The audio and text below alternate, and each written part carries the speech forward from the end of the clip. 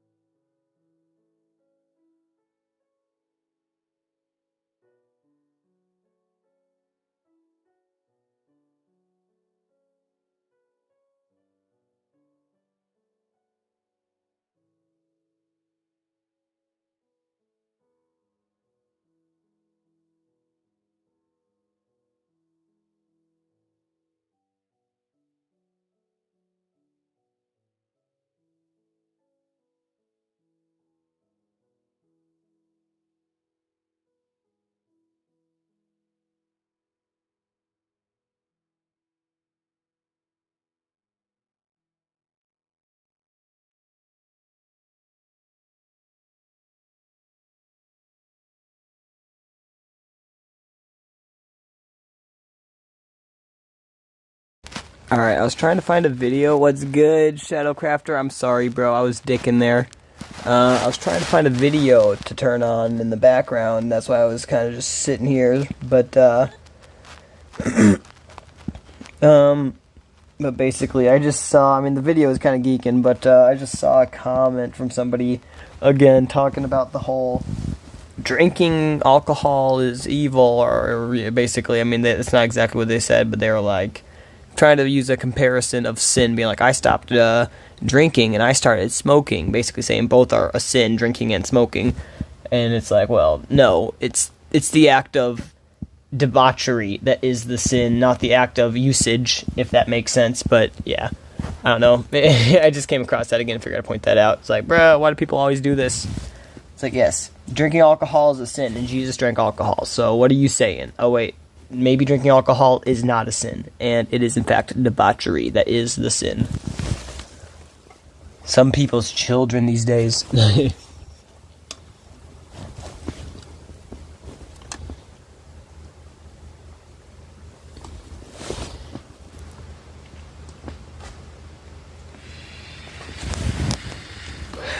But yeah, guys, I'm gonna start building my wall in a half momente. I'm just fucking dying. No nicotine. No good nicotine. So yeah, give me a half momente, and I should be inspiring to build the wall. Or wow, what am I talking about? Build the wall. Build the castle. I mean, it is the castle walls, but still, it's not the wall. I'm building the castle. But yeah, give me a half momente.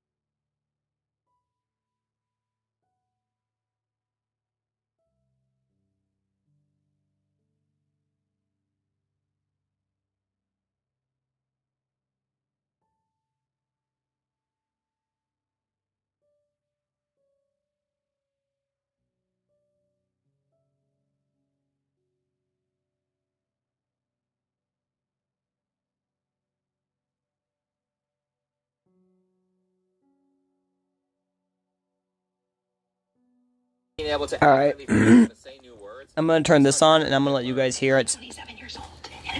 It's in the middle of it, but basically, people these days are stupid and don't know how to read. Dude, I can't believe that's true. How words are pronounced, instead of being able to accurately predict how to say new words based on patterns that they've learned. I'm 27 years old in a corporate job. Dude, I can't believe that's true. I can't believe it's true. I don't even know what to say. I literally can't believe that's a real thing. And I do not know how to spell, okay? Because I'm from the generation where I'm in 5th grade and I have a laptop with spell check on it. Bro! 20 years old, listening to podcasts. Dude! On how to sound out words and how to spell. Because I don't know how. But mind you, I'm educated. I have a bachelor's, but I cannot spell. Yeah, it's almost like that was deliberate. That is a nightmare! Oh my god! Oh my god! Like, I don't even know what to say. I don't even know what to say. I don't even know what to say. I'm just actually in shock. I'm just simply and actually in shock. Educated, right? And again, you want to know the crazy part is? Liberals are actually more educated than Republicans. Statistically, if you look at colleges, all right, and statistically, if you look at educated people that vote. Yes, statistically, the liberals fit the criteria for book smarts instead of actual intelligence. Yeah, so therefore they have a higher IQ because clearly the paper says so. Liberals are the educated ones because they have degrees in butt sex. Hell yeah, dude, they have degrees in surprise orgies. It's not the computer, it's the teaching methods. I grew up on spell checkers too, and I can spell without them because I was taught phonics as a kid. Now, all of this might kind of seem abstract to some of you in the audience, but trust me, as sort of like a language enthusiast, this shit infuriates me. By that, I mean that it's basically child abuse to teach kids something as inefficient as whole language, because it puts them way behind kids who learn phonics, and it doesn't work when you get to more complex words. For the sake of brevity, I will say that it should be obvious to anybody who has studied language or foreign languages that engaging in pattern recognition by memorizing a handful of simple rules, along with the exceptions, is far more efficient than individually memorizing how to read each. Bro, they just don't want you to have pattern recognition. This is shocking, man. This is actually shocking. That's funny. Because my entire life, I've noticed patterns, and even back in the day, I remember showing stuff or saying stuff was patterns and shit, showing it to my teacher and shit, and they were like, well, I don't know if that is. Like, well, no, can you not see it? You gotta look at it like this, and yeah, but for sometimes they couldn't. I mean, there was most times that I could show them, but there was occasional times where they still apparently didn't see it. It's like, oh, okay, well, never mind. They don't want you to have pattern recognition. Oh my god. Like, this is actual. They need you dumb. They need you unable to memorize patterns. They need you to see the world as some one world utopia. But guys, this community is more dangerous than that community. No, you're not allowed to notice that. That's racist. No patterns for you. You're just a monkey. 20 or so thousand words that the average adult knows. Now, oh, okay. They invented a whole no patterns for you, nostalgia. Stop it. Stop liking them. Words. And they had different groups of students learn how to read this language. The only difference is, right at the beginning, Group 1 was told to focus their attention on the word as a whole. Use the images of man. Whereas Group 2 was told to focus on the individual units within each image. And what happens? Well, after training, each group was tested on what they learned during their training. And it turns out that when they were quizzed on words that they had seen during the training phase, the whole word reading group performed a little bit better than the group focused on the individual letters. But here's the fun bit. When both groups were tested on new words they hadn't seen during their training phase, it turned out the whole word group suffered incredibly. In fact, they performed no better than chance. They were just essentially guessing. That's kind of funny. Because my dad was telling me back when he was doing school shit, they did that same stuff with him or whatever. And he was like, yeah, they made you basically memorize words like Tyrannosaurus Rex or shit like that. And like, so when you go to these spelling things or whatever, it's like, wow, look at me. I'm so intelligent. I know how to spell these words. But he's like, in reality, they taught you fucking nothing. It was all about memorizing the word and not actually teaching you anything about how it actually was pronounced or how to spell it or how to, sound it out or anything like that. It was just, here's how you write it. This is how you memorize it. This is the word. Memorize the letters and how they go in order. It's like, okay. So yeah, that's actually funny they're bringing this up now too. Whereas the individual unit group did significantly better. They were able to take words they'd never seen. Do you have at least one slime block? Yes. I'd like... Shit, I should have read that. I'd like to copy it for sticky pistons for a door. Good sir, I got you. So... Yeah, I'll go get them. I was gonna say, if you go to the castle, you should find them. Hey, by the way, Happy Days Played 3939. But I shall go to the castle for you and grab them. Because otherwise I'm going to send you there and you'll probably be searching through the chest for like 10-20 minutes trying to find the bitches. So faster for me to grab them because I know where they are. Crazy. I'll meet up. Heck yeah. This is painful. I'm actually suffering right now. Like, there was a concerted effort to retardify us so that they can control us. Kids who are not taught pronunciation rules through phonics there. basically do not have the tools to figure out how to say words they haven't already memorized, which can triple, quadruple, or quintuple the time that it takes to read. So it's no wonder young people these days feel unequipped to read an entire book. And the reason I'm calling this child abuse is like... I've gotten a little farther than this into the video. I just figured I'd rewind it some to help you guys recap on what I'm hearing, so you're not just throwing in somewhere and be like, huh? This is crazy. Hold up, let me... Yeah, sorry, I was just sitting there yapping. Why 8 plus 8 is 16. So they'll have no idea what 8... Our book.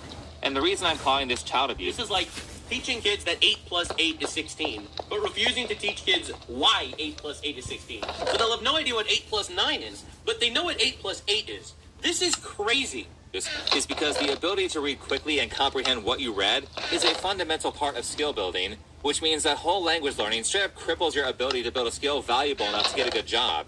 Do you know what kinds of people do violent and radical funny shit? how they're talking about spelling, because ironically I'm really bad at it, as you can tell. Oh, it's all good, G. I think I'm pretty bad at it too, but yeah. Again, let me tell you some interesting statistics in regards to violence. Did you know that the chances of you being violent actually doubles if you're inbred? I know, this probably comes as a surprise to you, but did you know that if your parents are first cousins, then there's the chances of you being retarded and violent increases dramatically? Did you know that 65% of Pakistan is inbred? I'm sorry, it's a real statistic, I swear. It's a real stat. Okay, I'm not making this up.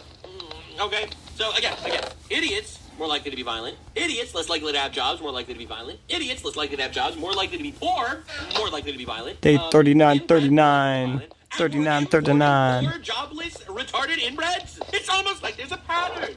What patterns are racist? Racist patterns. Study from just last year, 2024. This highly talked about study wasn't just assessing the literacy of the average American, but of the average English literature major at two widely respected state universities. The study participants were instructed to read the first 7 paragraphs of idiots don't argue because they can't, for real. Modern language, thereby demonstrating their understanding of the text. What they found was that 58% of the study's participants were at about level 1 literacy or slightly higher, which the study categorizes as problematic. Yeah, let me repeat that. She's saying that more than half of the university students who are English majors from that study are reading at a kindergarten's first grade level. Now, I'm not going to lie, the first 7 paragraphs of Bleak House by Charles Dickens is quite a difficult read. But the point was not for the study participants to be able to flawlessly know every word written in the text. The point was to assess critical thinking skills, knowledge of the structure of language, and most importantly, their ability and willingness to look up words or references they didn't understand. 58% of the college English majors did that on the level of like a first grader. Welcome to modern education. The results were depressing, as almost nobody in the study could accurately describe what was going on in the first... The craziest part is, the college, though, this college, though, is giving degrees to people who think men can become women. All right, let's put this into perspective. We knew they were retarded, but how do you convince a population that men can become women? Well, you can literally create a retard population, and it's happening. It's happening to control us, obviously. 2 paragraphs. It's so sad how they had obvious. the willingness to look things up they didn't know. They understood so little of the introduction to Bleak House that they would not be able to read the novel on their own. However, these same subjects also believed they would have no problem reading the rest of the 900-page novel. I want to make one thing very clear here. No one is... That's called the Dunning-Kruger effect right there. That's the definition of it. Dunning-Kruger effect. I'm pretty sure that's how you pronounce it. I might be butchering the name, but basically, you think you're more intelligent than you are. Basically, people that are more intelligent don't think of themselves as intelligent as they are usually, and people that are less intelligent usually inflate their intelligent level to others and themselves. Mocking these students' lack of vocabulary. I am, they're retarded. Wait, what? No one else is just me. I'm pretty sure I already heard this part, The but 900-page novel. I want to make one thing very clear here. Yeah, no one yep. is mocking these students' lack of vocabulary. I am. They're retarded. I am. No Okay. one else is just me. I have to look up words I don't know all the time. Yeah, there's a difference between looking up words The most significant factor here, at and least reading at a kindergarten level. Like, even though, like right now, Nostalgia, right? You said, oh, I suck at spelling, right? But you're spelling at a higher than a kindergarten or first grade level. You know what I mean? But no, these people are literally spelling at a kindergarten / first grade level. Or reading at that, I should say. Not even spelling. Spelling would be harder if I'm being honest. It's harder to spell than it is to read. But these people are reading at a kindergarten or first grade level allegedly. Didn't even bother So, like, doing damn. that. They had permission to look up anything they didn't know, and they just did. Factor here, at least to me. Hold up. Sorry, I gotta... Very nice. I am, they're retarded. All right, no one else is just me. I have to look up words I don't know all the time. That's fair. The biggest and most significant factor here, at least to me, is that these college undergrads didn't even bother doing that. They had permission to look up anything they didn't know, and they just didn't bother. They felt they knew the meaning, assumed they were right, and moved on. Oh my English God. majors. Oh my God, that's the saddest thing I've ever heard. That's the saddest thing I've ever heard. You have got to be shitting me. So they didn't know the meaning, but they made believe they knew the meaning. They figured they knew, and they just moved on, and they were just completely wrong. This is liberals in a nutshell. This is the saddest thing Yep. I've seen. That hurts. Yes. Actually, in my opinion, importing violent migrants from Somalia Do actually we, not bro? a negative to the country. That's my opinion. I think so. I mean, fuck, no wonder Are You Smarter Than a Fifth Grader was taken off the air or whatever. It's because they couldn't do it anymore. It's like, nah, Are You Smarter Than a First Grader? Did you do any fact check? I don't know. Did you know that 99% of women in Somalia have female genital mutilation? Are you saying that some cultures are inferior to others? Took society's best. English majors and You know. Oh, I want to say that so bad, but I know somebody got banned for saying that. Okay, I'm not saying... let's say... In college, you know that 99% of women in Somalia have female genital mutilation? Are you saying that some cultures are inferior to others? Took society's bet. As a joke, quote-unquote, as a quote-unquote joke, yeah. Ha ha ha, funny, right? English majors in college from respected universities, and they still couldn't read an author. Because I think somebody said that before, and he was, I don't think like perma-banned or whatever, but I'm pretty sure he was silenced for a while because, you can't say that, racist. It used to be mandatory for high schoolers. This study took place in 2015, conveniently during the time that everything started going woke, and this was around 2 or 3 decades after the whole language learning model got implemented, so this would be the first generation going to college under that system.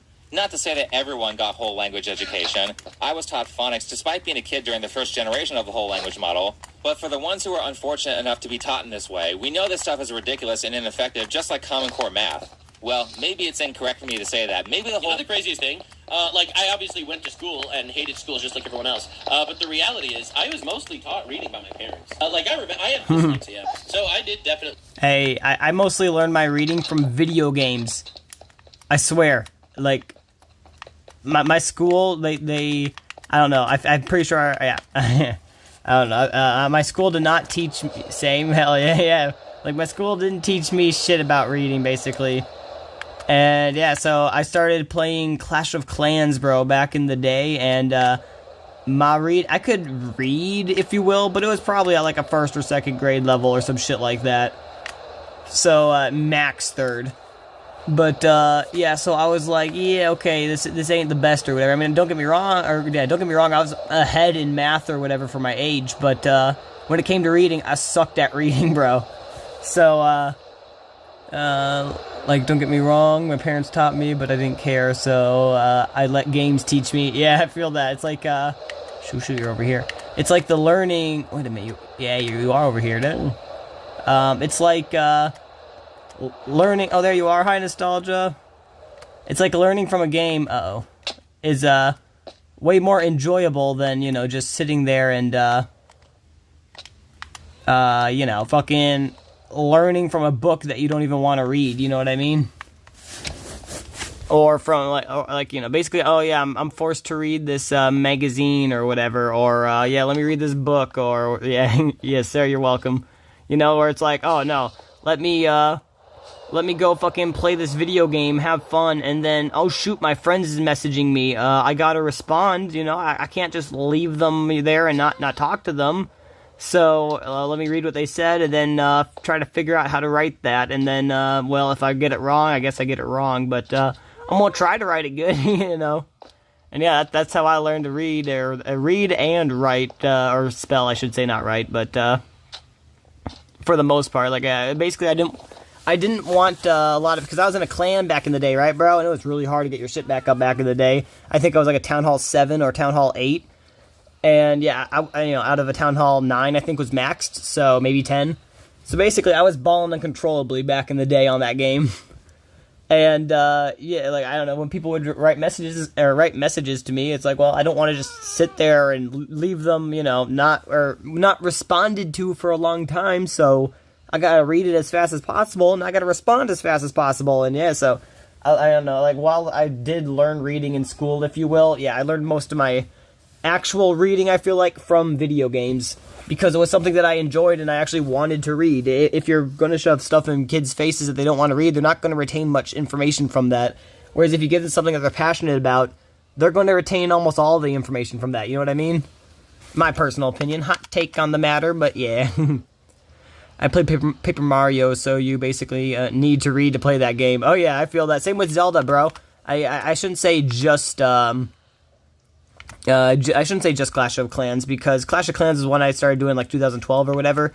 But, yeah, I was also, you know, that was where I started, like, quote-unquote, learning to read and type fast. I should say type, because I knew how to read a little bit and stuff, but, you know, that helped me learn how to read faster, and it helped me learn how to type, because back in the day it was all, you know, we didn't even have computer shit. Like, we had a computer, but it was one of those bulky computers or whatever, you know, old school fucking Windows 98 things or whatever. And yeah, so like we would use that on rare occasions for like spelling or whatever. But I remember sitting there just tap with like my fucking index finger and just like clicking the letters back in the day. So yeah, I sucked at typing. Barely knew. I could probably read at like a 3rd grade-ish level, maybe a little higher. I don't know, but around there maybe. Or I should say spell at that level. Reading was probably a little higher, but still, it was definitely slow. But yeah, all the video game knowledge helped, and in my opinion, Legend of Zelda: A Link to the Past definitely helped me learn when I was younger than that.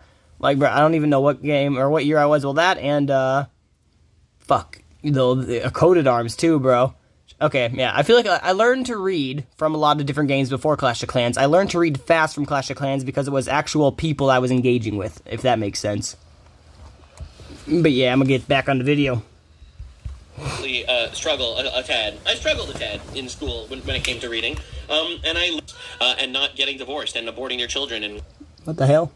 Like, I have dyslexia, so I did definitely struggle a tad. I struggled a tad in school when it came to reading, and I literally, like, my parents forced me to read. I ended up reading with my parents every night. That's the, the upside of having parents that actually love you, I guess, and not getting divorced and aborting your children and castrating their children and affirming your delusions. Thank God I didn't have parents that say, "Oh, you're dyslexic, so you shouldn't even bother reading." Let's affirm your mental illness, right? Thank God I had none of that issue, none of that bullshit. Right, makes sense. The reality is, I had struggling reading, and you know what my grandfather says? All right, so my grandfather, he came from another time. This is a line that he heard. Before the Holocaust. This is what his parents told him before the Holocaust. He's also dyslexic. Also a Holocaust survivor, and his whole family was wiped out. And he told me this story. He told me, what's the difference between a smart person and a stupid person? A candle. That's the whole difference. Because at night, they didn't have electricity.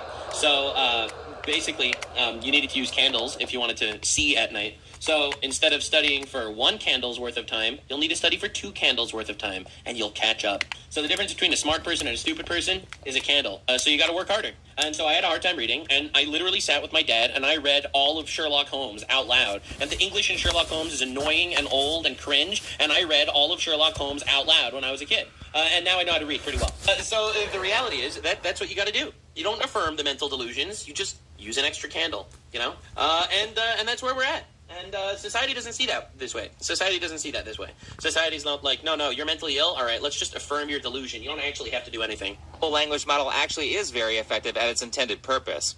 Let's get to the part about critical literacy. Critical literacy is the new literacy. Critical literacy aims to teach not literacy, but rather a kind of social awareness, which was using teaching reading as a delivery method of sorts, as if reading was just the syringe, and this right kind of social awareness was the real thing they wanted the child to receive. One of the beginning strategies for teaching literacy with whole language, according to this manual, is the use of generative themes. Remember that one? She's saying remember that because earlier in the video she talks about generative words, which are described as keywords in a text like rice or slum or wealth, used to suggest social themes around which consciousness can be raised.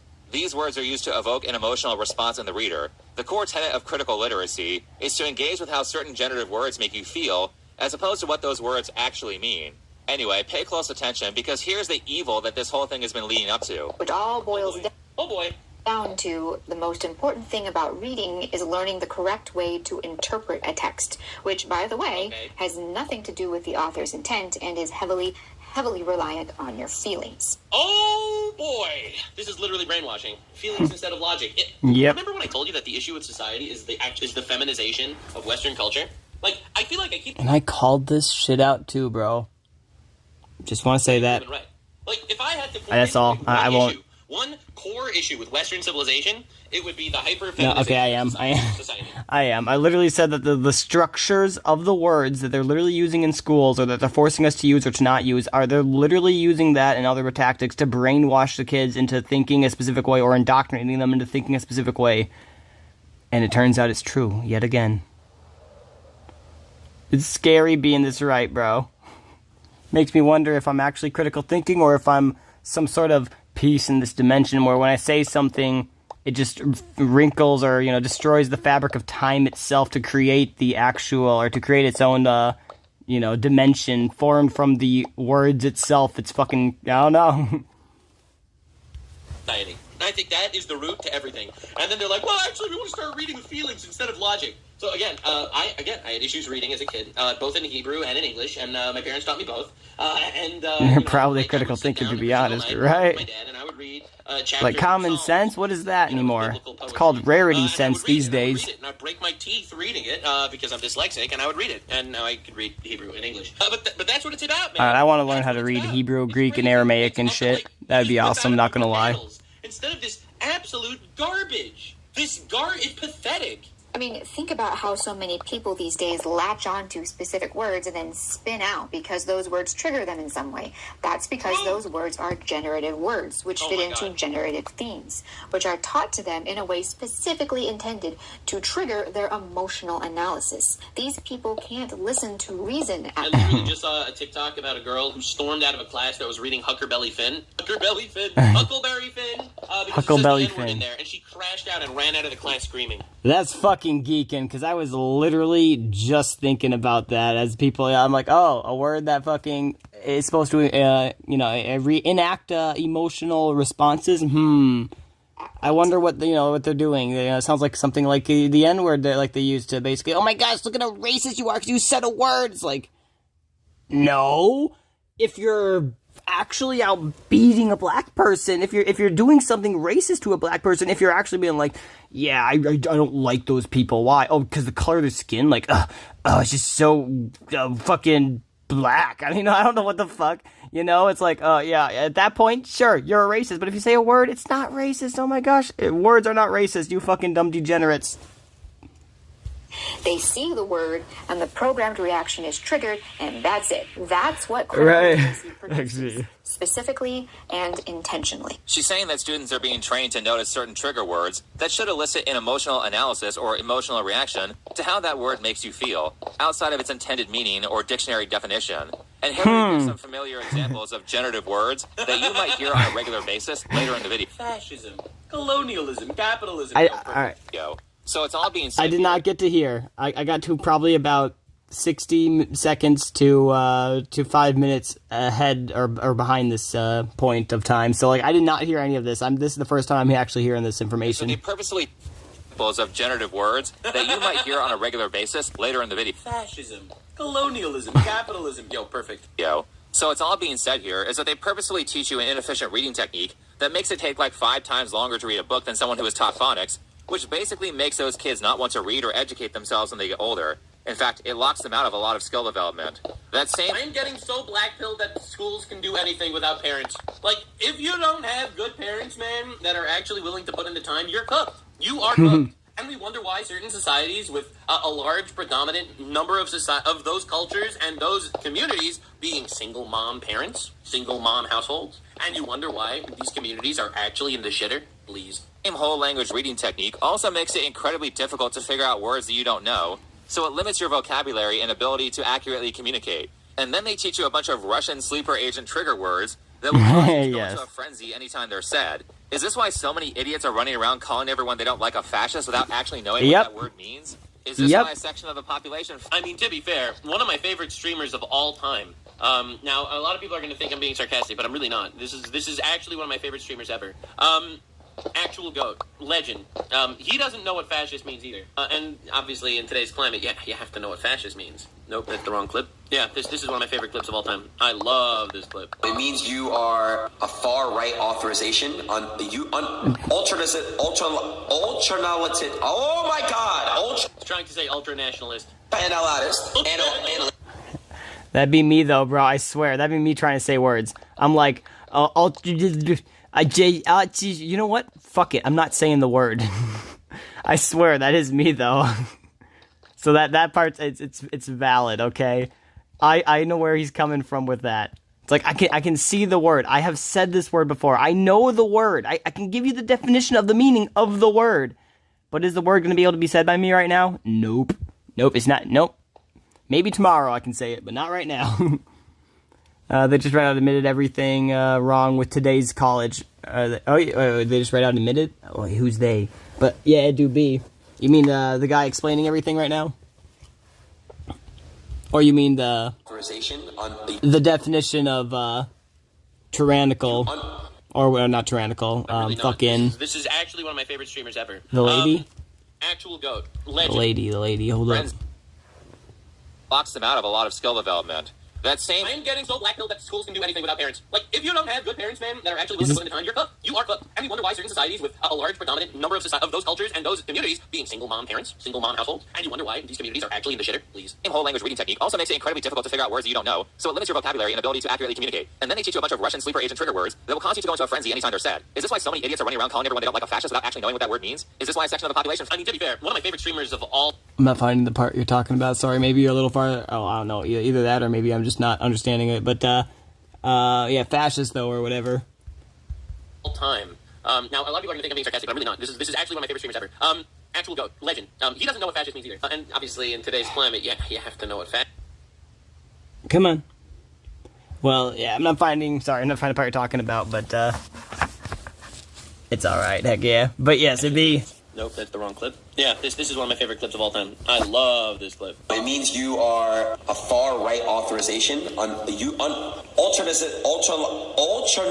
Oh my God! Say ultra nationalist. Analyst, political ideology movement characterized by dictator leadership, centralized autocracy, militarism, forcible suppression of opposition. So I don't know what that means, bro. I swear to God, I don't know what the fuck.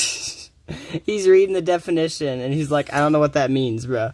Okay, you want me to put it in layman's terms for you? It basically means this. You must do what I say. If you disagree with my point of view, you're a piece of fucking shit. Fuck you. You fucking bitch. You have to agree with what I think. If not, fuck you. I am the only correct way. Everything I say is correct. Everything you say is wrong. That's fascism, in layman terms. Fuck a fascism is. I don't know what the fuck it is. What is a fascism? Benito Mussolini and Genital and Jason Stanley. Like, who the fuck are these people, bro? It means you are a far right authorization on the authoritarian, not authorization. Yeah. So anyway, so he is one of the leading streamers in the world. Aiden Ross. He's the GOAT, by the way. He's actually one of my favorite streamers.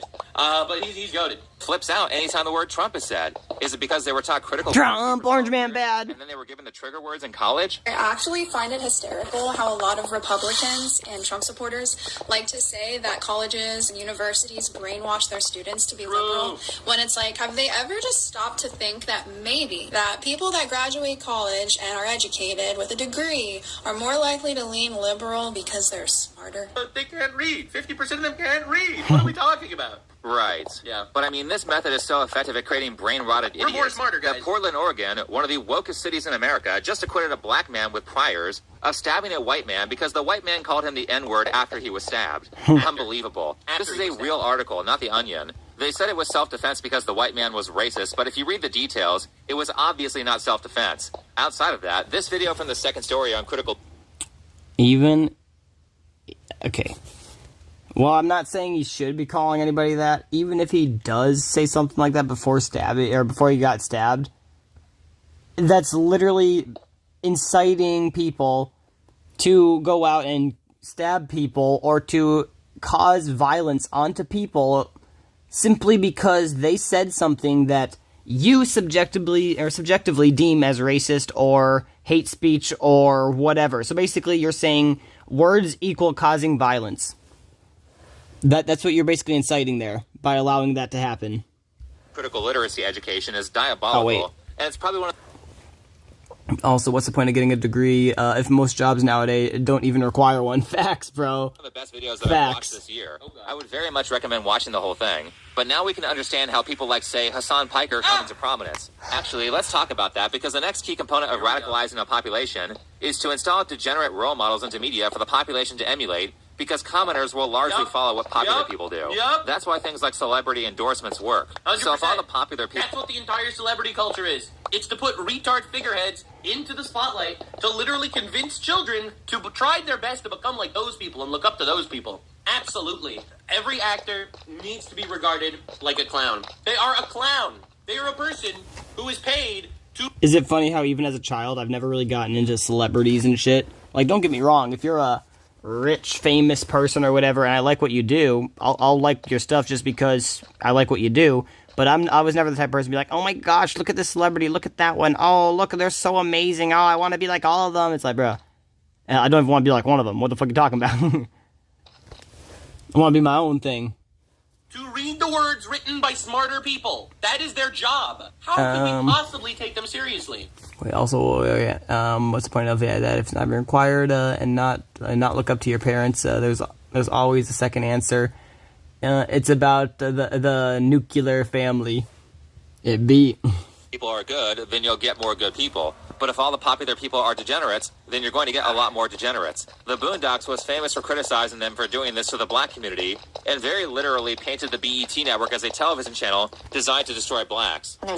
Bro, if you have never watched the Boondocks, you need to watch that shit, homie. Somebody told me about it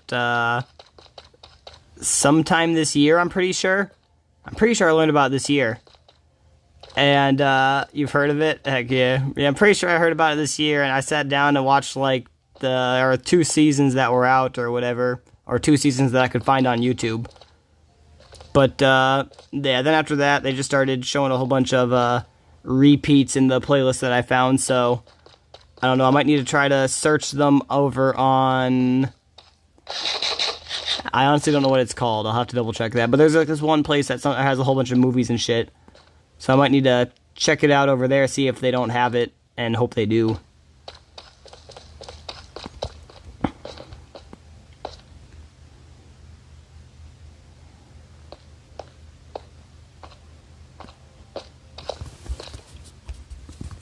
Plenty of science out there to support the idea that human beings form a lot of their moral opinions by ingesting fiction, especially at younger ages. Right. A lot of people love refusing to admit this, but you do become... A free-ridden anime fan risked his life to stop a knife attack on a train revealed. That's what Himmel would do. Oh my god! Oh my god! That's the coolest thing I've ever seen. Bro, that's awesome! So, now, the thing is, I believe that your morals should not come from fiction. Obviously, fiction should help you introspect. When you watch fiction, you should use the ideas and think about them and come to a conclusion yourself. Your morals should come from, well, in my opinion, the Bible. That's where my morals come from. They come from God. Everyone has morals that come from a different place, but that's where mine comes from. See, I think Lord of the Rings, for example, is absolute cinema. I think it's perfect in regards to fictional morality. It's so freaking good. But that said, you have to turn that in, you have to introspect and think about that and come to your conclusion through fiction. You know, a lot of these people just are retarded. In the media that you consume, and you do become the average of the people that you associate with. So choose carefully, because you will do this whether you are consciously aware of it or not. With that said, Hassan Piker is basically the leader of the modern left when it comes to the online space. Yeah, he's right. And by that, I mean the part of the left that is increasingly pushing out reasonable people and becoming more radical. So there are tons of people who are modeling Hassan's behavior. And what kind of behavior is that? Well, my understanding is that the property owners who have properties there choose just not to rent it at all. Kill them. Kill those motherfuckers and murder those motherfuckers in the street. Let the streets soak in their fucking red capitalist bloods, dude. Wow, that sounds a lot like the rhetoric that we heard from the Young Turks. After seeing this, would anyone be shocked if I told them that Hassan had a multi-millionaire horse enthusiast uncle who owns the Young Turks, gave him a job right out of college, and mentored him? The apple doesn't fall far from the tree. And what kind of person would think it's morally okay to openly encourage murder to a large audience? Well, maybe it's a person who abuses his pets by making them sit in the corner for 4 hours straight like a stage prop, and then shocking her with maximum... No! I love that Hassan is just known as the dog shocker guy. Voltage if she tries to move. Kaya, please just fucking go. Just stop. Jesus Christ. What this is your legacy, Hassan. Hold up, let's see if they was able to... Is the dog shocker guy. Voltage if she tries to move. Kaya, please just fucking go. Just stop. Hey, he actually showed it. Now YouTube's gonna delete this video because he did that. Oh, come on, Kaya. I didn't even shock you that hard. You're such a baby. This is what every abuser says after they hit someone. Come on, I didn't even hit you that hard. There are tons of examples out there where Hassan is abusing animals. You can find numerous clips of it on Twitter. Yeah. And I do find the amount of creators who ran cover for him doing this to be quite disgusting. Oh, it is the most amazing. Every single person that ran defense for Hassan after all this is literally never to be taken seriously ever again. Loved and spoiled, and the most well-trained and best little baby, or big baby, that I have ever been around. You would think that this kind of outrage, we would have seen it towards, like, the genocide and stuff, but... How can you care about a dog when a genocide is going on? Don't you know there's a genocide? Ignore all the bad stuff I'm doing because of Palestine. I think she underestimates how much Americans like dogs. Hassan is never going to put this one down. It's so popular that even the vice president brought it up. He has this command place, which is... I love that Vance managed to get involved in this, man. Oh my god, bro. He secured my vote with this one. That's crazy. Basically, if I snap my finger and point, he will run to that place and lay down. You don't have to zap him. No, not Hassan. like Hassan Piker. No, if you mistreat dogs, that's almost 100% sign that you're going to be a really terrible person. And last, for the purposes of this video, and then later in that clip, he says, even Jeffrey Dahmer wouldn't do this. Yes. Did you hear the screaming? and showing the kind of role model he is. Jeffrey Dahmer's like, I'm evil, but I'm not a monster. The fuck? For those of you who are like donating to the lawsuit, where YouTuber Ethan Klein got tired of being harassed by Hassan and his fan base because they were like making false reports to the CPS, trying to get his kids taken away. Yeah, and Twitch and other social media platforms have done nothing to mitigate this, despite it being against the rules. So in because they're literally retards. We know. Hassan Piker orbiters who were harassing Ethan stole his content, Ethan filed a lawsuit. Because these three people were broke and he is rich, Hassan made it seem like he was going to financially help these three girls who have supported him behind the scenes. Well, he didn't. Oh, socialist, why won't he give these guys money? Well, first of all, trust me, if I do, offer support, you won't know. You won't know about it, okay? Or what I've already given, you wouldn't know about. I also want to make clear that I did not receive any support, financial or otherwise, from Hassan Piker. Hassan never even reached out to me privately to offer words of support. Speaking honestly, I found his indifference to my suffering hurtful, especially after he hinted he might help me behind the scenes. It felt like he wanted to receive credit from the public for him helping me, without providing any. He pretends to help them as he throws them in the trash and spends all his money on gambling. Yeah, too busy spending $30,000 on horse racing. Though, as it is sort of the theme of this video, I don't think there's anything grassroots about Hassan's success at all. Hassan was basically installed into his position, yet he wants people to think that he was some go-getter kid who grew up in the school of hard knocks, instead of the reality, which is that he grew up extremely rich and was handed everything. You guys... Look at that. Instead of the reality, which is that he grew up extremely rich. This is just a picture of Hassan Piker as a spoiled rich kid riding a horse. You know, kind of like how the men of Al-Zut the men of Al-Zut rode a certain prophet that we will not get into right now. And was handed everything. Men of Al-Zut. The Al-Zut. My uncle has a YouTube channel called The Young Turks. Really? Yeah, wow. It was like a 26-person shop. It was like a, tiny operation. Not that big. Tiny operation with 26 people. This is crazy. I get more views than the Young Turks on my videos for the most part. I'm a one-person shop. Not that media behemoth or anything. So I was like, yeah, I'll just go work with him, do an internship with him, and I'll live in LA. 26 employees? What kind of YouTube channel has that much staff? I mean, I'm at 1 million subs and I still do everything by myself. Yeah. Not to mention that the Young Turks started off with millions of dollars of venture capitalist money. Here's the thing that a lot of people don't know about. I think that they're foreign agents. I think that they're being propped up by foreign governments, specifically to act as agents that want to destroy the West. And that's why they're going to use Palestine as their stupid fucking Trojan horse to attack everybody. They don't care about Palestine. They don't care about the Palestinians that are dying in a war that they started while they're being used as human shields by terrorists that are kidnapping and raping innocent people. They don't care about that. They really don't. They're using it as their weapon against the West to say that all America's bad, America's evil, Israel's bad, America's bad, Christians bad, Jews bad, all fascist, all evil. So I do believe that they are being propped up by foreign entities. They're about as grassroots as the Daily Wire. So Hassan was handed a $60,000 a year job right out of college in like 2013. A lot of his fans were like 5 at the time, so I don't think they know how huge the Young Turks used to be back in the early 2010s. He's trying to minimize their influence, but make no mistake, this was a huge opportunity. I was dead broke and was never broke. Critiquing capitalism, and then people would be like, yeah, because you're a fucking loser. And now that I have money and I still do it, people are like, well, hypocrite much? Most of us YouTubers have to learn this stuff on our own, as opposed to being mentored by a multi-millionaire former legacy media pundit with a huge media corporation by comparison to what other creators have. Then there was the move to Twitch, where he not only gained a lot of his popularity by outright pirating Gordon Ramsay shows, but Hassan pretty regularly violates their community guidelines and has committed far more serious violations than a number of people who I know who have been permanently banned off that platform, yet he doesn't get in trouble. It's almost like he is literally being propped up by this establishment liberal order in order to retardify and create violence. I do believe that this is a subversive tactic that's been used to wage war on the West silently for years. Not only is Hassan given protection that other creators don't get, but the CEO of Twitch constantly glazes him, even after Hassan continuously tries to push for people in his audience to kill his political opponents. The most recent example is this moment here. So I actually sent I sent Think Before You Sleep one of my manifestos. All right, so I have a list that sometimes people reach out to me and are like, hey, I saw you made a couple of Hassan videos. Do you have any like sources? And I'm like, yes, sir. And I just have like this copy paste of a list of the top 10 Hassan offenses, and you know the source material. I've already given it to multiple journalists that reached out to me. I gave it to Trigonometry actually before they had him on their podcast. You know, they asked me for it too. So it is pretty funny. It is pretty hilarious that this exists, and it's pretty insane that honestly he gets away with everything.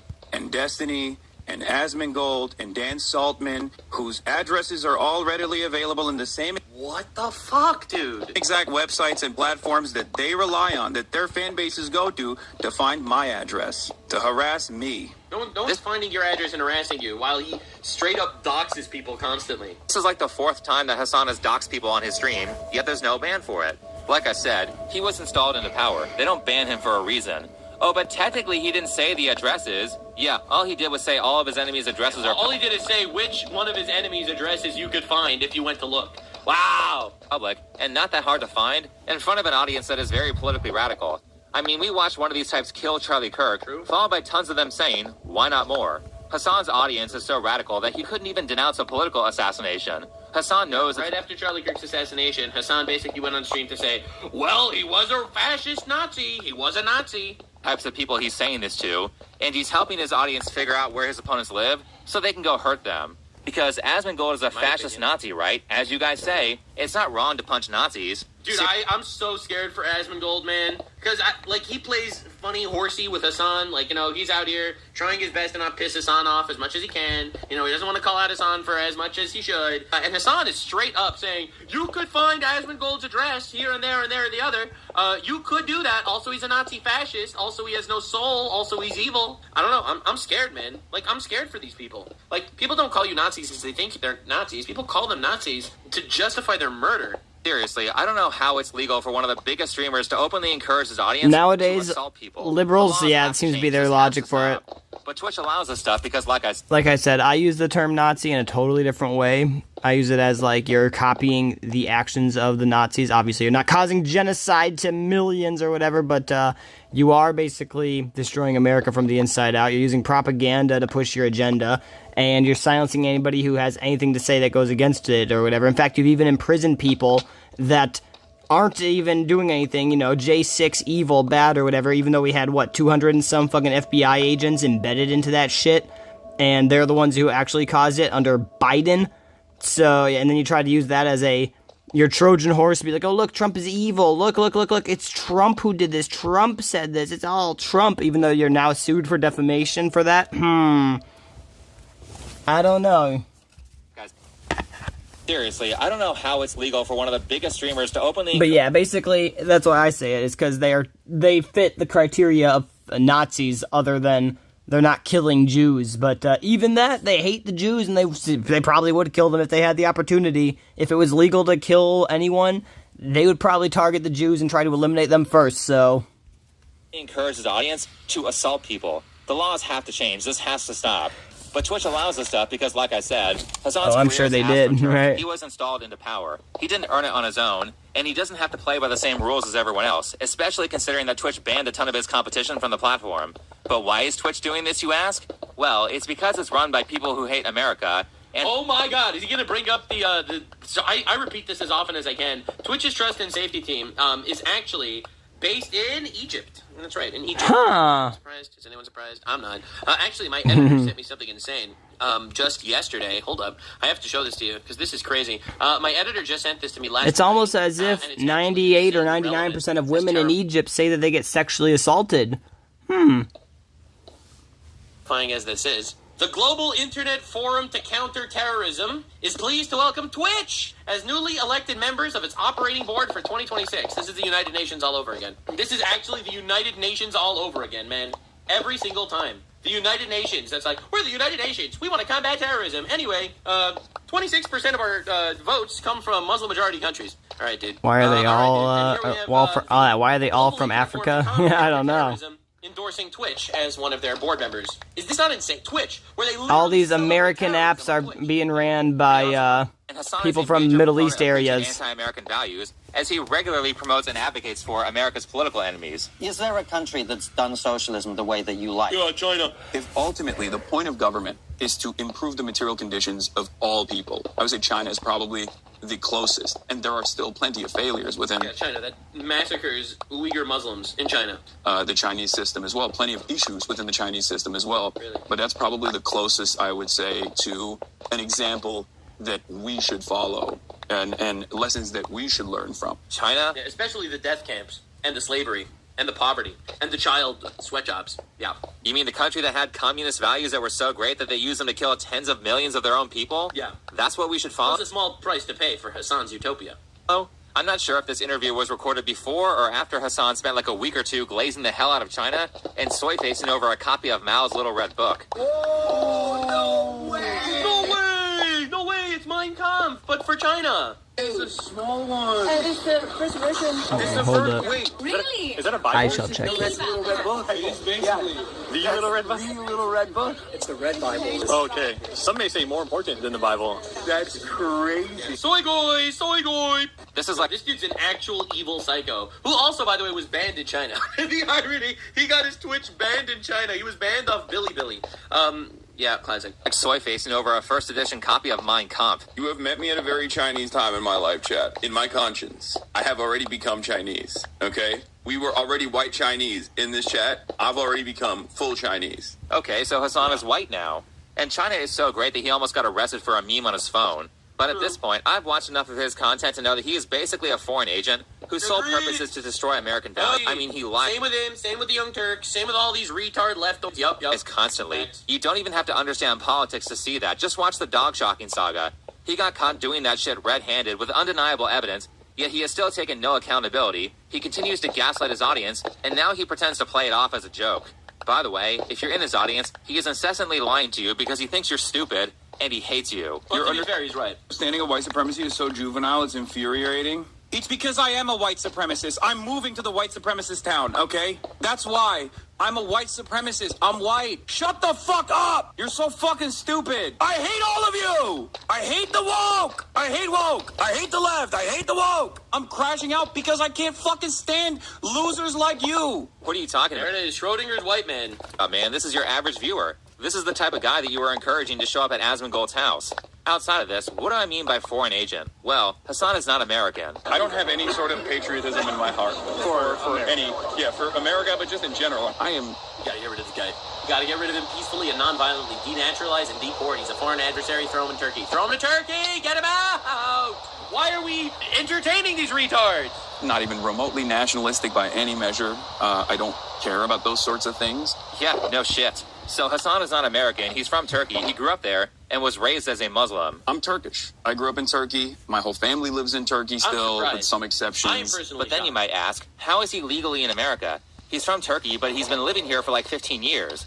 Well, here's how he did that. I was born in New Brunswick, New Jersey, and my parents wanted to do that so that I would have an American citizenship. Denaturalize and deport. We have got to get rid of this guy. They literally jumped the border to do the fucking patch exploit, dude. And To do the patch exploit. Literally the poster child of ending birthright citizenship. So that one day I could be the president. That second part's not true. But I then immediately was shipped back off to Turkey. I don't see how this doesn't count as immigration fraud. They dipped his toes into the waters of America so he could have citizenship, and immediately shipped him back to Turkey. It's almost like from birth, this man was planned to be a foreign operative. Like, it's actually crazy when you think about it. He would grow up Turkish. Then, it's like, oh yeah, the Mossad is definitely planting Muslim terrorists everywhere. The Mossad is getting all these Muslim terrorist attacks. Meanwhile, the Muslim Brotherhood is literally planting their fucking retards around the world to literally grow up, subvert foreign cultures, push radical left ideals like open borders and mass immigration so they can bring them all in and outbreed us.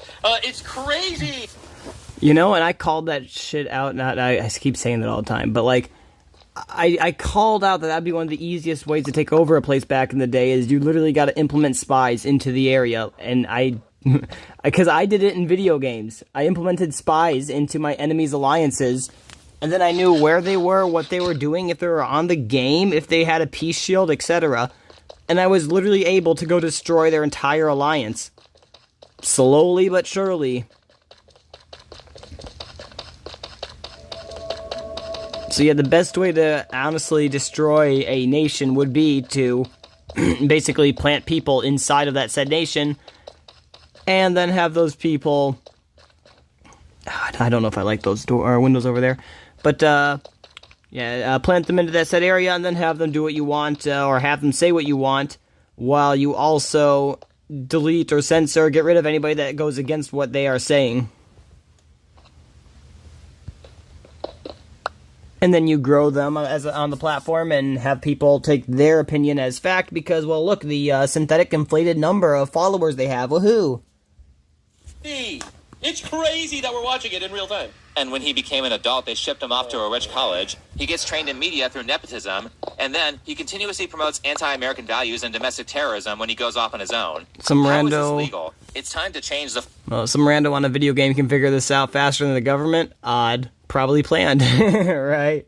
For real, G. It's out of date, and it was ratified in the 1800s before mass transit existed. To be fair, either that or the government realized it and they planned to do stuff like that, or maybe not even the government themselves, but people that are in the government, that have their fingers in the government, that control the government, that fucking pull the strings in the government, whatever you want to fucking call it, you know? That's the kind of sad part. The reality is we're 1, actually 2, losing. 3. It's time to bring it up to modern standards. It's time to copy places like Japan that say that you can't become a citizen by birth unless one of your parents is a citizen. That's how it should be everywhere. Anchor babies like Hassan, who has encouraged his audience numerous times to murder Americans, should not be allowed to live here. There's a reason why people who weren't born in America can't become president, and there's a reason why when you get naturalized as a U.S. citizen, you have to swear allegiance to the country. It's so we don't give voting power to foreign agent stochastic terrorists like Hassan. You call it terrorists every day. Well, you are... Our first war was Barbary pirates who followed Islam. That's true. That is true. That was the first American war, basically, after the revolution. Alright, let me... yeah, no, that's true. However... Holy crap, let me read your comments. I might replace or refix these windows. They're not ideal. Not my ideal plan. They could have been threatened. Who knows? That too, yeah. I mean, hey, like, not to be that person with it, but, if I recall correctly, JFK was going to abolish the FBI and CIA for a lot of evil practices that they've done or were trying to do and that he's uncovered, was figured out somehow, whatever you want to call it.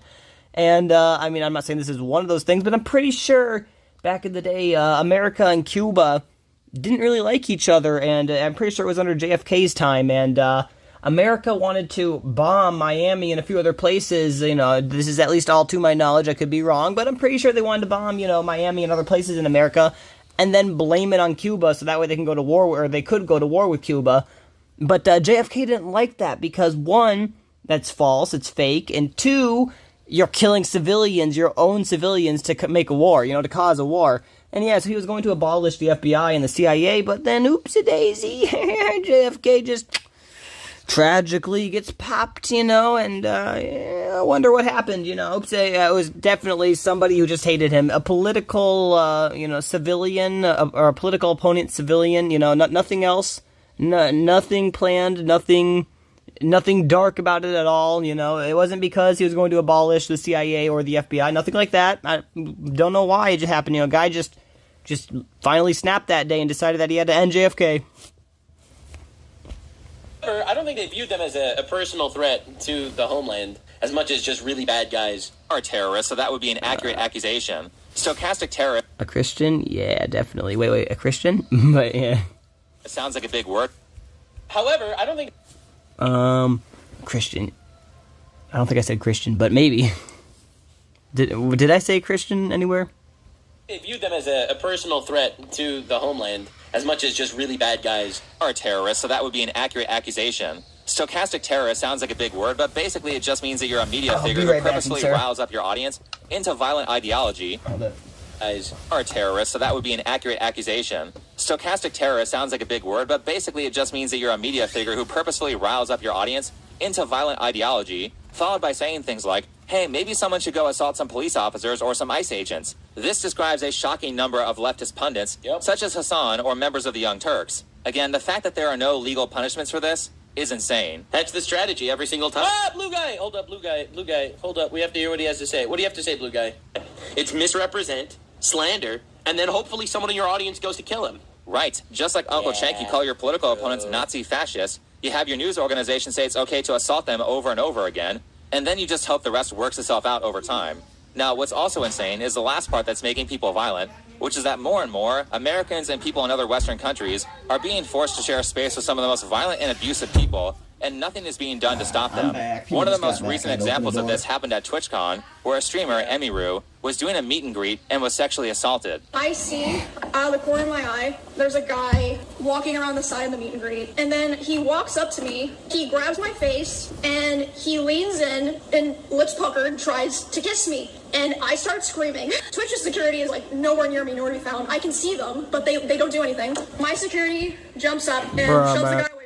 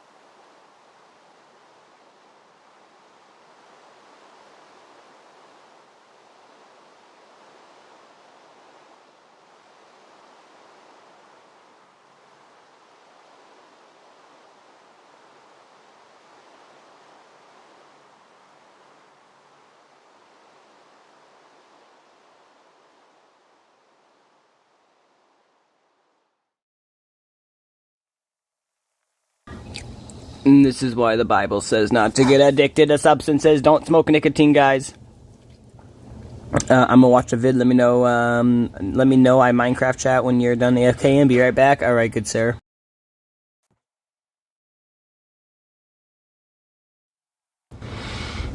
Lemar.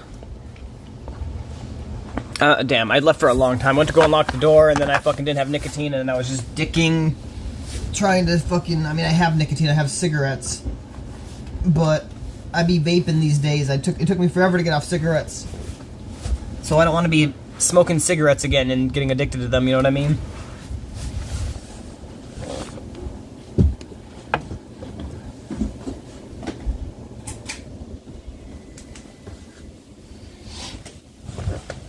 But yeah, I just went and smoked a half cigarette because I'm dying.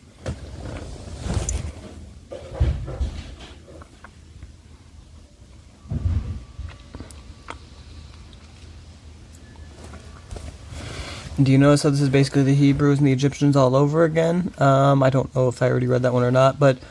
oh, yep, I already read that one. It's a... Wait a minute. They could have been threatened, who knows? A Christian? Yeah, definitely. It's a joke, lol. Okay, yeah, that makes sense. They always blame us for the Jews. Yeah, they always blame us or the Jews. There we go. Yeah, but yes, that do make... Yeah, that's facts.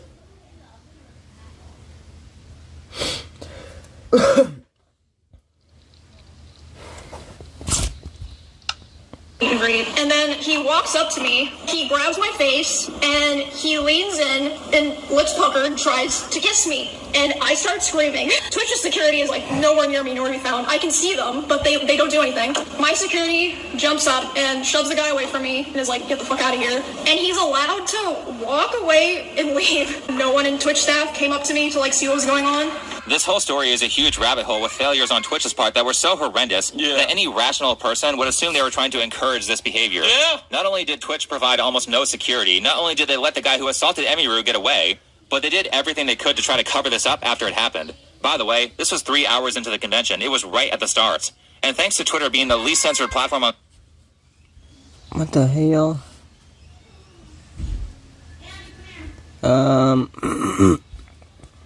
I'm probably playing the worst video game right now. Why is that? What game you playing?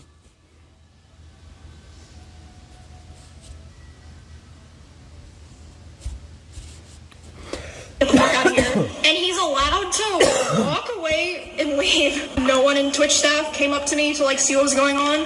This whole story is a huge rabbit hole with failures on Twitch's part that were so horrendous that any rational person would assume they were trying to encourage this behavior. Yeah. Not only did Twitch provide almost no security, not only did they let the guy who assaulted Emiru get away, but they did everything they could to try to cover this up after it happened. By the way, this was 3 hours into the convention. It was right at the start. And thanks to Twitter being the... Alright, don't worry, it has truly been a painful day. Dang, that sucks, G. But I gotta go real quick, grab an alcohol wipe, and I'll be right back. Because I just smoked a cigarette, and I haven't smoked cigarettes in forever, and now the smell of cigarettes is kind of annoying me, like it's on my hands and shit, so I'm just gonna go grab an alcohol wipe. Gonna wipe my hands real quick, and fucking probably find cuts on my hand I didn't even know I had, and find some I do know I have, and fucking, you know, have it hurt like a bitch, but just gonna do it anyway, because fuck it, it's gonna get rid of the cigarette smell, so yeah. But I'll be right back. I said I'll be right back last time. I was gone for fucking a long time. I don't even know. But I will legitimately be right back this time.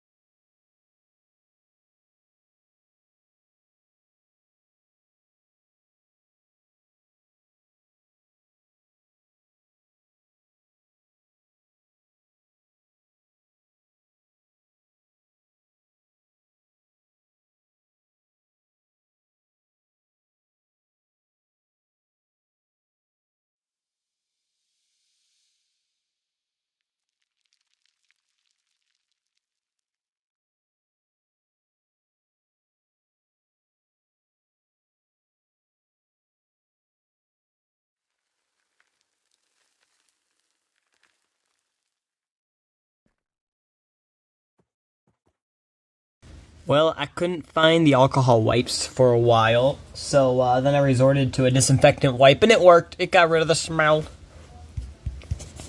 The least censored platform on social media, someone uploaded evidence of this event and it went viral. I'll just start this by saying, shout out to the guy who filmed it and put it on Twitter. Thank God someone was filming, because otherwise... Yeah, no one would have even known about it. They're just too quick to censor all this stuff. I don't think Twitch would have said anything. Another Twitter success story, but get this. Twitch didn't just fail to apprehend the guy. Apparently he was a streamer, and their initial response before they were called out was to slap him on the wrist with a 30-day ban. Also this. You want to know the worst part? Emeril had a I love that Tectone recorded this video while sitting on the toilet. I love that he felt he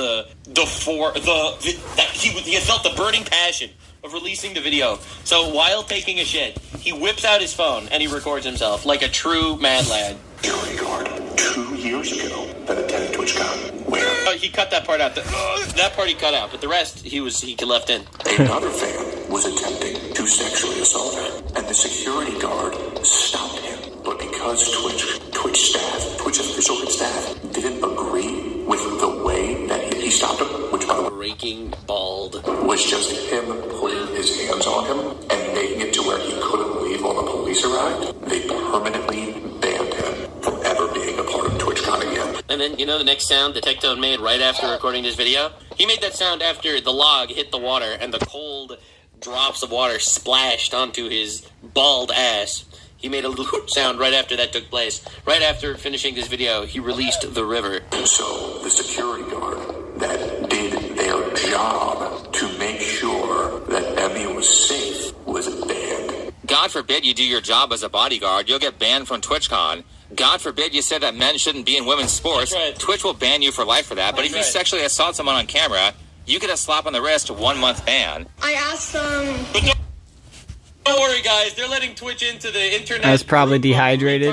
Damn. That are fighting terrorism. like, what are they going to do about this? And you know what they said initially? They said, oh, well, he's banned from the platform for 30 days. What? No one gives a fuck if he's banned on Twitch or not. And this isn't the only time that Twitch has essentially levied no punishment for this kind of behavior. Twitch regularly ignores criminal or dangerous activity on its platform. The safety and security of all those attending TwitchCon is our highest priority. No, it's not. That's a straight-up lie. In fact, they were so negligent that I think it's no longer safe for any creator to attend TwitchCon in the future. Some people at Twitch and Amazon watching right now, please just listen. Like, people aren't saying this for no reason. Like, I feel like you guys don't get it or something. Like, I could have literally been stabbed yesterday. Literally. Yeah. Right, she could have been stabbed. And if she was a political figure, she might have. You don't think that someone would go out there, some radical Hassan fan, or some retarded Hassan fan actually go out there and stab someone like Ethan Klein, or me, or Asmongold? You don't think that would happen? Get out of here. Of course it would happen. That's why everyone's smart. That's why none of these people actually went to TwitchCon. I didn't go. Neither did Ethan Klein, neither did Asmongold. Because we know better. Like, I get threats against my life every single day. Like, I don't think people realize how insane that is.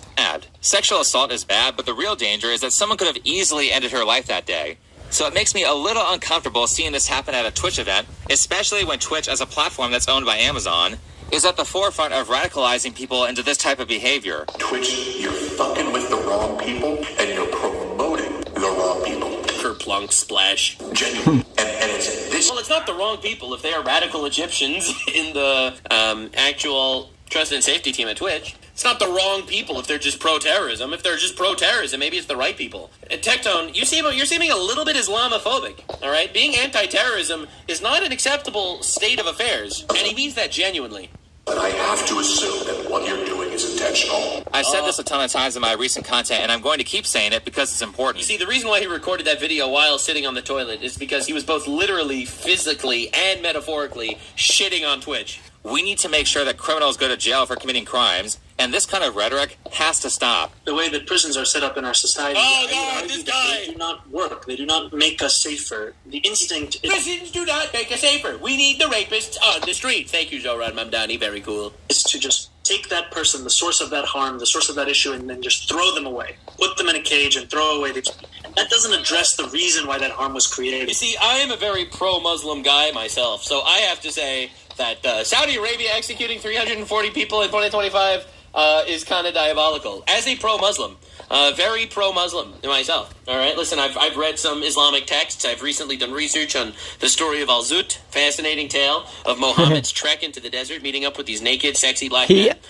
Truly a fascinating. He 100% watches Apologetic Roadshow in Muhammad's Boom Boom Room. Tale, honestly, that definitely sent me for a ride. Probably, I have to shout out to my boys over at Saudi Arabia that know exactly how to handle. probably apostate like prophet this. too. You know, they don't have this prison problem in Saudi Arabia. They have a solution that does not involve keeping these people in prisons. In the first place, a lot of times, people who create trauma for others are those who themselves went through trauma earlier in their own lives. Right. And I bring all of this up to say that, you know, again, like when we talk about policing, I don't think the system actually makes us safer. I think what it does is it just removes problems out of view. Right, and it turns out when you quarantine violent people away from polite society, they can't commit crimes. Sure, they might go right back to committing crimes the second they get out, but at least you get like a 2 to 5 year cooldown period where they can't victimize anyone, and that in itself lowers crime rates. It also reduces the number of future criminals because, as he said, hurt people, and the less people you let them victimize, the fewer future criminals there will be. At the very least, keeping them out of jail doesn't work either. And this is exactly... Putting them in jail, that's a solution. Saudi Arabia executing 340 people in 2025 is a final solution. I'm not trying to get all not-soid on your ass, but it's, you know... What happens when you don't lock up criminals, when you don't punish people who deserve to be punished? I love how this is just like such an obvious take. Even non-political YouTubers like Pegasus are like, I don't understand why we're not actually arresting these rapists. They get more and more bold and more people suffer. I don't really have any sympathy for people who repeatedly choose to commit heinous crimes. Sure, I think it would be great to improve mental health services and try to give some of these people a second chance, but personally, I think a lot of these people can't be rehabilitated because they don't feel like what they're doing is wrong. And it's not fair to force polite society to deal with them because you have empathy for the local homeless guy who likes to randomly punch women. I think people like Mamdani and these judges who keep letting career criminals back on the streets are liars, and the actual reason that they're letting criminals go is to make society more violent. Not enforcing the law is a radicalization technique. Straight up. Because it traumatizes. I completely agree with this. More people who will then grow up to be criminals, and it forces polite people to live in a PvP zone where... And you're forgetting another really powerful instance to this, and I know it's a little bit controversial, but, like, you have to understand the reality. Who's voting for the left? Well... Think about it. If the left refuses to criminalize criminals and release them from jails, all the criminals, all the actual violent people are always going to vote for the left. Do we understand how insane that is? Where they now have to be violent just to survive. Outside of that, let's go back to the phonics talk. The worst part of the study about the Charles Dickens book was not that they couldn't understand the text. The worst part is that they thought they could understand it, and because of that, they put no effort into fact-checking to make sure they were correct. I cannot understate how much this kind of hubris ruins people's lives. Moreover, I'm really disturbed by government standards that think it's more important to teach you how to calculate the hypotenuse of a triangle than to teach you how compound interest works so that you don't become bro, we gotta teach people how to survive in society, teach compound interest, you have to teach investment strategies, teach taxation, teach how people need to make a living, teach people how to actually live. I don't know. Like, I think in high school, if people like were able to choose some sort of trade in high school, and instead of all the stupid calculus and trigonometry and all these completely and utterly useless degrees, all right, if they actually instead did a trade like plumbing or mechanics or being an electrician or something, if you think about it, these people would actually have decent lives. But no, we have to teach them to be retarded instead. A debt slave. And what ends up happening is that you know a lot of stuff which makes you feel smart, but none of that stuff that you know is actually useful. So intellectually, you're no better than the average burger flipper despite doing all this work to finish high school or college. Worse, you have no idea how to tier information based on how useful it is, so even if you do self-study, you'll just start wasting time on crap that does not matter. I think the funniest example that I've seen personally is people who try to learn Japanese only from anime. They'll spend countless hours... Oh, no one actually does this. It's just an excuse to watch anime. No, I'm sorry, man. I'm sorry. Memorizing words like Demon Lord or Quirkless instead of words that... Yo! I feel so called out right now. They will actually use like bathroom or train. If you want to... Yeah, holy shit. You're so right. Know how people can learn multiple languages when you can't even learn one. It's because the people who know a lot of languages know how to prioritize high-value words and grammar, and they know all the most efficient learning techniques. Public school is not really good at teaching that, and the downside is that if you don't know how to prioritize... Just go to Japan, start pointing at people, oh, Joe-sama, nani? Just start, oh, Nichan, just start screaming random words that you know from anime, and they're all just like the cringe shit. Daisuki desu! Alright, bro, not gonna work. as the higher value information. Oh, for the record, I just said, my sister, Princess, I love you. What? And if you don't know how to learn efficiently, you will be locked out of the higher levels of skill development, which looks a lot like getting paid less in the job market when you become an adult. It's not your fault that you were taught this way, but it is your responsibility to fix it. Yeah. And if you do fix it, you'll find yourself doing a lot of stuff that you never thought you could do. Sup? Anyway, thanks for watching. Subscribe to the channel. That was a great Chillin'. video. That was a great video. The moral story is Hassan Piker should be deported. Cenk Uygur should go to jail. What about you, G? I fell. Saudi Arabia is kind of based in certain areas. They do have slaves to this day in Saudi Arabia. However, they did figure other things out, and they're laughing at us. And they're laughing at us for literally getting killed by our own empathy and retards. Thanks so much for being here. We're living in a hyper-cucked, radically feminized civilization that is being pushed down this path by the liberal overlord. Damn, Very awesome. I'm sick again. I love being sick. To subscribe. Definitely subscribe. You want to be here for more Nuts videos? Because I'm always... You're like, there, this is exactly what I wanted, actually. Exactly what I fucking wanted. That's right, unless I'm wrong, but that's not as common. Bye! Like, subscribe, and this video was streamed live. Subscribe. Definitely subscribe. You want to be here for more Nuts videos? Because I'm always right, unless I'm wrong, but that's not as common. Bye! Like, subscribe, and... That's facts. I'm always right unless I'm wrong, which is less common. That's fucking... That's facts, bro. And, yeah, you said, yeah. That'd be too. And this video was streamed live on kick.com/Nuxanor. See you there. Stay weird, fan. Duping on 9 servers? I have duped on 2 hours and 40 minutes long? dozens of pay-to-win Minecraft servers over the years. Servers with hundreds of players, to servers with thousands of players. Oh, shoot. Servers owned by famous YouTubers, to servers run yeah, and by there's times you'd like to be wrong, right? That's facts, bro. Servers where we had to come back multiple times. It's like, oh, I hope I'm wrong. I wish I'm wrong. Fuck, I'm not wrong. Very first duping video 3 years ago to now, and we are going to see how these servers we duped on are going, and if we had a lasting impact. And I'm also going to give you all behind-the-scene information and unseen video footage that I haven't ever revealed. Get comfortable because this is going to be a long one. Let's begin. Welcome to the world of pay-to-win Minecraft servers. Let me introduce the Donut SMP, a server founded by a small streamer and TikToker. His content is a bit in your face. No! What am I doing? What? This is the faggot that started the Donut SMP. I know of him simply because my little 4-year-old brother watches him. He makes content for 4-year-olds. That's who your audience is. It's 4-year-olds. You fucking piece of shit. Oh my gosh. Bro, imagine literally targeting your videos to be suitable or the general audience to be 4-year-olds. Like, I'd kill myself. Pathetic, right? Bro, I fucking, I'll be sitting there hearing this obnoxious screaming and shit. Where it's like, oh my gosh, he's like, oh my, what the fuck, bro? And it's like, not even like a here and there thing, right? It is constant, like constant fucking screaming. It's like, what the fuck? And yeah, it is this fucker's face. I just had to point that out real quick, but yeah. That's the only place I know him from. Seems nice and very passionate about his server, at least. Although he does have a tendency to spontaneously fall off his chair.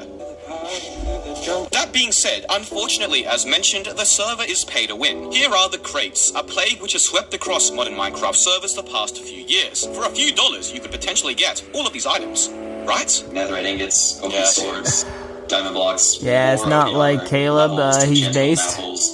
I don't know who that is, but yes. Right, okay. Is this random items or you get all the items you pay for even? You get one item, it's game. Okay. I was gonna say, even if it's pay to win, I guess at least you know what you're getting, but now it was like a little... I have no idea. I went to use the key and I didn't even get what I rolled on. Oh, and they promote unrage gambling. This is in-game money which you buy with... Okay, I guess so. It's highly likely these so-called legendary items are almost impossible to get as well. Alright, pause, and for future reference, because I'll be doing it a lot throughout this video, whenever you see this, it means it's current Mr. Epic talking, not past Mr. Epic. Anyways, what's interesting in something none of us I'm not gonna see it the whole time. Donut SMP's original crates they had back then were actually breaking the fat dude talks to people who are bad. Have the odds of winning each item displayed in them, something which the fat dude who talks to people who are bad at finances. Oh yeah, I've seen him, I think. All crates require. the time is that Donut SMP's original crates they had back then were actually breaking. I think I've seen them on Nux. Crates did not have the odds of winning each item displayed in them, something which all crates require. They probably didn't even know they were breaking the guidelines either, though, to be fair. Furthermore, they have a hardcore server with lives and a death ban, where if you die, you get banned, and you bet you can pay for those. So this is meant to be a hardcore SMP? Is it what, like a death ban or something? Yeah, yes, that's where you saw them. Nice. Once you lose 3 lives, 24-hour ban, but you can pay to be on that. Okay. Pay to get more lives. I'm not sure how hardcore it is when you can effectively buy your way to netherite armor and stuff, but yeah. Exactly. That's what I'm saying. I'll give you my credit card who's sketchy TikTokers. Kind of defeats the purpose of a hardcore server if you can just buy your way out of death, don't you think? Many people also don't realize that Donut SMP used to be a hardcore server with lives, where if you lost all your lives, you would be banned for a set period. A popular trend amongst the servers 3 or 4 years ago, something which has seemingly died out these days. The server is hard for poor players, or what I like to call hard poor Minecraft. Really, Mr. Epic? Come on. Now, the other issue I have with the server is their casino plugin. Honestly, casino plugins by themselves are fine. The issue begins when you can get the in-game money you bet on the casino with real money, which you can get from crates and from the items you can get from them, which obviously can be sold. In a way, you are therefore gambling real-life money, which probably isn't the best thing to have on a server predominantly played on by kids. This is another thing the server used to have, which I think might also be technically considered non-guidelines compliant if the casino mechanics looked and functioned too much like a real casino games. It's hard to say though, since the server no longer has it in-game for us to see. Speaking of money, well, this server of course has an in-game currency and economy. Economies form the backbone of most major servers, allowing you to buy and sell various items, and are a lot of fun when balanced. Keyword, balanced. It would be a shame if somebody were to, well, inflate that economy by 21,438%, and thus let the duping begin.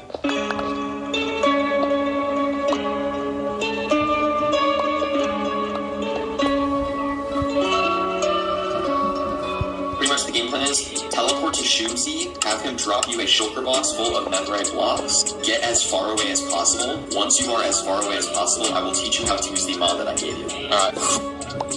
Teleporting. If I can do one first try, please. Be consistent, please. You have the mod on, right? Or no? Okay, cool. Okay, I got it. Yep. Okay, where's the elytras? Alright, flying away. Let's go. Staff is all clear. Time is limited because the nighttime staff in this time zone is going to be on quickly. I reckon we've got about 15 to 20 uninterrupted minutes. I'm going to be on money. It's weird how so much actually happens on Minecraft servers. Holy crap, it's dying out there. World War III. It's weird how much actually happens on Minecraft servers, but people pay attention more to Roblox. Yeah, for real, G. I feel that.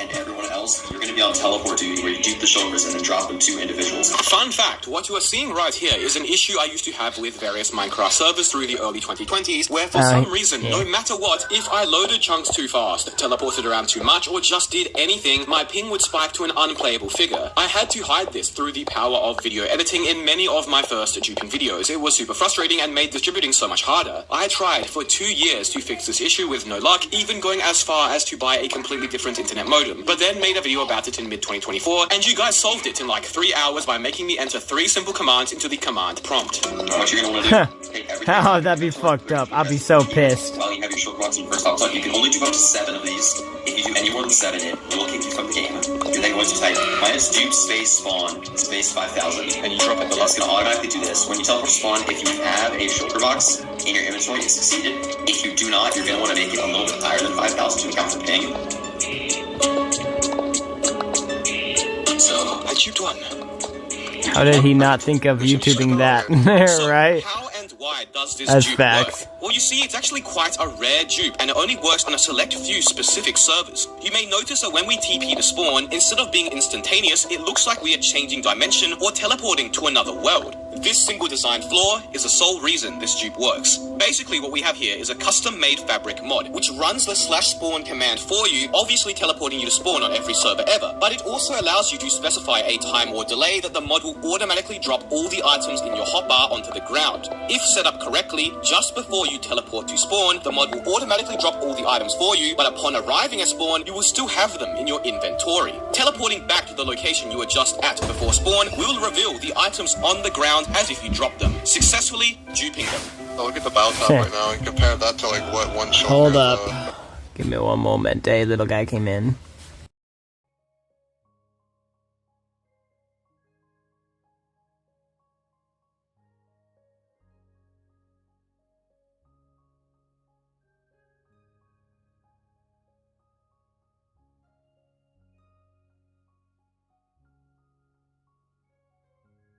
We will reveal the items on the ground as if you dropped them, successfully duping them. I'll look at the bow top right now and compare that to like what one choker what double chest. I did the math, but yeah, bow top number 1 is 6 mil. One shulker box of netherite blocks is 504 million. Right, okay. So that would completely destroy the economy then if ball tops only and you can sell.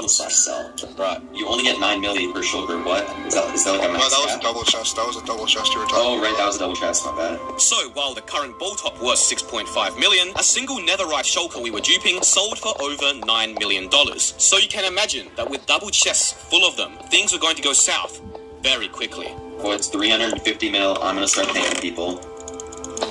Look at the bell top. Alright, hold on. Oh my god. I'm gonna start Why is just keep duping them until you get. Oh my god. Wait, GP, wait, you're PUBG, right? Yup. You have 340 million. Yup. Yeah, just check that. Enjoy. Do we want to like avoid teleporting to like people with ranks so we don't get ratted out as quick? No, just do crazy. Look at how stupid they're. Look at how dumb they're being. That's fair. Okay, just teleport to everyone, man. I'm trying to teleport to everyone. No one's accepting the dogs. Someone accepted. Is there like a public warp we can go to where you can drop items? Oh, I got kicked for eternal exception. Oh, that's not a staff or whatever. That's just your computer. I think a few people were kicked. Yeah, a bunch of people just got kicked. Did you see that? Oh my goodness, you're right. Did a bunch of people get disconnected for like the payoff? I used to edit these duping videos quite a bit differently looking back at them now. This was the first duping video I ever made, and I didn't know how to make them yet, nor did I have my own style. When making this video, I took a lot of inspiration from famous old Minecraft griefers, Team Abolition, who were one of my favorite YouTube channels back in the day, and had a much slower video style, with primarily Minecraft music, less post or scripted commentary, and text used for transitions, pretty different from the much more fast-paced. Hold up, yeah, who did he say it was? I'm pretty sure I watched him. I didn't know how to make them yet, nor did I have my own style. Yeah! When making this video, I took a lot of inspiration from famous old Minecraft griefers, Team Abolition, who are one Bro, of my I'm subscribed to that guy. Day, and had a much Team Abolition is pretty good in my opinion. And I agree with the I don't know. I'm a fan of the old school slow style type videos personally. I hate this fucking new generation era type shit. Video style with primarily Minecraft music, less post or scripted commentary, and text used for Is transitions. there- Pretty different good. from the much more fast-paced videos with energetic music I do today. I'm placing down all these shulker boxes so I can sell their contents. Bro, there was a dude, bro. I hate that fast-paced editing, right? OGs were quitting. That's all it is. I feel that. Pass over some money real quick. I got you, Lou. Just did a bit of mining off camera. I guess the majority of people like it, which is why it's predominantly used, but She's freaking out. yeah, I guess I'm a minority because I hate it. It's like $10 million.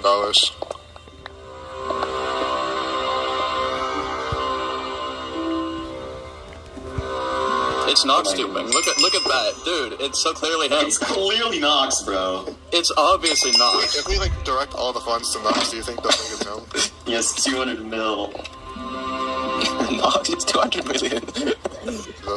It's because they have low attention spans. Facts, bro. We had been duping and distributing immense amounts of wealth for a while now, and no staff who had been alerted in Discord by players even batted an eye. It was almost too easy. Oh, you can pay offline people? I didn't even realize. Yeah, you can. Go to Baltop 2. Okay, waifu consumer. Oh, he seems nice. This guy said buying Silk Book for 1 million. I'll give him another 5 million then. I paid Andrew Tate's mum 5 mil from the top G. Someone just paid me 500k. Money's distributing around the server quite fast now. This is the man who flexed. Hey! Oh look, he admitted it. Wait, can we get him banned? Nox unintentionally played his role perfectly because not only was he kind of clueless, but he also began randomly paying the duped money we all gave him to other random players, making him look incredibly suspicious. I already got Nox to a billion.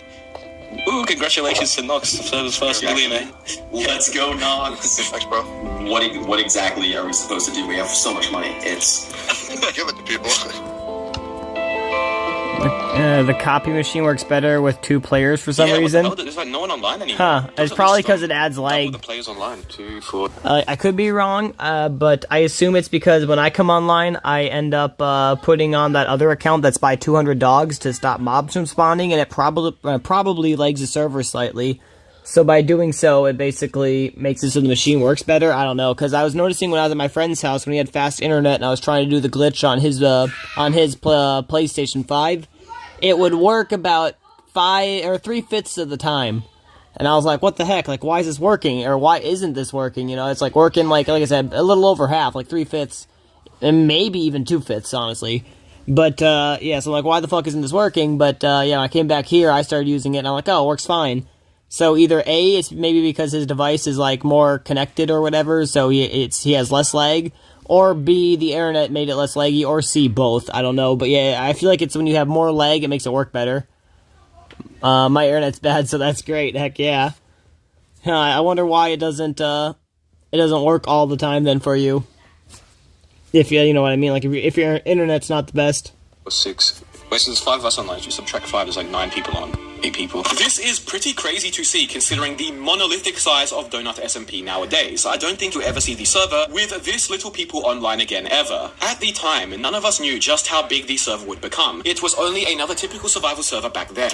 By this point, over half the server had disconnected and stopped playing. In fact, it's likely more considering about 7 of the players online were either us dupers or Duper Troopers friends. These guys are just admitting that they're gonna be banned. To his credit, Nox took it pretty well though and accepted his fate. This guy's ignoring. Oh, wait, what happened? Oh, kicked from the server? TP late those two. Let's get a replay. Oh, wow. Oh my god. Just start breaking them. Yeah, help us break the chest. Man, this is insane. Someone... Okay, so... Oh my god. Who is this kid? Who is this kid? That's me, bro. Okay. She was panicking. Look at the screenshot. Oh! Wait, what? It's fine. Get back on. There was actually just breaking. Who are we TPing to? Go. Hang on, no, wait, no. Come on. You cannot do that now. Contact staff and tell them Goliath 9, so let me TP. Oh, do it again. It's spamming my chat with teleport. I think the server's bugged, man. Oh, screenshots. It's fine. I got replays anyway, so you can go in and take more screenshots after Jufa. With the server repeatedly crashing, I think it's a good time to leave. Ooh. Hold up. After Jufa. With the server repeatedly crashing, I think it's a good time to leave. The server was crashing over and over. We decided to leave for now.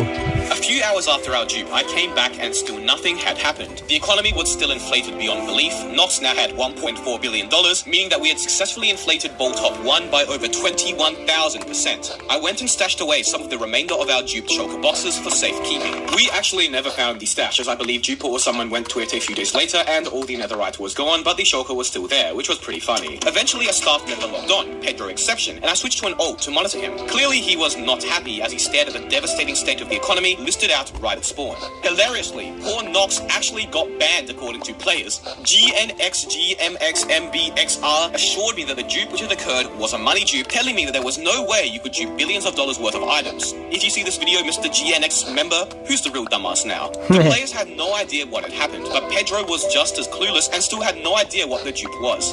Players were complaining in Discord, Pedro had no idea what to do, and as such, shut the hardcore server down for maintenance.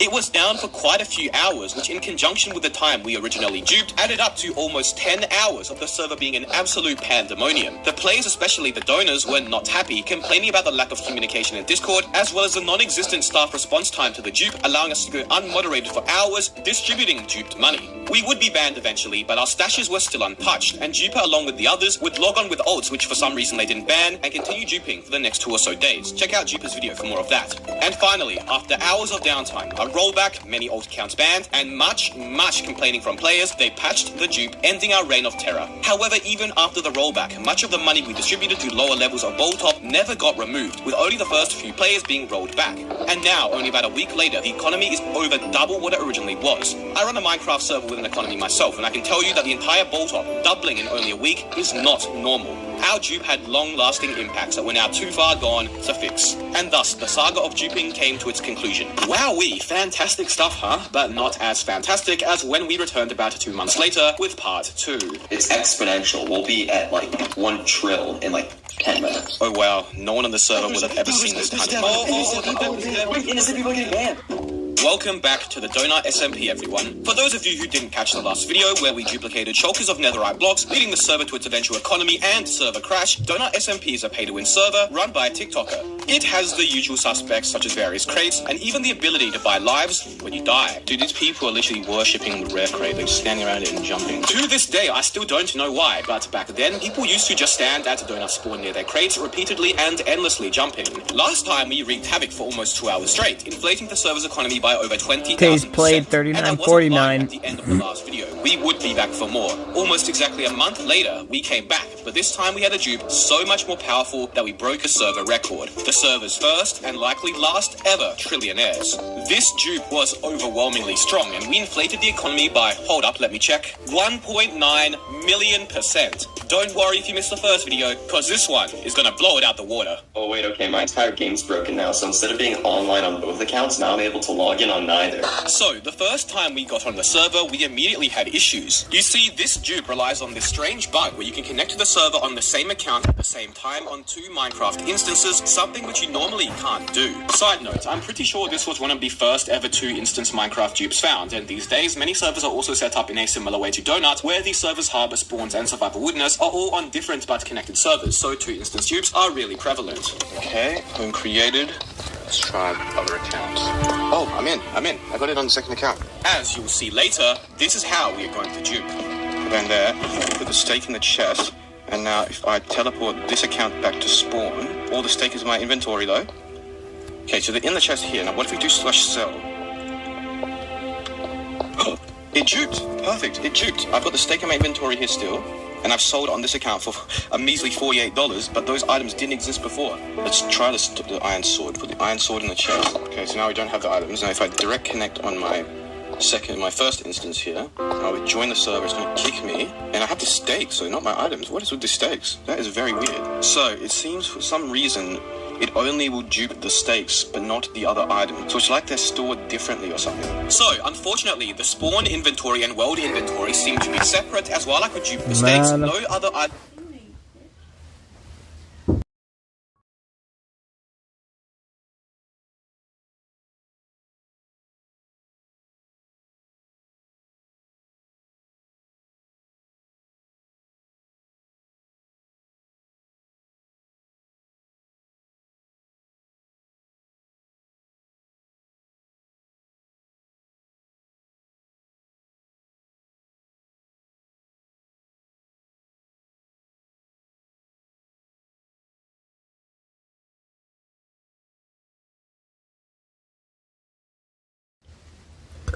I'll be right back. I'm gonna get a dab real quick. Sorry, nostalgia, if you're here. I was having somebody knock at the door. I'm like, you know what? It's a good time to get a dab in.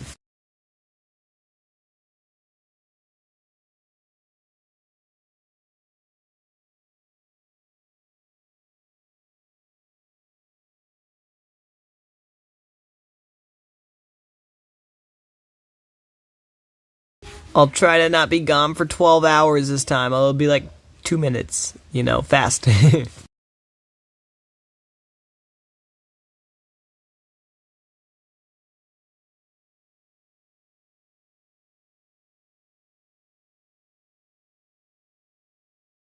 Also, we're on days played 39.49.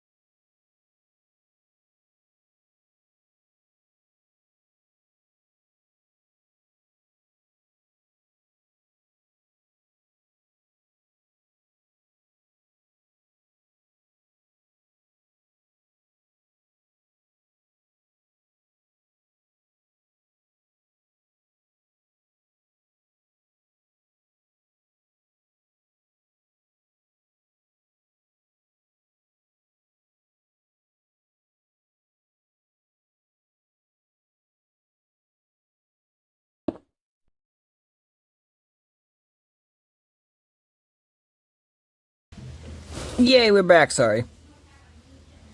The item to the other item, so it's like they're stored differently or something. So, unfortunately, the spawn inventory and world inventory seem to be separate, as while I could dupe the stakes, no other item duplication exploits worked. But we had a backup plan. The original players who had discovered the dupe, had managed to dupe items prior to it being patched. They told me to log on and teleport to them, of which I did, where they gave me shulker boxes of duped diamond blocks worth millions each.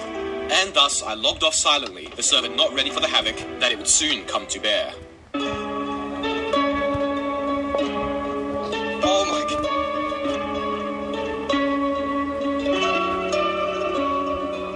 We want to sell everything like right away, like will that arouse suspicions again? They haven't reverted anything we've done. Valtop's 82 mil. Are we able to dupe items or just doing money? We're just gonna dupe money because it's less detectable, less teleportation. So pay Amal. I keep thinking he's saying Jew. Wait, when he says what? $48. Okay, so sell. Gonna sell that all. Let's sell for 4.6 mil, one shulker box. Diamond blocks. Because remember, it's exponential. We'll be at like 1 trill in like 10 minutes. Oh, when he says juke, yes. Compared to last time we did it. Still but a drop compared to what the server would later become, mind you. Oh, you know what there is now? There's an auction house. We could buy up everything from here. Someone's selling a stick for like 1 quadrillion. The amount of money it sells goes off the screen. Imagine if we could buy... I don't think we're going to be able to buy that, Mr. Epic. The money only goes up to the integer limit, my friend. I don't think we're going to be able to do that. This guy's being very ambitious with his auction house listing here. So notice how we're already Valtop 1. You have 400 million. We've already multiplied it by like, what, is that 5-6 times? Dude, someone just said Tamal how in chat. Cuddle Mint. So wait, how the hell did we manage to go from logging onto the server for the first time to bowl top 1 by an insane margin in mere minutes? 400 bill, perfect. So now I'm going to do /homes, and while I'm teleporting to the home, I'm going to click the hotkey. This is the same account on 2 different instances, by the way. It's kind of tricky to do, but you're able to do it. Then I have 400 bill twice, so I can pay 400, 0, boom, boom. Now you got 800 bill. And now pay it back to me. Alright, so I'll explain. Currently, Jupiter Trooper is online Donut SMP on the same account, but on 2 Minecraft instances, something that normally you aren't meant to be able to do, as it's meant to kick you and say you logged in from another location. As you can see, Jupiter Trooper has $400 billion. On the first Minecraft instance, he pays Josh $400 billion every single cent he has. But if you look at his second Minecraft instance, which keep in mind is still the exact same account he just paid the money from, he still has the money and can pay Josh another $400 billion, effectively doubling it. Josh can then give 800 billion back to Jupiter Trooper, and he can continue to double it over and over and over. That's basically what we did with the money I got from selling the shulkers of diamonds. Doubled it over and over until we went from millions to billions to trillions. I'd be able to buy. That was not trillion, bro. That was like billion or whatever, bro. Sextillion. Incorrect. There was, I think, 66 zeros, including some that were cut off, making this auction house listing at minimum $1 unvigintillion, a number which until now I didn't even know existed. There's 170 mil. Okay, I gave you 1.5 bill, and then I'm gonna do that again. Okay, I'm just gonna keep buying everything. I wish there was a way to like buy the whole auction house. I mean, how many pages are there to the auction house? Imagine we buy the whole thing. Well, this is what we're gonna do. We're gonna do 999. It says remotivated, just like everything. Uh-oh. Big chip, he saw that. They're gonna look at Valtop and see 6 billion. You gave me too much, Jupiter. I got 170 million. Someone just said 7 billion. 7 billion? Wait, you have 7 billion. Y'all on some doom shit right now. Should I just pay that? Should I just pay that? I gave you so many. Pay me back. Okay. I paid 10 million to that guy to shut him up. Hopefully he shuts up. Alright, it's fine. Okay, remember. Let's get to like 1 trillion. Do you think that's like actually not doable? Because we have to do like odds. We've kind of brought a lot of attention to us here. I hope you realize that. Andrew Tate's mum did 5 million. I paid him last year video as well. He's a lucky guy. Anyone who talks in chat, just send him some money. Just send him some money. Hey, remember when Dr. Donut said Duper Trooper tried to debug my server and failed? Like what, 2 times in the span of a month? Oh my bill! 21 billion and 7 million. Yo, hook me up with money. Alright, bro, after you get some. You chill. So Josh, I'm paying you 50 bill. You're gonna only pay me back 25. Then you're gonna give 10 to Mr. Epic, and then we're all gonna start distributing. Alright. There's just still no staff online. It's just perfect. I hate these people who are like, give me more money. Like, I just gave you Valtop 1 status, where's the gratitude? Complaining. Yeah, where's the gratitude from these players, man? We are the kind, charitable people coming in and distributing money equally around the server. 27 million. No, billion. Wait, bounties? Is there a word PvP? No way. Can we bounty people? I think we can set bounties. Bounty add player amount. We can set a bounty. Wait, add your bounties to the Deeper Trooper. Wait, and just see let's see how big we can get it. yeah, I put through, because technically, even though I'm banned, I logged on before. By the way, you will likely never see Jupa's original Minecraft account again, as this account was permanently banned from multiplayer by Mojang a few months after this duping video in April 2023, and still remains banned to this day. To date, I'm pretty sure. And now they start banning his alts because they're fucking fucktards. Mojang making big mistakes, you little cum bubbles. Oh no. Wait, how'd you send him 2 billion? I put 1 extra 0. Oh no, wait, that worked for you? I want 2 billion. We can't give you 2 billion. We're actually running out of money.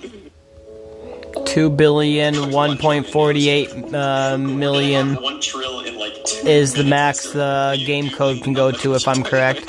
Mojang! Yes. 0.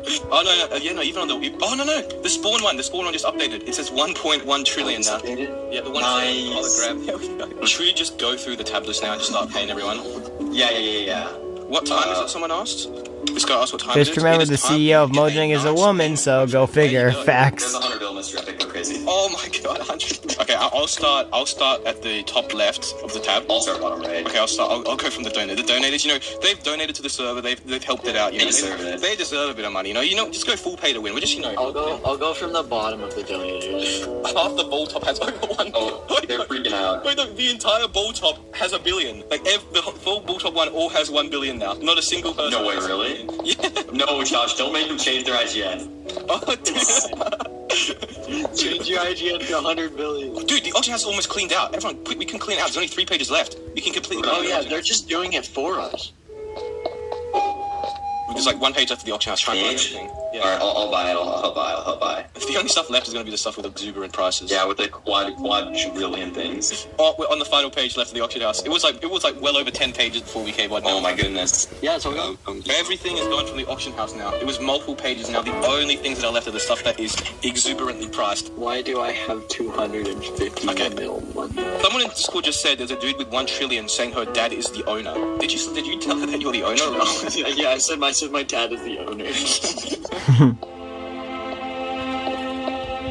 I'm going to keep paying people trillions of dollars. There's literally nothing happening. Like at this point, like how can we go so long with doing this stuff without even a single? This happened both times. I know, Josh. At this point, and there's like 200 plays online as well. Like, are they not going to have any mods for a 200 player server? The guy from last video who told me how we duped, even though he had no clue, he's actually pretty high up on the ball top. Maybe I'll give him a bit of a pay up.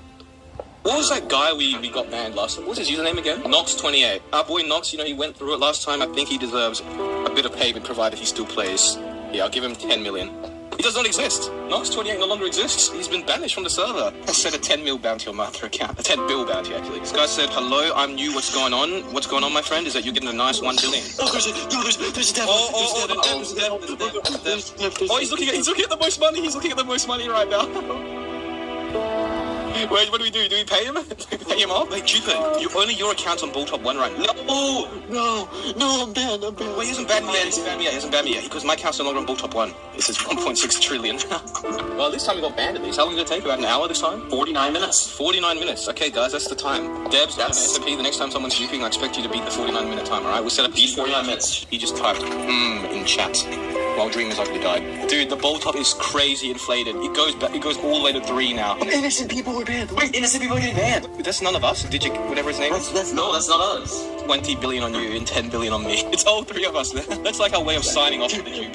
You know what I should do? I'm gonna go stash away one of my shulkers of diamond blocks quickly in case when I come back for round 3. At this point, the Ball Top had been inflated beyond belief. We had hit 1 trillion, paid billions of dollars to players, and bought out the entire auction house, effectively adding trillions to the server's overall economy. Luckily, because I didn't have a crazy amount of money on my account, well, not compared to the hundreds of billions on Ball Top, I wasn't banned for some time.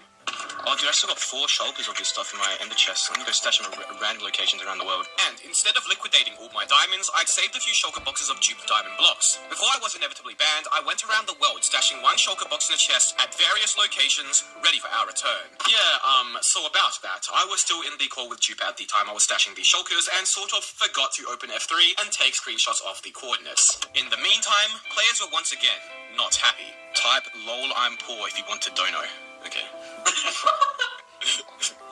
Considering that the last time we had duped on the server was only 1 month ago, still fresh in many of the players' minds, they were quite frustrated. We gave out at least, definitely a trillion, dude. Like, minimum 1 trillion. Turn off the server, someone said. This guy is phone with an iron sword, a stone pickaxe, and 13 stakes in like a cave with a sugarcane farm in development. He's got 25 billion. Oh, hang on, someone's saying something about me in the chat. Alright, everything is stashed. I've stashed all my shelter boxes. I logged on a while later to check out the economy, and well, let's just say that it multiplying by so much in a short period of time is far from normal. The map has been running only a few weeks, and yet it is many times more inflated than the economy on my own SMP, which hasn't reset the map in well over a year now. It seems the effects of our money dupe were lasting. Okay, so about a year after these duping videos, Donut SMP exploded in popularity, going from a server with only 8 dozen people online to hundreds, then 2000s, and now to 10,000s, and in late 2023, the server owner, Dr. Donut, would announce that they would be removing RNG crates from the server and replacing them with non-gambling ones. We just select an item instead, essentially removing all forms of pay-to-win gambling from the server entirely, which is very cool. Hell yeah. Then went on to start averaging tens of thousands of players online daily, becoming the second largest server there is, only behind Hypixel. Crazy to think that just by pure chance, we happened to dupe on Donut SMP without knowing what it would later become. Donut SMP no longer has pay-to-win gambling on their server, and while it likely wasn't due to our dupes that this happened, it was still a change for the good, and also meant it was a server I would no longer dupe on, which can't be said for the next server. The staff on the server are nuts. I have never been able to successfully dupe on the server because 100 USD right there. It's lagging. What's a mod? For the longest time, there has been one Minecraft server which I have despised the most. One Minecraft server which is the perfect example of everything wrong with Minecraft multiplayer today. One pay-to-win Minecraft server which has intentionally gone out of its way to be as obnoxious as possible and has perfected the questionable art of the pay-to-win Minecraft server. That server is none other than Purple Prison. They buy votes on all the voting websites, that's why they're always the top. They buy Name MC votes as well, they get players to do it for some rewards, they're always top of Name MC. From fake and permanent 90% off sales that are endlessly displayed above your hotbar, I'm fairly certain the whole fake sale thing they had going has since been removed from the server. I don't know if that was because of us or some other reason, but it's no longer on the server today, and I don't recall. Bro, these dudes be using Minecraft like it's crypto, right? Epilepsy warning to monetizing and selling literally everything. Facts though, it's like what the fuck? Think of Purple Prison really takes the with cake kids being the ones they're trying to get to buy their stuff finally, we were able with to their parents' credit cards. Duping $100,000 worth of items. That's right, real money, not in-game money, and shutting the server down temporarily, sending the admins and owners into a panic. The full crates are the ones you can buy from the store, right? Yeah, it's the most expensive crate on the store, being $8 per crate. Sounds good. So we have to somehow grind up 6 trillion. You know this server bots their play accounts? Like, they say they have 900 players online right now, but they only have 150. This is something they still do, though, and it's not like they spoof their play account by 2 times or even 3 times. They spoof it by about 10 times. Every time you set the server play account to get the real number of players online, you just remove the last digit, essentially. Pretty crazy that they have gotten away with so blatantly doing this for years now. Most other servers at least try to be subtle about it. Jupa, stop coin flipping people. I don't know what you're talking about. I would never do such a thing. Can we get diamonds somehow? Let's see how much a diamond sells for. Here, I'll sell a stack of diamonds real quick. A stack made me 12.8k. Oh, that's nothing. What? I'm pretty sure it's so little because you have like these super overpowered pickaxes where if you mine 1 diamond, it'll give you like a bunch of them. But I don't think we have access to that right now. That's $128,000 per stack of diamond blocks. That's not worth it at all. I have 24 billion. That's going to take forever. Because we need 6 trillion. That's an astronomical number.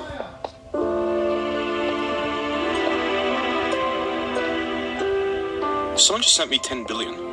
Somebody just randomly sent you 10 billion. They just messaged me saying, you want some money or nah? So I just responded saying, yeah, and they just sent me 10 billion. Finished with the server, he said, so it is what it is. What's so interesting about this server is that it's unlike no other. Getting billions or even trillions of dollars is not hard. I made a deep dive video into the server and properly figured out how it worked earlier this year, and was able to get trillions in my first hour of playtime. For some reason, people just love to gamble and coin flip money, and besides PvP, that's all they really do. So that guy giving me 10 million for free was the equivalent of giving someone like $100 in game on any other generic survival server. It's basically nothing. Do you have anything else you can give me? Oh, he sent me another 40 billion. I got 50 bill now. Oh, someone else just sent me 40 billion. What? Just sent me money. What account are you using? X crazy. Like, no one should know me on this account. Yeah. Okay, so I got 50 billion. Oh, hang on. Someone just donating. Someone just gave me an extra 3 times multiplier, +1 plot, and 40 purple token pouches. +1 plot. Surely that is worth something. It's a tag.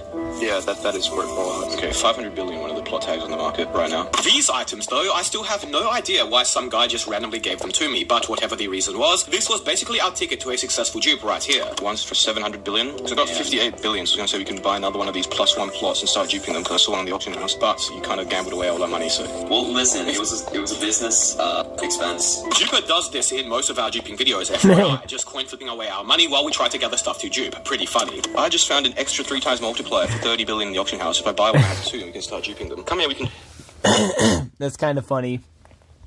Because if I recall correctly, Duper Trooper is the one who said he had gambling problems back in the day, and he gambled a whole bunch of money on Minecraft, and yeah, so he doesn't like their whole gambling aspect or whatever. So I find that kind of funny that when he's duping items, even nowadays, he's like, well, let me just gamble a little on here, you know? I mean, just a little gamble. We can dupe some of these multipliers and see how much we can sell them for, because we might be able to get a few billion from this. And if we can sell them in stacks, then we can sell a lot of them. Yeah, well, he's the wife in this situation, right? Nice, okay. For real. It's like, I accidentally blew all our money, honey. Oopsie. So, how does this dupe work? Well, it utilizes an exploit in popular trade plugins used by many big servers where 2 players can /trade one another to, well, trade items without the risk of being scammed. For some reason, likely an oversight, you are able to remove items from the trade window. Move the one over your inventory and quickly double-click so the 3 go into your inventory. Okay, done. To perform the dupe, you place all of the specific item into the trade window besides one, then confirm the trade while still holding one of the items. After you have confirmed the trade, you can then left-click twice in your inventory to remove the items from the trade GUI, something which you shouldn't be able to do normally. From your perspective, the items are no longer in the trade GUI, but from the other person's perspective, they are still there.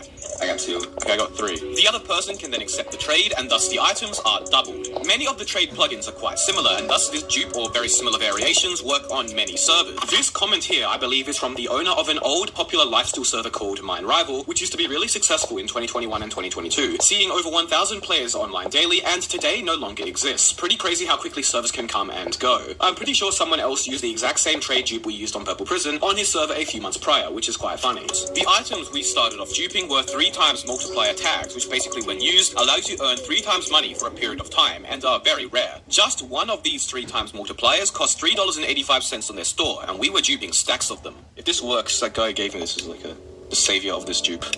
Oh, for sure. Hey, do you guys want to start duping some of these? Sure.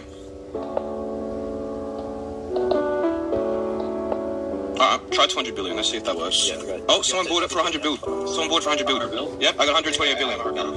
A full sack. Yeah, full sack.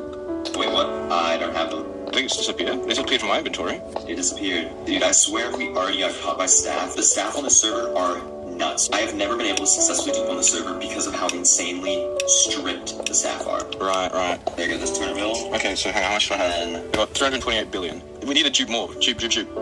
No, we just have to flip, it'll be fine. Don't coin flip our money away. Let's dupe till we get enough first, and then you can coin flip. If you send me 130 bill, I can buy another plot tag and we can dupe those. Duper, we're duping this now. +1 plot. I bought this for 500 billion.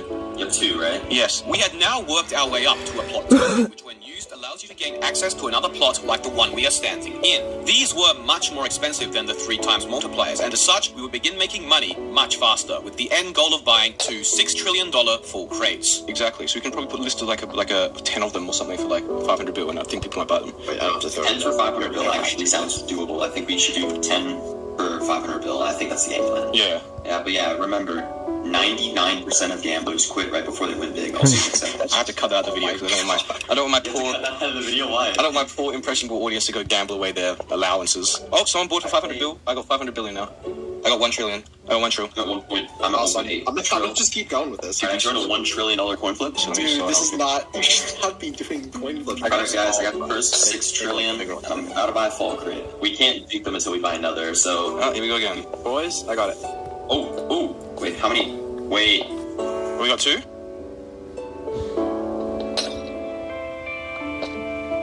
Yeah, this is the final item. This is the item that we're gonna need a lot of these though, because it's the ball tops in the hundreds of trillions. Yeah, so let's just start grinding away. Yeah. Dude, we've been at this for an hour. I'm actually surprised I haven't banned this yet. There's 64 times 8.8, then that times 54. So this is $30,000 US per double chest. To get a clickbaity title, I think we should fill up 3 agree and say that we duped $100,000. Okay. How much is this? Almost 30k USD? Almost. Once we fill it up, that'll be 30 bands. Alright, we have our first full trading inventory. Yeah, here, Mr. Jeffrey, drop them over Still to me. here, just checking something. There we go. Days played, actually, no, it's on the third double 39.50. chest Heck yeah. Here we are. I can officially say that we have 3 full chests. Oh, we have 3 full chests. 100k USD right here. Let's go, 100k USD. Just a refresher, how much is one double chest in in-game money? In in-game money? Yeah. That crazy. Oh, the scientific notation. 1.72 to the exponent 16. Wait, so that's more than Board Hop 1? Yes. Alrighty then, now we're talking. They're all going to get banned regardless. They're going to trace back with Port Protect. These guys are smart. So, let's just have some fun, you know? They'll figure it out. It's inevitable they'll figure it out. We're just going to delay it as much as we can. Alright, do we all have a full inventory? Yeah. I've got a full inventory. We all just want to do it? Let's do it. Okay, we need to go to different areas. We're kind of like overlapping right now. Oh gosh, people are opening them. Oh, yeah. This is such a scuffed distribution, bro. Well, people are noticing. Someone just said WTF in the chat. But just like slowly though. Someone said Sembad duped. Who the hell was Sembad? Kembad. Oh no, hang on. Yeah, okay, they're noticing. Wait, is that a staff? Oh, it's a mod. Kembad is a mod. Start dropping stacks. Just get them out. The mods ban so quickly, bro. It's crazy. I'm going to plot home. I'm refilling. I'm grabbing more. Alright. Everybody come back to plot home. Grab more. Oh, the server. It's so laggy. It's lagging really bad. It's so laggy. It's lagging really bad. Alright, I grabbed the remainder we had. I'm going back to spawn. I'm going to start dropping them. I just dropped everything I had. Yeah, I'm going to drop all my stuff as well. See how quickly they got a mod on, bro? Yeah. Thank God he typed in the chat, otherwise we wouldn't have noticed. He's not on the staff list. Holy crap, people just constantly go. It's lagging badly, yeah. I think the lag is helping us. People aren't noticing. What's the plot visit? Oh, disconnected. Kicked from the server. Oh, disconnected. I think we all got disconnected. Oh, and it's okay. I literally distributed everything. Maintenance. Wow, that was quick. Oh my God, they're on the ball. That was quick. Name an example? Alright, how about this? We'll cut you a deal. Take away the fake 90% off thing that's used to lure people into buying stuff on the web store, and we'll tell you. Remove the fake 90% off, because we know damn well it's not 90% off. Nobody's going to be paying $88 for a singular fall crate. We will be absolutely serious with you guys under one specific condition. You remove all pay-to-win aspects on the server immediately. Probably a bit too much of an unreasonable demand if I do say so myself, Sal, but a valiant effort nevertheless. Well, the server wasn't unblocked by Mojang. The server was unblocked by the third-party company that's over a year old. Oh, there goes Squirrel. Well, you can't say we didn't try. Checking out the server a few days later, and the server had entirely removed the trade plugin and rolled back a few hours. These guys have a seriously dedicated staff team and had 24 staff members on the server within 5 minutes of us forcing them to shut it down, trying to figure out what the hell had happened. To date, this is still the fastest I believe any server has ever shut down or stopped the distribution of any of the dupes I've done. This was seriously impressive from them. At the end of the day, we only did minimal damage, which is part of a bigger problem, being the fact that Mojang failed to block or even unblock servers which are not only blatantly pay to win, but even break laws in certain countries. Unfortunately, 2022 Mr. Epic, while the server does do some shady stuff, at the time they weren't actually breaking any of Mojang's guidelines. I just didn't properly understand how they worked yet. Regardless, this won't be the end of the trade plugin duping saga. I did say it worked on dozens of other servers as well. Oh yes, indeed, did the dupe work on other servers. If there's one thing I hate about pay-to-win Minecraft servers, it's the crates. Encouraging your player base of mostly children to gamble real money to get rare non-vanilla items can only be a bad thing. It's even worse when you blatantly lie about the odds of getting each item. No doubt they make servers a lot of money, but are a double-edged sword, as crate keys are often the easiest items to dupe and destroy a server's economy with. Would be a shame if we duped about 50,000 real money worth of crate keys and used them to destroy the server's economy right in front of the senior mod's face while invisible, leading them to ban half a dozen innocent players and taking down the server for an entire day. So we don't actually have to buy any crates. In the common crate, you can get a silver crate. In the silver crate, you can get a gold crate. In the gold crate, you can get a platinum crate, and that's the best crate that you can get. This is how they bypass the EULA. They sell coins on their web store, which can be used to purchase the pay-to-win stuff. You can't earn coins. Not entirely true. The server's coins were compliant with Minecraft's guidelines, but there was instead something else on the server significantly shadier. Okay. Alright, accept. Is it still on your side? I have it in my hand. Alright, sick. Works? I'm just gonna check this really quickly. So, the plan was to use that same trade dupe we used in the last video, go watch it by the way, where every trade would double our items due to an exploit to gain thousands of dollars worth of crate keys. So we are trying to get silver crate key, and then we work our way up to platinum. Then we would open up the crates until we got the keys to rarer and more expensive crates, so on and so forth, until we had 10 or so thousand of the most expensive keys on the server, platinum crate keys, which cost about $7.50 each. 10,000, just like how many subs I need to get to 500k. We are so close now, so subscribe if you haven't already. Common hoe. I don't know why that's funny, it makes me laugh. You're a common hoe. I've opened like 20 and I've got an only common stuff. Like, what are the odds of these things? This is so rigged. Wait, I didn't even get an uncommon. Yeah, take a stack. Percentage is like 15% to get an uncommon record. That's not a default. Type /coinflip and join my coinflip. Oh my god, already gambling. See? I told you, every dupe. Oh, I'm gonna beat him up. Watch this. Light work, bro. It's light work. Easy. Minecraft guidelines aren't right either, though. If you've seen their marketplace, oh yeah. I'm calling raid. That's combined. We got 1,000. There's no way we don't get a single silver raid. The odds are in our favor. Wait, I got one. Wait. I got one. We need 2 though, don't we? Yeah, we need 2. So that's one. It's a 0.5% chance.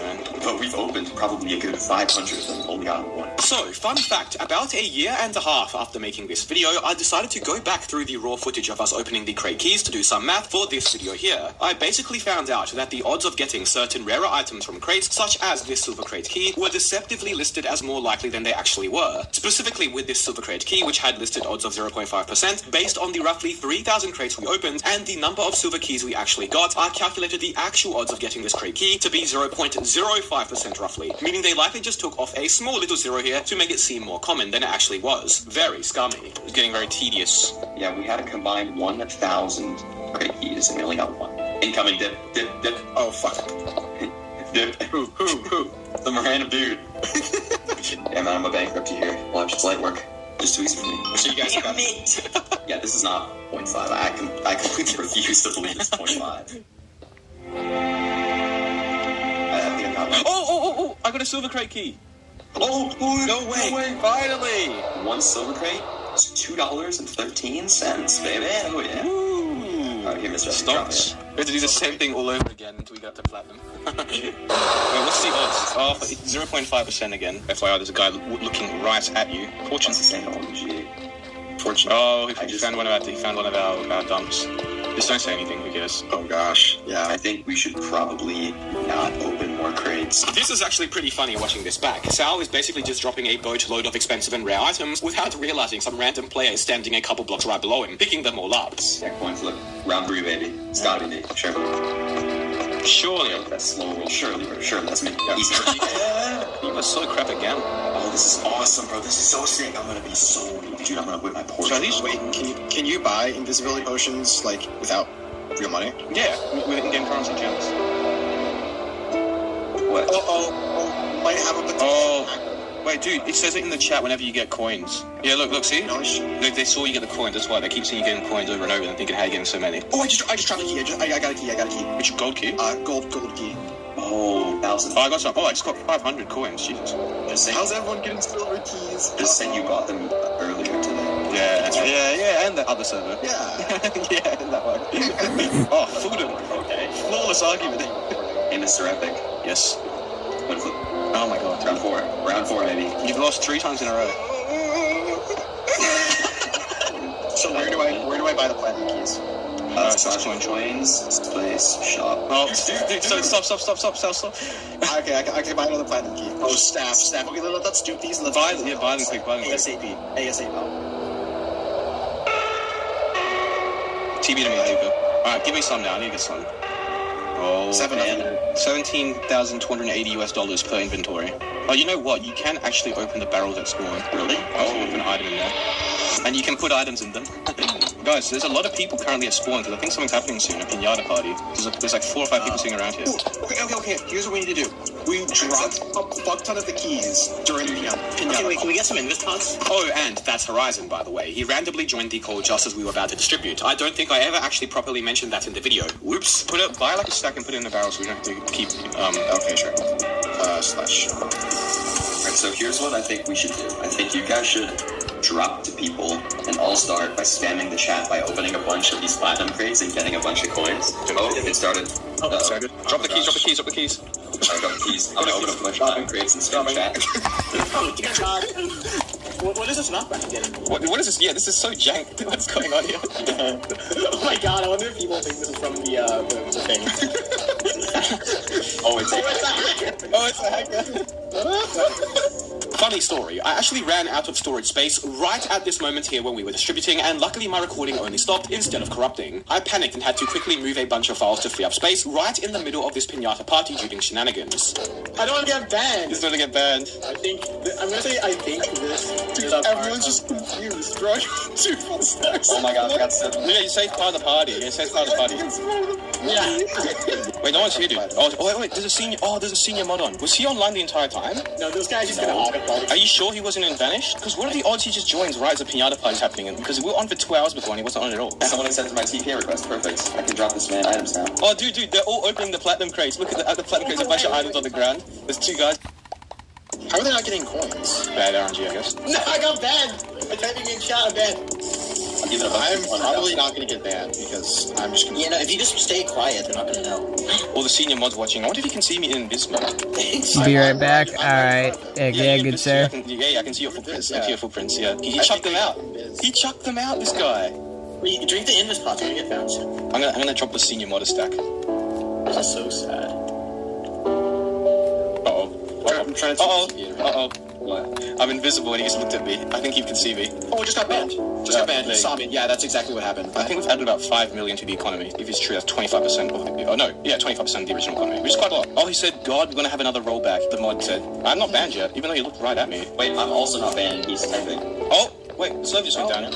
Oh, you were kicked under maintenance. It went down to maintenance. Wait, You didn't get banned yet? No, I didn't get banned. Yeah, I'm in queue. Yeah, it's close. A short and sweet dupe, to say the least. I hung around their Discord for a while after, as they were down for almost an entire day, to the frustration of many players, and quite a few players ended up being falsely banned just for picking up the keys. I think they were actually down for about 26 hours total, and to date is still the record for the longest downtime one of our dupes has ever caused. Hilariously, they posted a staff application form in their announcement channel the day after, even lowering the minimum age to apply. However, as far as I can tell, nothing has been done about the blatantly fake odds they display to players in the Crate previews. Once again, this won't be the end, as the final server we use the trade dupe on would actually decide to make a change for the better, something no pay-to-win server has ever done before. So, interesting story, this server, which was pretty clearly upset about my dupe, ended up shutting down about a year later and was actually exposed by YouTuber Caleb is Salty. The gist of his video is that the server a few months prior to us duping on it was much more active and successful, regularly making around $20,000 a month, whose owner did some shady stuff, like using a hacked American politician's verified Twitter account to try to promote another server. Pretty interesting. Anyways, on to the final part of the trade dupe.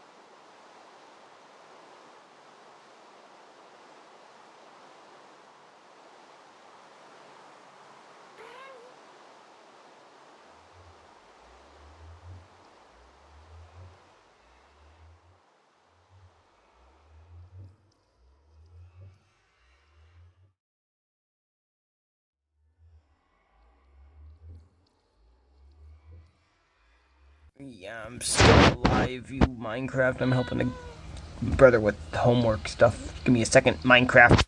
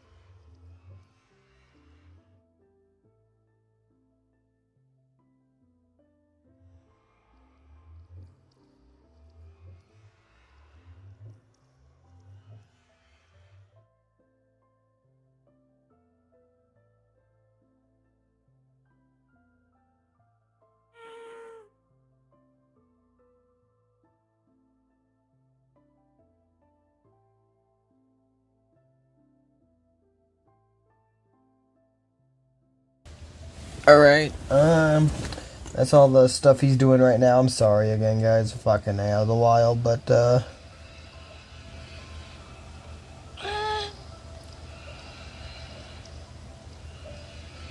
me get the video back on.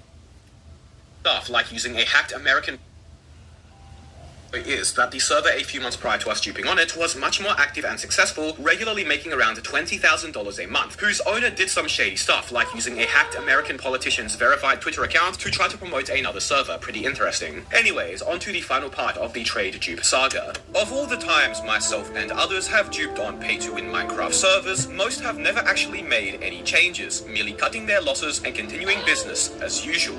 But what if we could put enough pressure on a server duping so many items worth over $175,000 of real-world money to the point where they did decide to not only shut every server down, but actually make a change to the server permanently? A sight so rare, it has to be documented. We're going to want to do the mystery keys. They're the best ones. Mystery keys? Gosh, that's a lot of keys. And the thing is, these were duped like 3 weeks ago, so if they roll back, it's going to come right back here again, likely. So, this is Zeta MC, a very successful SMP server, regularly peaking at 400 to 500 players daily. They have the usual pay-to-win features, from kits to player vaults to the ability to fly. They also give out free donator ranks upon joining, which I guess technically no longer makes it a donation rank, but regardless, they have some interesting stuff going on. Now, overall, the server is pretty good, at least compared to what else is out there, and the pay-to-win rank perks aren't so bad. But then, there's the crates. Fun fact, the owner of this server, which is named after, was originally a Fortnite pro or streamer turned Minecraft Shorts creator, and now has a Geometry Dash Shorts channel with over 12 million subscribers, which I think technically makes him the biggest Geometry Dash YouTuber there is. I think he even has a Roblox channel now too. He also does something pretty unique to advertise his server, where he has a 24/7 live stream running, which is just the same like 2-hour stream he recorded 5 years ago on repeat, and he's been running this live stream for like 4 years straight at this point.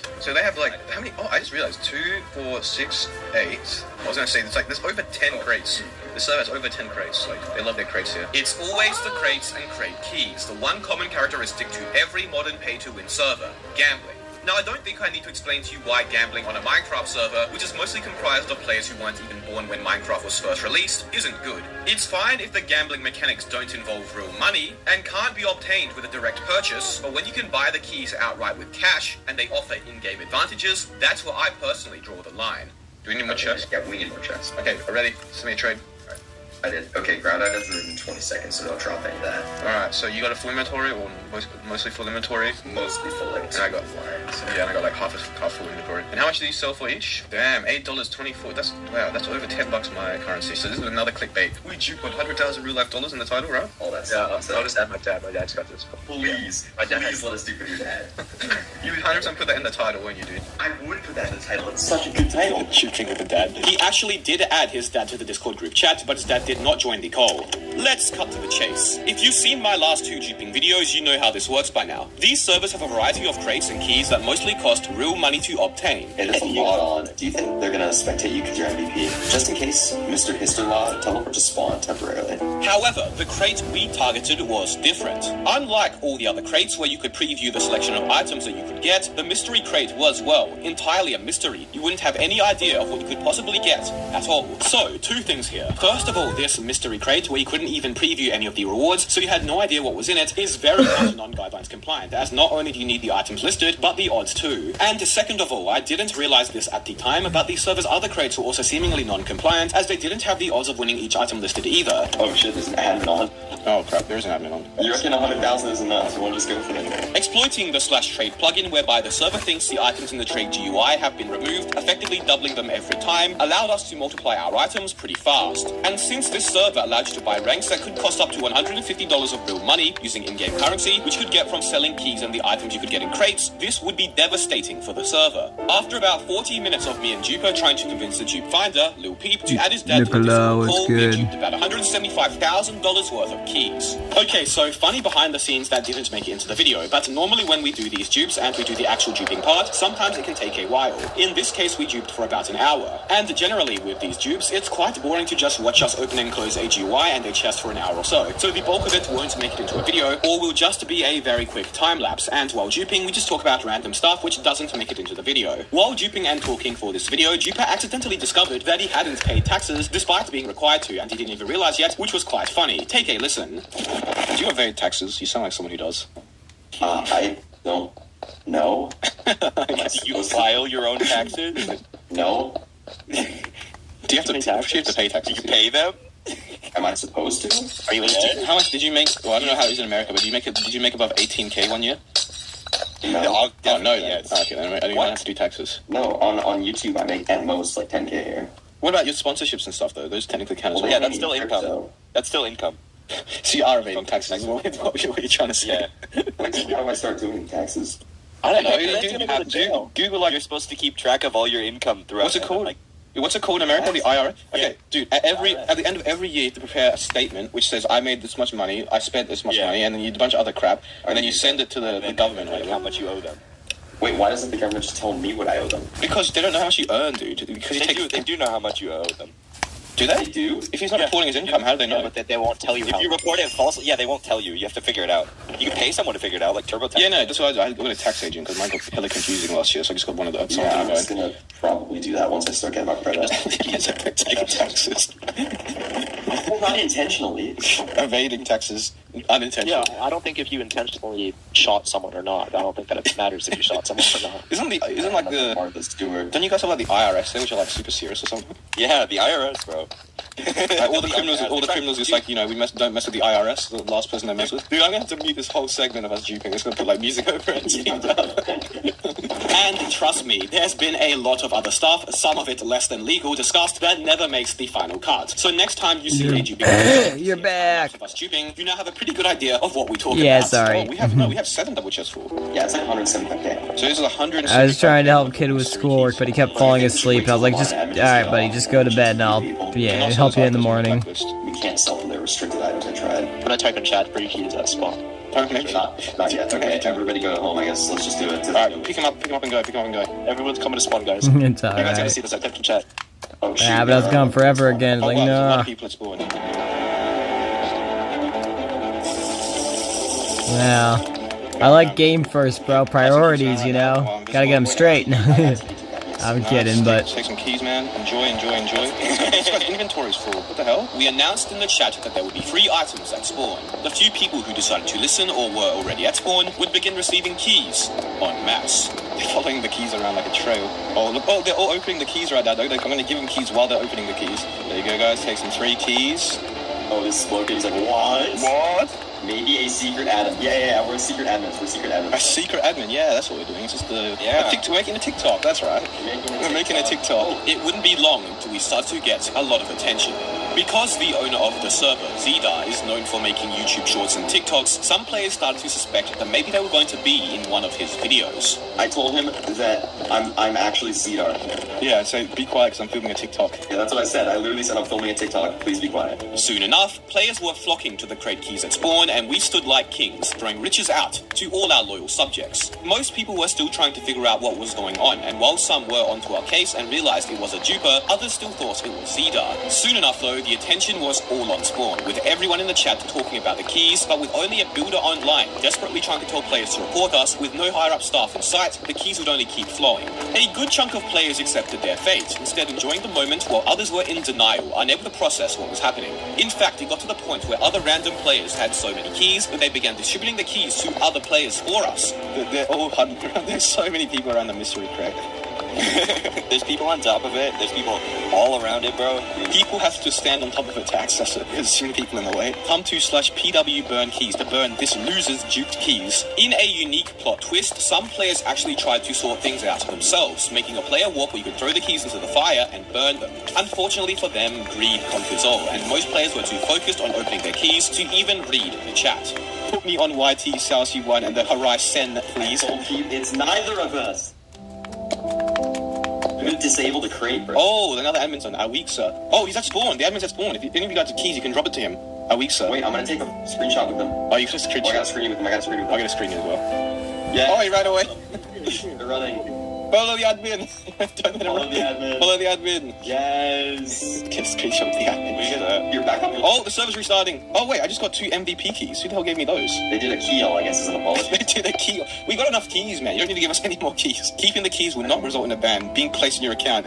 Do not fall for the star of gaslighting and lies. Enjoy the gift. Oh, I got banned for exploiting. I just got banned for exploiting. This is what I said. Oh, I got banned. exploiting one of my You want to join the Xeter? Expires in never. I can't even connect to the server anymore. It just said the server is currently undergoing maintenance. You might try and join. It's down. It's going to be down for the whole network is down there? They have other game modes, don't they? Yeah, every hub is down. Every hub is down. No, it kicked me out. Every hub is down. This is legendary. This is the first time we're getting unbanned after doing this. Wow. The story didn't end there, though, as before we knew it, we were in a Discord call with the other server owner. I'd like to voice a complaint real quick just while we're here. It's about your player base. I told them that I was ZR and I was filming a TikTok video and not to tell anybody, and they immediately told everyone that I was ZR. Juper managed to strike a deal and get himself unbanned. I'd like to request that you remove the mystery crate in its entirety, and that's it. Easy. Literally easy. Literally easy. Are you down to do that? Are you down to make Hell that? Yeah. Come on, let's go on this robot. Break it right in front of you. Oh, he broke it. Bro, reduce atoms. That's a pro. And you know what? Credit where credit is due, the other server owner, Ants Bricks, was a super cool guy, removing the mystery crate and being so kind to us, even after we caused him a headache. It's still gone even to this day. You can log in and check for yourself. This is still true to this day. They removed the crate and it was never added back, making them one of the only servers we ever duped. Bruh. Solid people, in my opinion. Just for that, like, instant 100 respect points. I don't even know them. On to do so. I actually ended up talking to him about various server-related things a bit after, especially how difficult and expensive it can be to run a large SMP on the newest version of the game, considering how horribly optimized Minecraft multiplayer is, and that even servers which are somewhat pay-to-win aren't exactly drowning in money, with many relying on such pay-to-win features to even stay afloat. At the end of the day, not every server is Purple Prison. Most of these not nearly as aggressive pay-to-win servers really do rely on pay-to-win mechanics to continue operation, although I still do disagree with the loot boxes and gambling mechanics, but ultimately it's a topic for another video. And oh boy, it was indeed a topic for another video. This was around the time when I was coming to the realization, after having run my own server for almost 2 years, that most servers could not survive without being pay to win, instead shifting my focus with duping to servers just with pay to win gambling, which is the only real harm with server monetization. I'm glad that we could finally end one of these duping videos on a positive, having one of potentially the only successes there may be. Would this server be the first success, but also the last?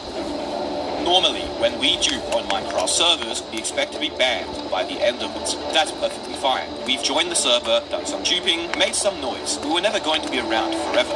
But the thing we fear most is being banned or caught before you can even destroy a server's economy. Loverfella is a successful SMP and Skyblock server, averaging about 300 players, bringing in almost $30,000 per month in revenue, owned by a very big Minecraft YouTuber. Their staff is so good it gives Purple Prison a run for their money. They have eyes everywhere, always watching. Such servers are notorious for being extremely difficult to dupe on. Press delay packets and press that daily key a bunch of times. So delay packets set to true and then spam left click it a bunch of times? Okay. And then undelay the packet. Okay.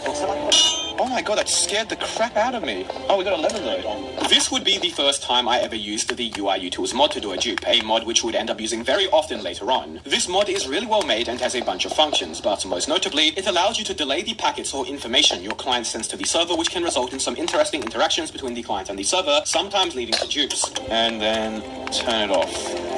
Wow. It's that easy, huh? Completely unaware of the security of the server we had set foot in, we set out, as we normally would, to destroy Loverfella's economy. Little did we know what would be waiting for us. So they have a UID system. As soon as we dupe the shulker boxes, you have to take them and place them down immediately because the UID will flag and they'll ban you. Right, okay.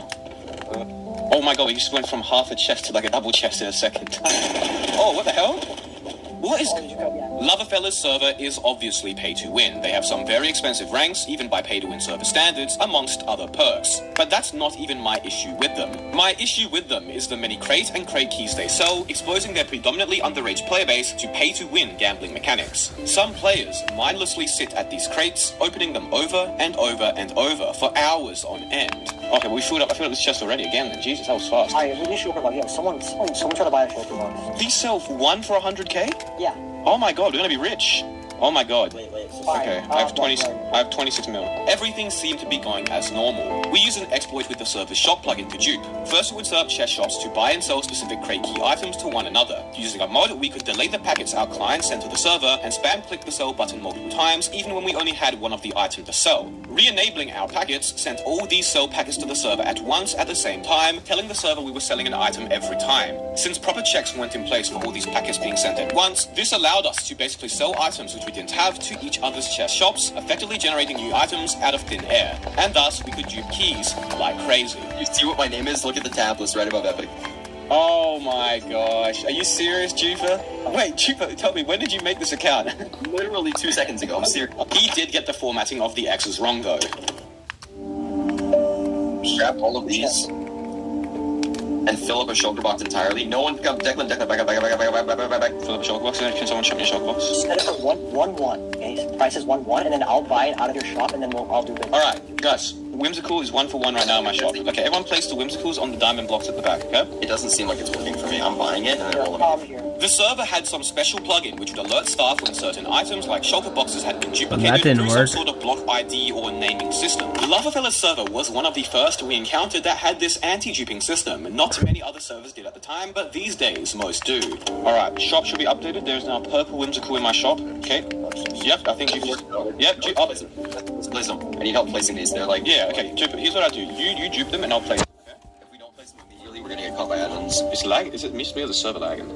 I think it's just server. It takes me like 3 attempts to place a shulker box right now. We hadn't experienced anything like this before, and little did we know, we were making a fatal mistake. It seemed like it harder with every attempt. Like, it just worked, but now it's like not at all. Yeah, I just tried it like 6 times and it didn't work at all. Yeah, it didn't work for me either. Oh, there we go, yeah. It's just quite, okay, so it's just inconsistent, so you have to try it a few times. I'll keep trying yours tomorrow. No, for real? What?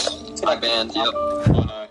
Oh, no, because, no. I just got, okay, Declan also got perfect. Yeah, I got banned as well, I think. We had failed. The server had higher security than most, and we were likely being watched by some staff, completely unaware the entire time. So you got flagged because we had too many shulkers? Yeah, then they probably GPA'd to us. We had been outplayed, but we wouldn't give up that easily. There's literally a mod on right now, there's no way, bro. 20 times, and then delay package off. Oh, and then, no, did it, perfect. Yep, got it. We came back on fresh alts and duped some copper to get some quick money. Luckily for us, while we did get caught duping, weirdly, the server did not patch the actual dupe we were using, so we just came back 1 month later and prayed the staff wouldn't catch us this time. And I just went from $3,000 to 160k, just like that. Brilliant. Dupe, what are you building here?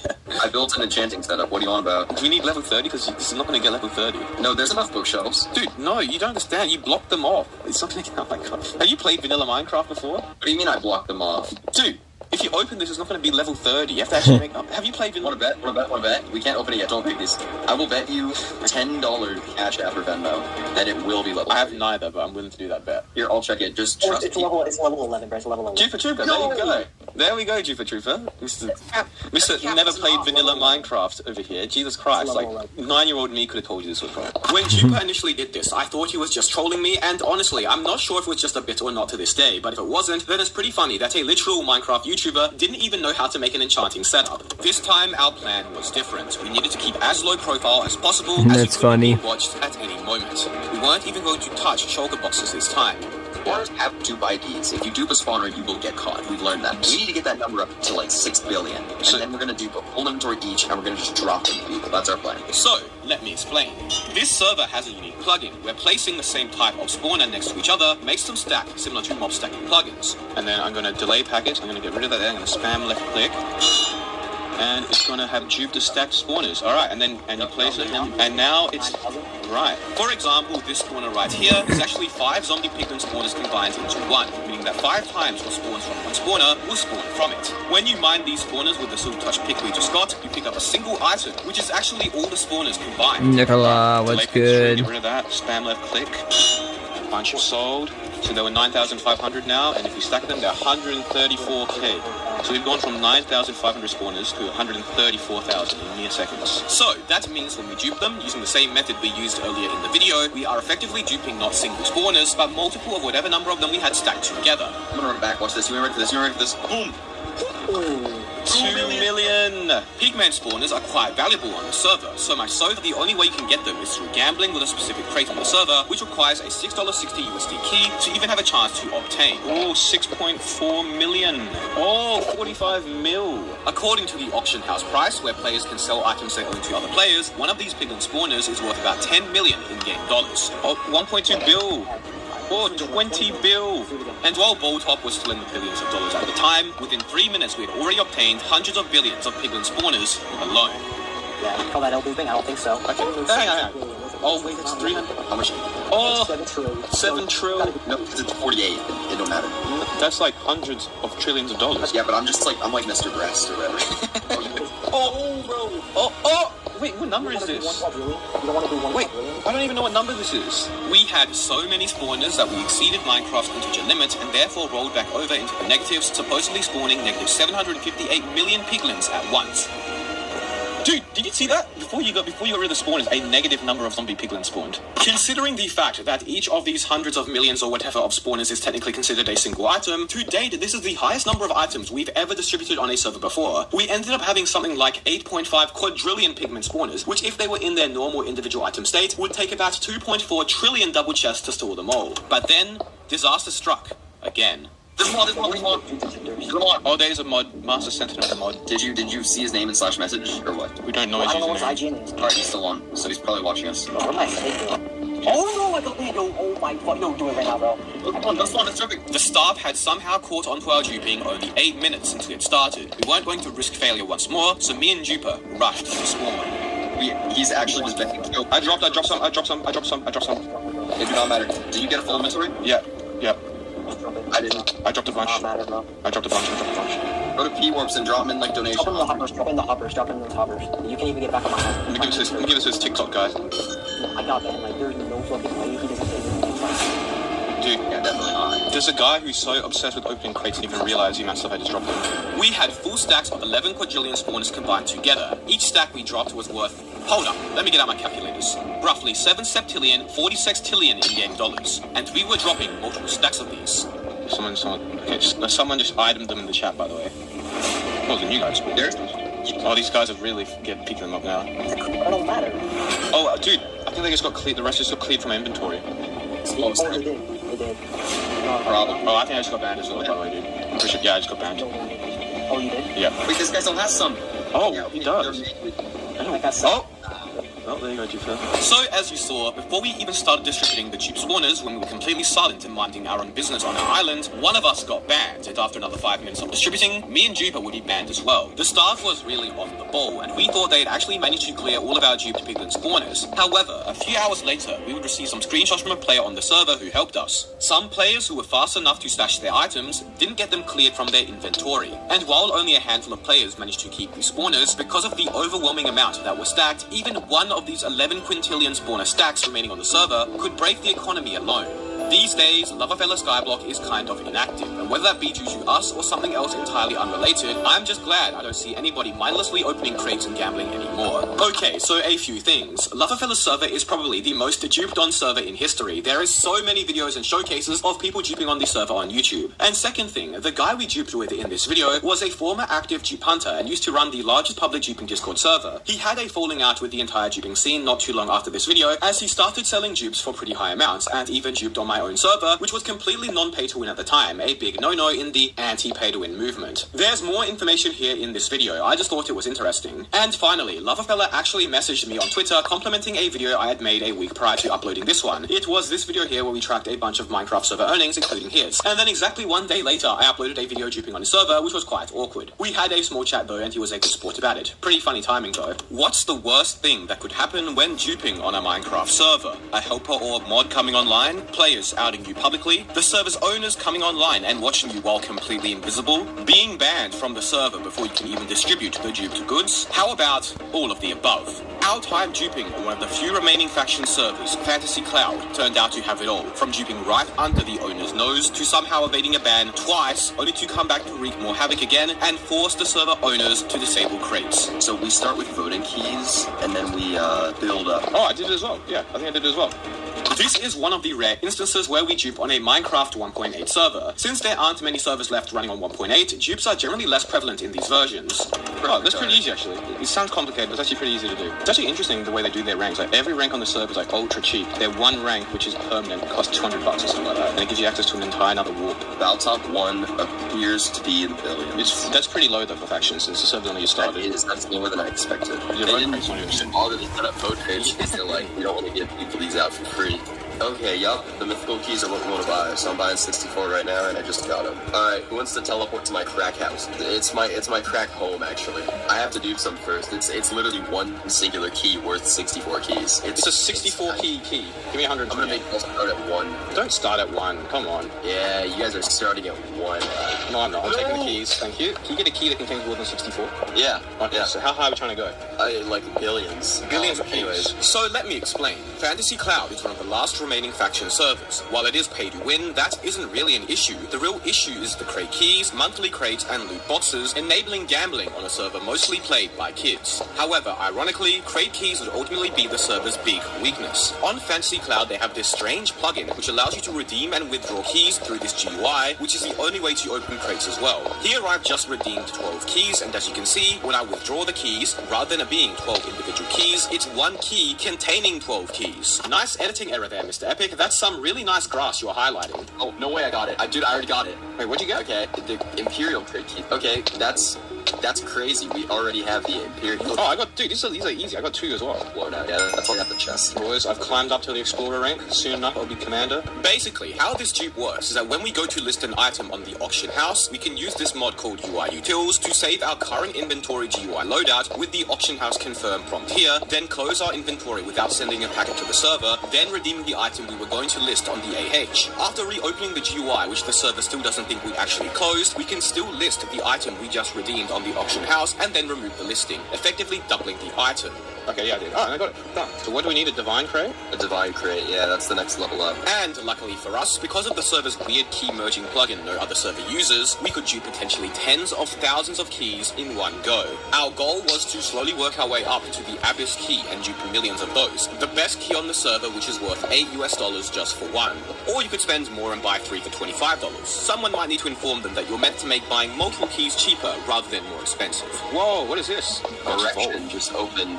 Hold on, that might be the actual IGN Erection. Oh my gosh, it is. There is a junior mod on now. There's 2 junior mods. Oh shoot. Maybe we should split up.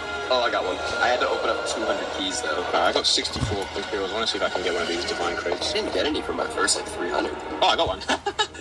No shot. I got in the first 11. Wait, who's this? Is it YouTube? Trapped by Jack? He's a small-time YouTuber. Don't make fun of him. We all saw something. I'm not gonna make fun of him. He's on a grind. Encapsulated deaths altered. I'm not an alt. I would never be. Let's put him in his place. He said, John Jeff Extreme, who are you? I'm John Jeff Extreme. Alright, I got 96 of these divine keys. Fantasy crate. Oh, that's an upgrade. That skips a step for us. You don't have to do a boss crate. Oh, wait, yeah. Wait, you didn't tell us? Alright, 2 fantasy keys, so the next one... The next one is the final one. We get into the billions. I think we can pass the integer limit. What'd you get, Jupiter? The Abyss crate. Oh, you got it? We're good. Oh, nice. Yeah. Right, so we dupe up the Abyss ones as high as we can, and then we just start distributing? You have 512? Yeah, bro, I'm just going. Right, so we dupe up the Abyss ones as high as we can, and then we just start distributing? Okay, we should probably split up just in case as well, like to the wild in different places. 4,096. Or wowie. I'm just gonna start saying whatever I'm banned! Wait, what? I'm banned from the server. Why'd you get banned? Banned by loops_OG. Oh, dude, that's a junior mod. I knew you guys should have TP'd away. I'm going to spawn, bro. Screw this. Oh, dude, they're onto us, Jupiter.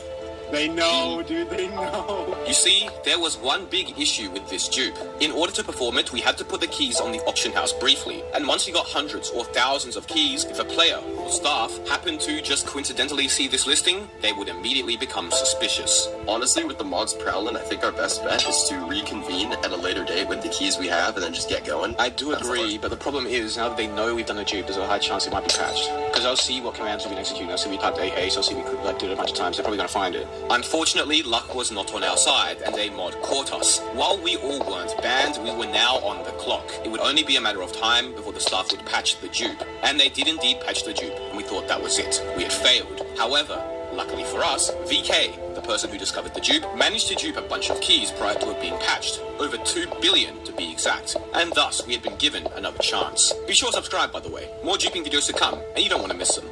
We got really lucky here in hindsight. 9 times out of 10 after being caught like that, the dupe would be patched and the server would take preventative measures like disabling the crates of keys they caught us duping. But for whatever reason, they just disabled the auction house to prevent us from duping and then called it there. Look who's online. Our good friend, YouTube Traps by Jeremy. Let's go, dude. So, Jupiter, did you end up getting banned? Yeah, I did. Oh, hang on, how many is this? 200 million? No, that's 2 billion. Oh, wait, 2 billion keys? I have 6 billion. Okay, let's run it up. That's such an L strategy, dude. Yeah, I'm losing still. There's absolutely no way of me winning this. Dude, let it end, Jupiter. We got some duping to do. You got business to attend to. There we go. Oh, bro, it's over. Alright. Yo, the owner's on. Uh-oh. Oh, fun fact, I didn't realize until this point in the video, but the server owner, who also runs a YouTube channel called God of Purple, actually ran a faction server named Reinforced MC that I used to play on back in 2017 and 2018, which I had quite the funny incident on. We'll come back to that at the end of this tube. I want to log off. Yeah, I mean, the owner, he's in Spanish, so... Owner vanished, touches me out. Well, do you guys want to distribute now, or do you want The cost starts in 5 minutes. Oh, lit. Okay, you know what? Screw it. I'm hopping on. How many guys doing? 50 million? I think 50 is a good number. Alright, so... how many keys you guys doing? I just got kicked to the hub for spam because I withdrew too many keys. 50 mil times $10. 500 mil. That's like basic inflation, bro. I was just testing you. You got 40, 50 mil keys now. This will be exciting. Lit. Just as we were getting ready to distribute, disaster would strike. Again. Owner is on. Again? Oh, it's probably because of the clock. All the keys just got removed from my inventory. Oh, did they actually? All the other TP to me. Oh, no. Alright, Lord, give the people. Give the people. Give Screw it. Get him going. I don't know. I'm gifting everybody. Oh, I gifted someone. Quick man. No. Okay, I gifted 100 billion keys. Oh no, I lost some, I think. The owner was onto us, and he cleared keys from our inventories. I'm gifting all of them. I still have some left. Hello. Mine are all gone. I'm gifting right now. They're all gone. I got them all gone. What about you, Epic? Luckily, I stashed my keys in my private vaults, which he didn't check. I'm going ahead and doing a bunch right now. Wait, how'd you get them all gone with the owner next to you? I'm not near you guys. I'm in the nether. Oh yeah, it's over. Someone's breaking blocks near me. And since I had fled to the nether, I didn't seem to be on the owner's radar just yet. Wait, did you get banned, Jupiter? Yeah. No, I'm banned. No! I'm still not banned. I've gone through the whole tablet once now. Star just got a nice injection of $500 million. Welcome. I gave some to It's Mike, the helper. I just sealed my fate then by giving him keys. I lost connection. Dude, I think they shut the server down. It's over. It's so dramatic, right? Should have ended. Oh, wait, I still have all my keys in my inventory as well. They didn't roll me back at all. Wait, hang on, I'm gonna stash my PB. Dude, I have 14 keys worth 50 million still. They removed slash crates too. They removed slash crates, AH, and gift. They actually removed the crates. Somehow I managed to not only dupe and distribute while the owner was online, but I had now evaded a ban for duping. Twice. Surprised they didn't ban me, even after I gave the helper a key. By the way, in the time we just duped, the economy inflated by another 5 billion in like 20 minutes. Like before we duped was 57 billion and now it's 62 billion. And I still have hundreds of millions of duped keys. Well, it seems that I'm still not banned. Big reveal, I still have all my keys. No staff online this time. I'll use my Australian time zone to my advantage here. Almost every command to give items was disabled though, including crates, so I had to find another way to give players the duped keys. I began warping around the map, looking for players.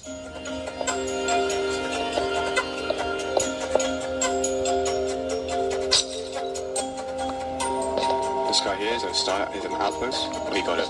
Picked it up. Yes, he picked it up. He redeemed it instantly. I saw it in his hand. Alright, respect this guy. Luckily, slash trade still worked. He just said lol and then threw something out of the inventory today. Oh, I love this guy. There you go, bro. And as long as I could keep the place quiet, I could cause a silent but deadly blow to the server's economy. See if you accept the trade. Come on, bro. Yes, he accepted it. He accepted the trade. Another key given. Turns out they didn't need that much. I've heard this song somewhere, but I don't know where. There you go, bro. That'd be. Were surprisingly I'm not sure where either, but. Me yet. That's one thing that's good about factions players. Since they are so competitive, they generally snitch less on us dupers than your typical SMP player does. He told me, shh. There you go, another guy. Take that, my friend. Oh, he's accepted it. He's taken it. Perfect. Wow, they all want some now.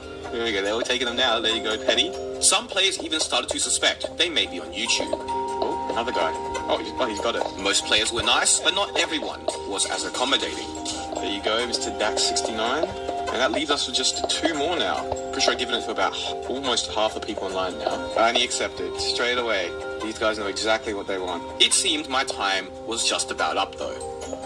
Oh my god, this dumbass in the chat just itemed it. I've pretty much given them all away anyways. But I'm assuming this will be the last time I'll be online, at least on this account.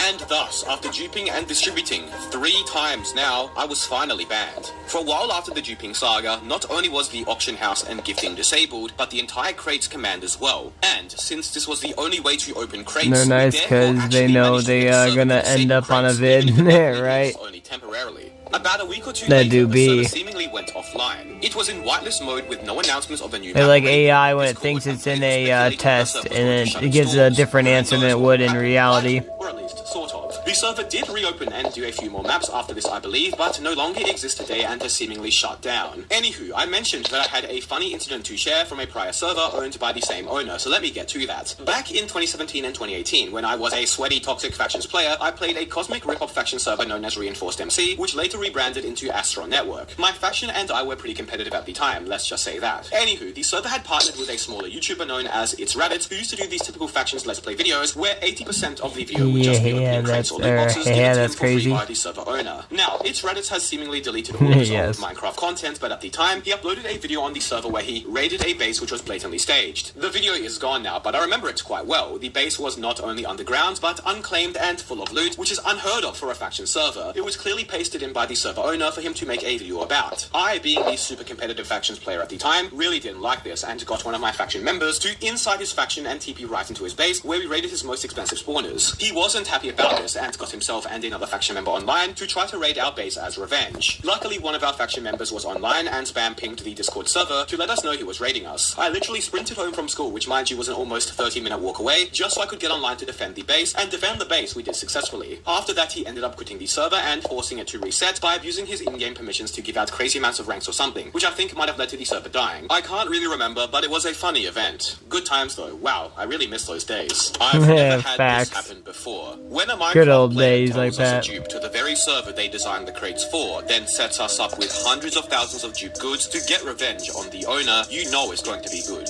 From being banned 3 times to duping and distributing again right after the server's owners shut the server down and thought they had fixed everything, to even legitimate players being false banned and having their legit items cleared.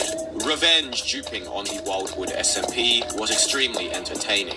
No, the owner of the server, he's kind of my friend. I used to help him with the server when I used to play it, but the guy is kind of annoying.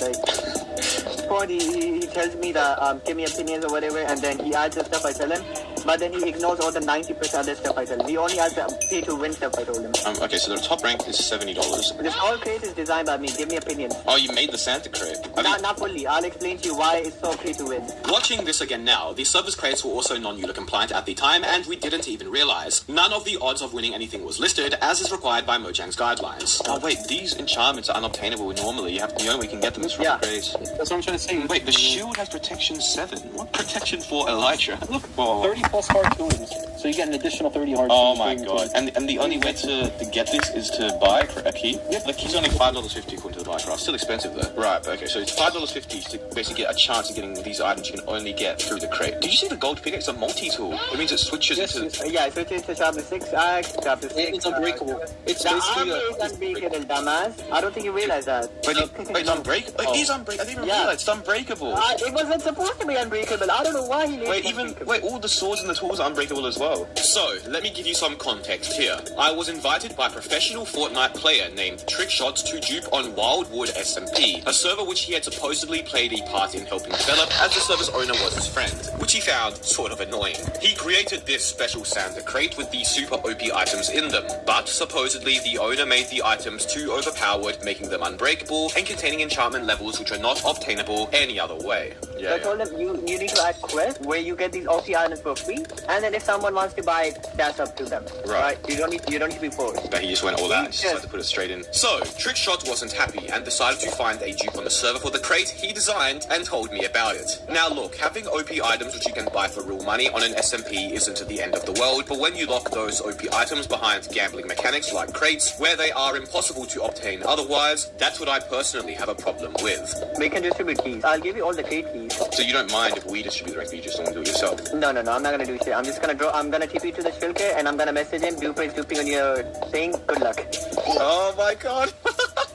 Bye. See you later, man. Thanks for the kind donations. Oh my god. So, this dupe is old and only worked on a handful of servers at the time.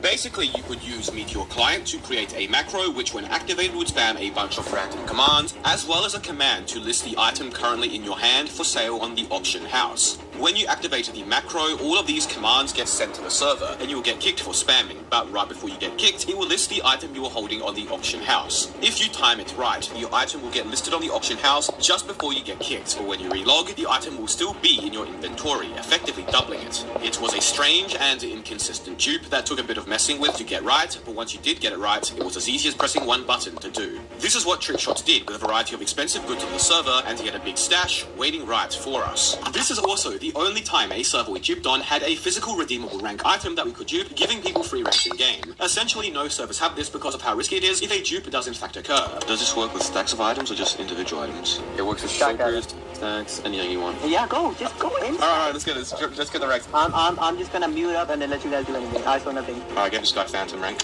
These two guys can have Phantom ranks. Best noob, he can have a Phantom rank. He's been a good noob. Now, the thing with this crate is besides the many OP items you can get, one of the rewards is the top donator rank, the Phantom rank, which costs $70 US. Wait, people are realizing, I think. People are realizing in the chat. Yeah, no. Everyone knows. Just take these crates and have fun. Because you can get the top rank as an actual physical item from the crate, once Trickshots had duped enough crate keys, he could spam open them until he got a rank voucher, which he could then dupe as well. One single stack of these redeemable Phantom ranks is worth $4,480 US, and we had multiple shulkers full of them. These are the crates, go. Oh my god, the crate keys. Oh, the Santa ones. I'm gonna get the Santa ones. Oh, these are like $5.50 each. A single key here also cost $5.50, so a hefty amount of real-life money is being duped. Oh, this guy looking for loot boxes. He has a rank, my friend. 2 ranks. Take Oh my god, a Bedrock kid's cheating. What's happening at spawn, everyone? Spawn. Chuck it to him. There you go. Outlight. We've doubled the number of Phantom players online already. I mean, I gave away like a couple stacks. Keep in mind that before we started distributing, less than a quarter of the players online the server had the Phantom rank. Look at this guy. Are you giving away Santa crates? Come to the buy shop near spawn. I'll give you some. I just gave this guy a rank. He instantly redeemed it for Phantom. There's no more admin. The entire spawn is made up of Phantom players. They cleared me. Oh, they cleared you? Yep, they cleared me. Oh, hang on. I gave it to some other players. I'm just dropping stacks quickly now. I want to get them out. Oh, dropping a bunch here. Dropping a bunch. Drop some Phantom ranks as well. Why not? Yo, drop some to me while I got cleared. There's so many people opening crates right now. Yeah, no, they cleared everyone. Go back to the dude place. I haven't been cleared yet. Are you sure? So cleared is on. Oh, yeah, there's a you all up. I get him, go to spawn. Did you get some? Yeah, I did. 3 stacks. Alright, let's go. Like thousands of dollars in my inventory right now. Let's back up some ranks. Weird stuff was happening. In the chat, people were saying they got falsely banned due to picking up the duped items. Some people's inventories and items got cleared, and it seemed like the auction house and some other commands had been suddenly disabled. Oh no, I've been cleared. I got cleared. Wait. I just dropped the last few stacks of Santa keys. I got cleared. Players in Discord were mentioning they actually bought some crate keys legitimately for real money, which got cleared, and other players were doing giveaways for the duped goods. Oh, hang on. I think I shut the server down. Oh, yup. Oh no, I got banned. It all happened so quickly, and before we knew it, we were banned. But that wouldn't put a stop to us. Be sure to subscribe, by the way. I've got more videos planned like this, and you don't want to miss them. No pressure, of course. They disabled AH. They disabled AH, you're right, yeah. I'm back on, by the way, if you want to TP me and get some more keys. Some guy with like the $70 Phantom rank is asking what the rank does. That's how you know that's not meant to have it. Someone asked why they have rank vouchers on them. Oh my god, there's so many people here at the community chest. Oh, okay, more Santa keys. Okay, I set my home. This guy half a stack. There you go, my friend. Enjoy your Santa keys. Oh, there's so many people at the community chest. They're all looking at it, waiting for people to put stuff in. Ready? Quick draw. Yeah, bang, get it. Oh, it's gone. Oh, this is funny. Whoa, all the free keys. Take that, Santa keys. Oh wait, the manager's right here. The manager's right here watching. There we go. Enjoy it, my friend. I just gave the manager a stack. Is he just opening? He's opening crates right now. He's right there. Whoa, there we go. Yeah, this guy's AFK. Inconspicuous. I think he's onto me. Oh, he cleared me. Sorry, there was like 2 or 3 stacks left. You messaged me, can you please tell me how you do with auction house? So you only tell him if he removes all the crates from the server. So, the admin followed me around, saw me give him and other people duped crate keys, opened some of the duped crate keys, then cleared my inventory a few minutes later, and then banned some random guy on Discord. People are selling the vouchers, they've got so many. Like I said, that's why they disabled AH, huh? There you go, take that. Chop the manager more. Give it back to the community. Giving back to the community. Oh, this guy looks like he's going through tough times, only 9 hearts. I'll give him a bit of a hand. I'm just going to rain. I'm going to stand right in front of the manager and just rain keys. Here you go, Mr. Manager. Enjoy the keys. Oh, he cleared the last half a stack. Oh, I think I got banned. Oh, wait, no. Oh, they shut the server down. Yeah. Oh, dude, they both shut down. Simple Survival was turned off as well. How did we shut the other one down? We didn't even go on there. F you, the developer. Wait, guys, a bunch of people got banned. Let me explain to you what happened. Anyone that picked up the items got permanently banned. Yeah, no, there's a guy who said I spent money on this game, I'm perma-banned. Lots of people are straight up quitting. Docs the duper. Oh, look, dude, go to the suggestions channel. The people start suggesting to ban you.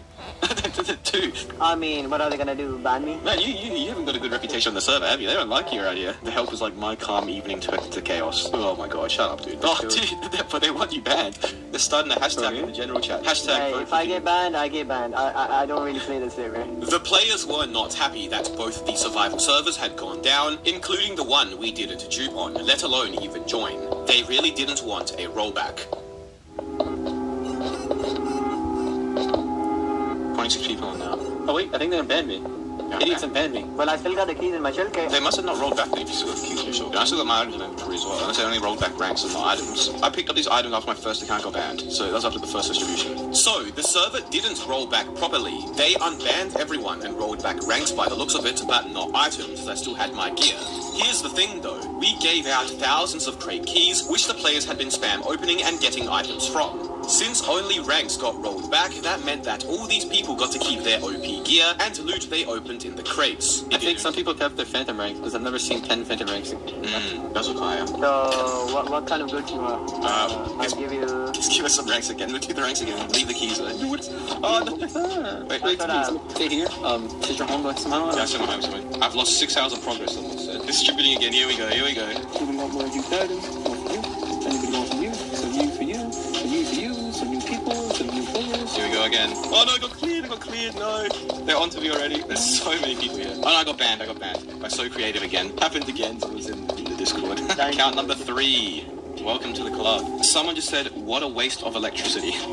I got IP banned. My old account with this stuff got IP banned. Oh crap, I don't think there's no more items left then. Okay, I'm on the server. I just see my IP and it works. Yo, TP ASAP. Please tell me it's not like cleared, bro. It's not cleared. Oh no way, we're gonna do it again. Oh my god, all the crate keys again. Oh, this is too funny. I'm just dropping keys like crazy. And that's just the helper. I just love how like most of the server right now is just hovering around the Santa crates. Do you have more? Yeah, hang on, let me keep time and take it. Maybe back to the community chest again. Your community chest is like the biggest thing ever. Oh, they snatched up really quick. They cleared me. Oh, they cleared you already? Rip this SMP, people are saying. This is the first server to come to. The first dupe of the server. And this server has been out for 8 months. We're raining keys. $5.50 keys. Oh, they banned me. Oh, they banned you? Okay, I'm gonna chuck these up then. Yep, chuck them out as much as you can. They're gonna get to you. Okay, we're gonna spawn for the last time probably. A bunch of keys. Alright. I really just gave up on like doing it. Fun fact, I'm the dev right now, pretty much. They're asking me what to do, when to roll it back, what to do. They don't even know what to do. They're asking me. And the last key, gone. I'm guessing my King of Dumb Noobs account is IP banned, could be. So I have to been banned. Hilariously, I still haven't been banned yet. Should I log on with my main account now? I just got banned right away. I got banned under 5 seconds after I joined my main account. That's quite interesting, actually. So they've whitelisted their lives to SMP, so you can't join it now, but they've allowed the players to online. He's whitelisted me. Oh, they kicked a lot of people, yeah. Everyone's getting kicked now. But that's the second time now. Yeah, it's 0 players again. So this whole ordeal has been extremely funny. After a few hours of downtime, supposedly all duped items were removed, but items which people obtained legitimately at the time might have been lost, like the people who actually paid money for keys and then complained they were cleared. I'm pretty sure that any items players got from opening the crates with our duped keys remained as well. After being banned multiple times on different accounts and duping again after the server had first closed and rolled back, I still didn't end up getting banned. And who knows who ended up being false banned. Honestly, not too much to add to this video. I uploaded it over a year after I recorded it because I forgot it happened since it was so random and out of the blue. Wildwood SMP still exists today and is still very successful with its gambling crates, so nothing really accomplished unfortunately. If anything, this video should demonstrate that the only ones who can really enact real change to Minecraft multiplayer and get harmful gambling outlawed is Mojang themselves. Sometimes having 300 ping on a Minecraft server works quite well in your favor, when you need to dupe about $5 trillion to inflate a server's economy by 4.9 million%, which potentially led to it shutting down, and the only way to do so is to use an almost frame-perfect dupe exploit. Having a bit of lag actually seems to help quite a bit. In fact, in this duping situation where it was almost impossible to dupe unless you were lagging significantly, a dupe of which I was the only one who could pull off, oh boy, did it go well. How the f*** do you guys boot up 2 Minecrafts at the same time? Bro, what? This was the first time I ever met a Z-Man, and also the first time I ever did a video with him. And he was not joking when he asked how to open 2 Minecraft instances at the same time either. He was a complete Minecraft noob at the time. Honestly, he's not much better now.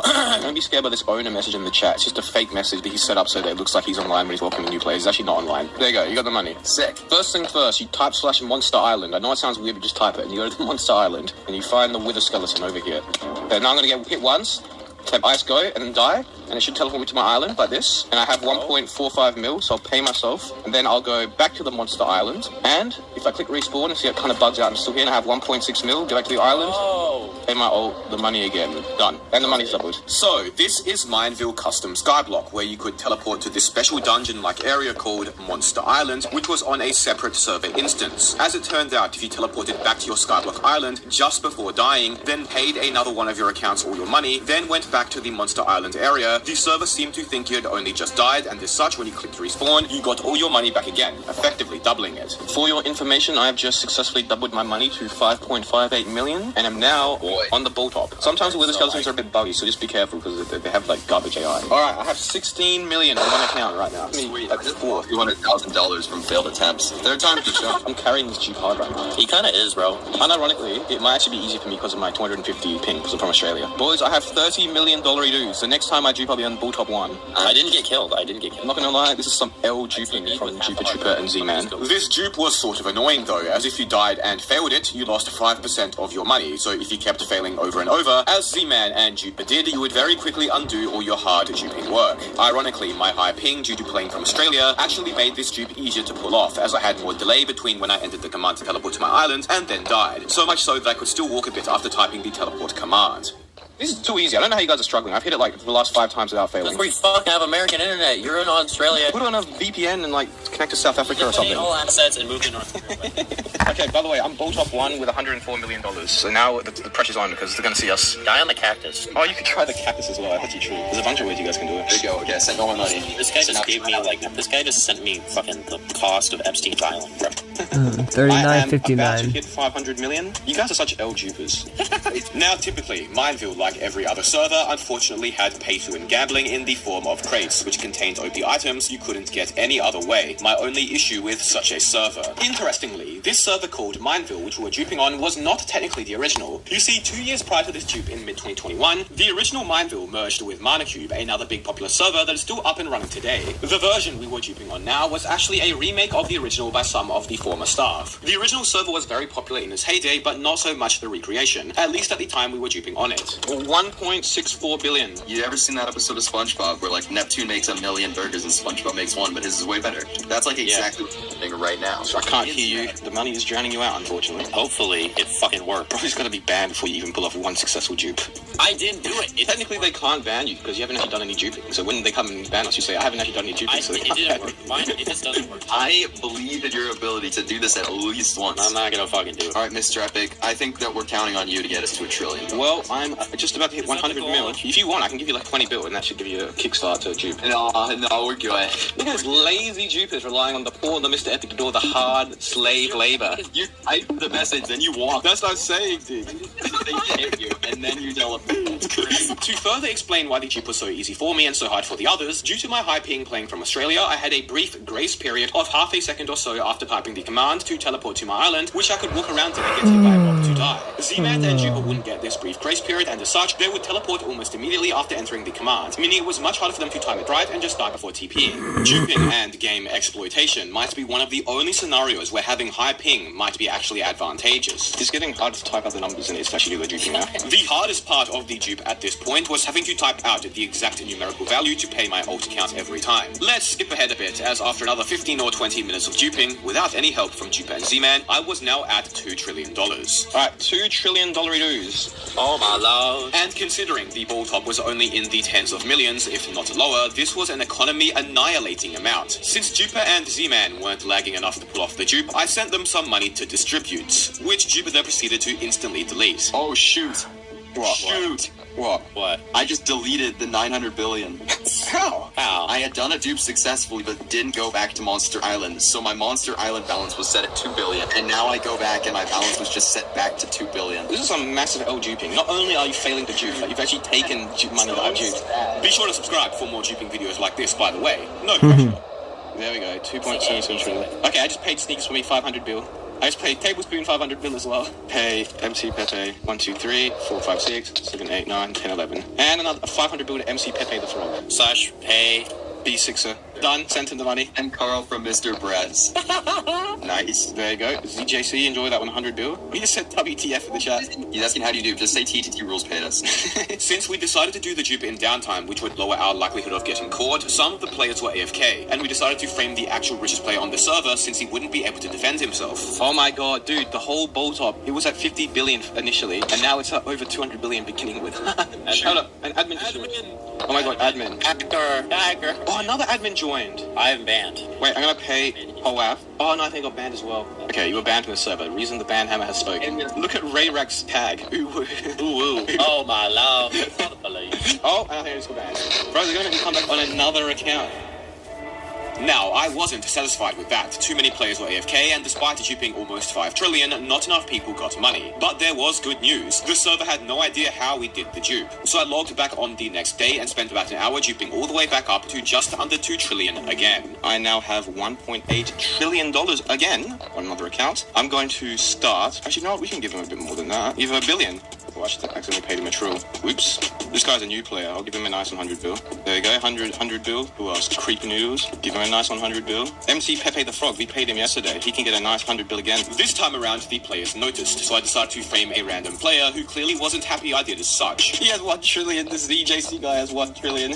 Even more funny was the fact that he was a new player who had only been playing for about 10 minutes. Oh, people are actually upgrading their island this time. On the other hand, some players just didn't care and tried to which I happily did.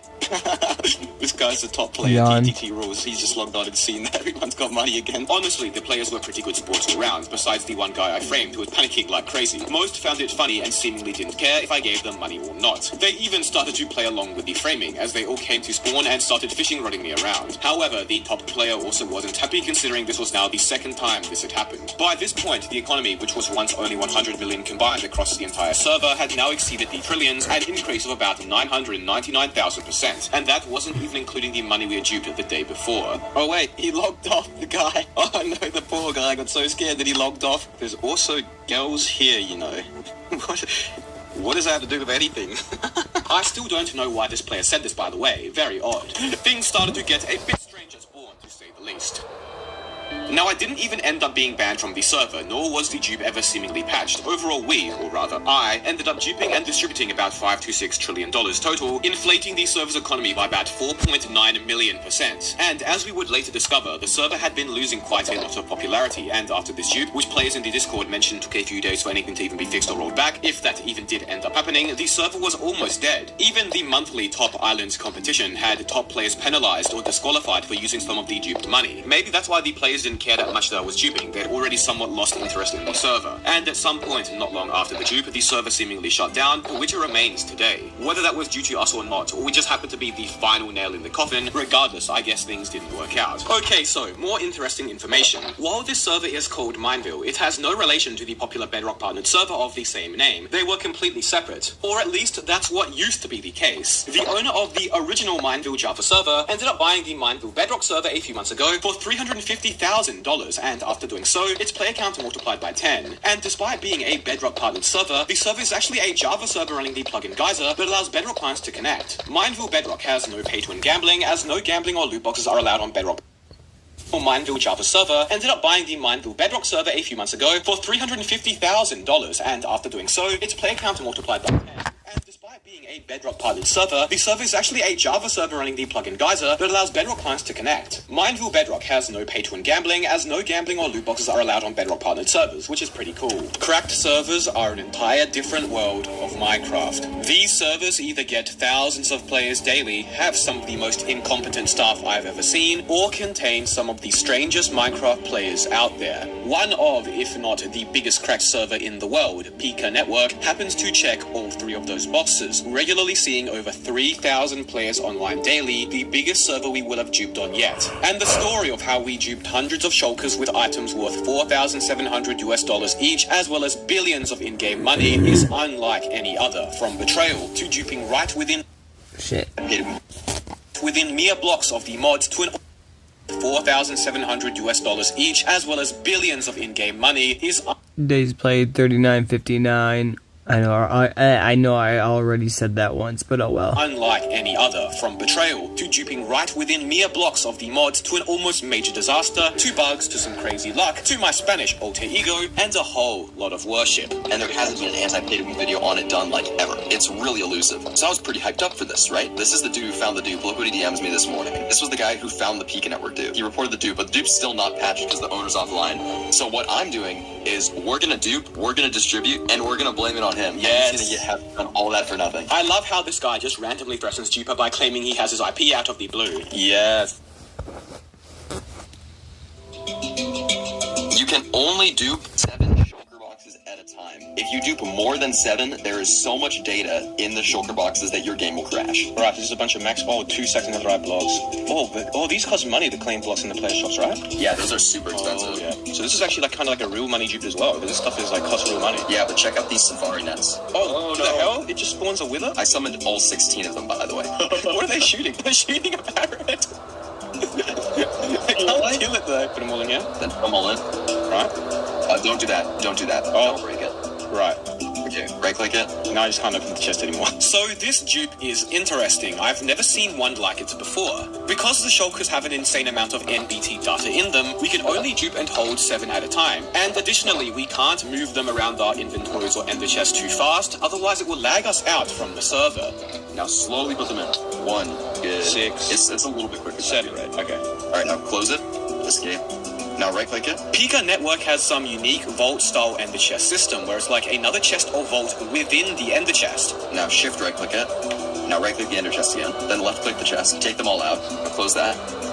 And type anything in the chat.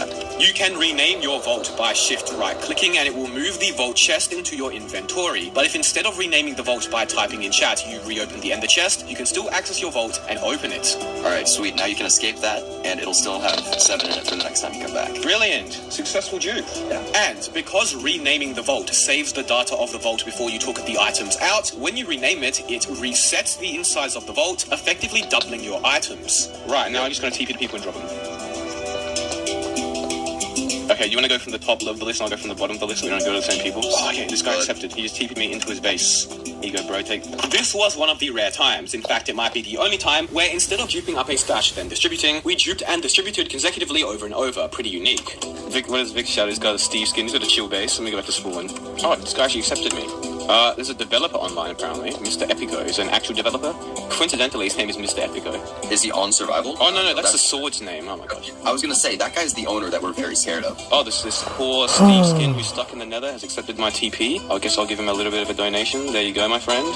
Enjoy the shulkers. I just gave him 7 shulker boxes of things and now he's asking for food, please. What's very unique about crack servers is that the players are all very innocent and oblivious. They let you TP right into their base, they always act very nice, which makes distributing easier than it would be normally. They're so, you know what the funny thing is? They're so friendly compared to the average SMP player. They accept TPs. Here you go, bro. You know what? Because you're so kind, take these shulker boxes. Oh, 2 of these guys accepted my TP at the same time. That's who's going to be lucky enough to get my special shulker boxes. End Drip Pro in his nice underground base here. End Drip Pro is great. He's very happy about it. I reckon he's very eager. He's anticipating my arrival, clearly. Oh, he's put the armor straight on. He's elated. He's more than happy about it. He's elated. Cracked servers are by far my favorite servers to dupe on, and this video here is actually my personal favorite duping video. Because the players are quite young and the servers are a bit scuffed, cracked servers like Pika Network really remind me of servers I used to play in the early 2010s. They are super nostalgic. The players are all very funny too, because they have no idea what's going on. They probably don't even know what a dupe is. And because the way this unique dupe worked, rather than dupe and distribute separately as we normally do, this dupe allowed us to change our approach by duping, distributing, then duping and distributing again, and so on, lowering the likelihood of us being caught. He wants to give me something. Oh my god, he's so nice. Oh, this guy's so nice. Now, in general, the pay-to-win mechanics on Pika Network are pretty much fine and aren't predatory, but like every other server that exists today, they Okay. He's elated. He's more than happy about it. He's elated. Cracked servers are by far my favorite servers to dupe on, and this video here is actually my personal favorite duping video. Because the players are quite young and the servers are a bit scuffed, cracked servers like Pika Network really remind me of servers I used to play in the early 2010s. They are super nostalgic. The players are all very funny too, because they have no idea what's going on. They probably don't even know what a dupe is. And because the way this unique dupe worked, rather than dupe and distribute separately as we normally do, this dupe allowed us to change our approach by duping, distributing, then duping and distributing again, and so on, lowering the likelihood of us being caught. He wants to give me something. Oh my god, he's so nice. Oh, this guy's so nice. Now, in general, the pay-to-win mechanics on Pika Network are pretty much fine and aren't predatory, but like every other server that exists today, they do of course have a variety of crate and crate keys, therefore incorporating gambling mechanics on a server predominantly played on by 10 year... Oh wait, this is a cracked server. Sorry, I mean predominantly played on by 5 to 6 year olds. GW Sangatop has been waiting patiently. I want to give him his items because he offered to give me items now as well. Dude! This guy, did you give this guy dupe shulker boxes? Who? GW Sangatop? No, I don't think so. He's just teleported to me and he's offered to give me a dupe shulker box. Oh, shoot, then I might have. This guy's paying it back. I'm gonna give him even more because he's just such a friendly guy. Oh, it's a very nice little ocean base. Oh, it's a base above the ocean, yeah. Here you go, Justin. How's it going, my friend? Take these nice shulker boxes. You have a very nice base here. I'm gonna go to PvP and drop it to a bunch of people because you can't drop. Let's go to PvP and then die with them or something. Here, take one, bro. You take this, you take this, you take... Oh, no, don't kill him. I'm just trying to spread love and joy to the world. Where's this guy going? Yeah, catch one down there, bro. Now, each shulker contains a stack of 15,000 claim blocks, 960,000 claim blocks in total. They also have a stack of player shops for a total of 960. The claim blocks can only be obtained by donating or gambling with crates, and in order to get this many, you need to buy the top rank, which costs $93 38 times, costing a total of $3,550. Same for the player shops, which you need to buy the top rank roughly 13 times for a total of $1,200. Then, of course, there's the other items, including the maxed Prot 5 God Armor, worth 500 million in-game dollars apiece for 2 billion a set. There's a bunch of other rare tools and items in here that I couldn't even find the prices of, likely valued at over 10 billion in-game dollars combined. So in total, one of these shulkers has items that would cost you almost $5,000 to get, as well as items worth over 10 billion in-game dollars all up. And considering Gold Top was only in the tens or hundreds of millions, just one of these shulkers alone would utterly decimate the server's economy. Oh, and be sure to subscribe, by the way, for more duping videos like this in the future. No pressure, of course. Take the shulker. Get the shulker. You get that one. Don't kill me. I'm trying to donate you items. Yeah, there you go. Take that. Oh, yeah. Don't kill me. No. Oh my god, this guy. Bro, so many duped shulker box. That shulker is god. One of the times, plenty to go around. Come on. Where's MC Rolando? There he is. Airdrop you some. Airdropping MC Rolando some shulkers. They're jumping down to get them. They're all jumping down to get them. Mood, can I see the shulker? Alright, now people are starting to recognize what's going on. Yeah, alright guys, I've given these guys so many, they still want more. Talk about greed. Alright, I'm back. MC Rolando, there you go. He's been asking for one for a while. Oh, no, someone else just yoinked it from him. This guy must have the worst connection ever because he can't pick them up. Get it, come on! Yes, he got one! He got one! Bro duping, he said in the chat. Nah, bro, no one's duping here. No, bro. This is just Mr. Breast. Please, okay, now they're all asking for me. Look, take that, look, get it, quick! No, get it, look. No, don't kill him! We had distributed enough now that a few people were beginning to talk about it. But our distribution was limited by the fact that only a few people would accept our TPs, and even less were at the PvP zone, the only place in spawn where you could drop items. However, then we discovered something game-changing. You can do /gift? Oh, just gift far. Oh, bro. Jupiter, you don't even need to like go to them. You can just do /gift and then their username and send them the items. What? Yeah, but you know how quickly you can do this? I mean, you can just send it to every single person just at spawn. Justin is AHing the armor we've duped and given to him. This guy's a hustler. Only 5k as well. What a steal. Bro, MC Rolando keeps messaging me. Alright, this donator, I'm Ranta048, who can't accept my TP. Here you go, bro, take that. There you go, take one, bro. One for you, perfect. I'm gonna gift the user semi, Brett Lord, those are duped. Gift user semi, there you go, bro, enjoy that. I'll gift Carlos good guy as well, because he's just such a good guy. Oh my god, MC Rolando is still begging me for stuff. Jesus, how much you okay, gift MC Rolando. I don't expect no more messages after this. You got 3 shulkers, enjoy, bro. Mr. Epico, I'm gonna give him a gift as well. I'm just in the spirit of gifting right now. The developer, there you go, my friend, Mr. Epico. MC Rolando is like, you're the one that only gave me loots like this. That is just such a touching message. A lot of people found this message from MC Rolando very funny. This is some classic cracked server shenanigans that you won't see anywhere else. I'm touched to the core from MC Rolando. Who else can I give to? Give to Dark Demon, take that, bro. I'm gifting to Gregory the Fool. There's a mod on, dude. There's a mod on. IF Killer. Come on. We gift him. Gift the mod? Oh, you're gonna gift him something. Oh, of course I am. Dude, that's a one-way ticket to getting banned instantly. Merry Christmas. I'm an OG quitting.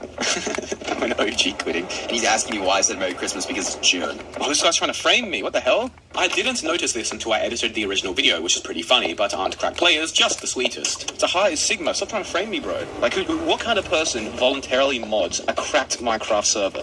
I don't know, an angry one? MC Rolando just sent me a bunch of empty shulker boxes. I'm not sure if that's a threat or if he's asking for more shulkers in a different kind of way. Why would it be a threat? I don't know, it's a bunch of empty grey shulker boxes. Like, all colors you could have chosen grey as well. He's explicitly telling me to go to the owner. See, he doesn't even want you to report now, he just banned you now. The mod talking about you in public chat, he just said, a dude really gifted me duped items and said I duped, and then said, VC me or I won't show you how to do it. Okay, I'm just sending a bunch of gifts, I don't even care. This mod is so incompetent that he's never going to catch me. He thinks that he's banned the dupe because you told him that he was trying to dupe, and that's it. I'm going to send this top donator to 4 shot and just try and get some attention. The mod's literally walking past me as I'm duping. Hello, Gaming 3. Oh, 2 of them. Ryan Borg here as well. This guy knows what he wants. Very nice, there you go. This guy said no more shulker. Why you're giving? Because I am nice and quitting the server. Okay, give all. Okay, now he wants some more. Alright, sure, buddy. Wow, I convinced this guy. Oh, hang on. I'm being exposed. He's not going to pick them up? This guy refused to pick them up. Really? Word had spread. Some players were refusing to pick up shulkers. Teleporting around 2 players' bases and doing some gifting, right while a moderator was online and completely aware that there was a functional dupe, mind you. After gifting the mod some duped shulkers earlier on and offering to show the mod how the dupe worked in a Discord call, Duper was just banned by the mod, who then just acted as if everything was fine from there on. Regardless, by this point I'd given out at least 100 to 200 shulker boxes, and players were aware that something might be afoot, mentioning my name in chat. Yet the mod did nothing, continuing to talk in chat with the server's regulars as if it were business as usual. It got to the point where some players were just coming up to me and asking me for more dupe shulkers or messaging me begging for more. Cracked servers are truly something else, I tell you. Odds. Only on cracked servers. Yeah, read one, take a gift, okay? Yeah, take... So I tell you. Odds. Only on cracked servers. I don't see what's going on. Or, cracked servers are truly something else, I tell you. Odds.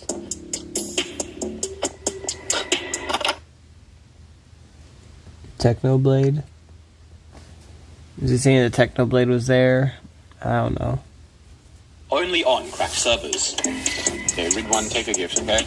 Yeah, take these 3. There you go, bro. Alright, fine, I'll give you 2 more, bro. Here you go. Oh my god, they're all asking for it now. There, you can have another one, bro. Okay, some of these guys were seriously greedy though. These shulkers were already worth thousands of dollars, and this guy's asking if I can gift him 10 more?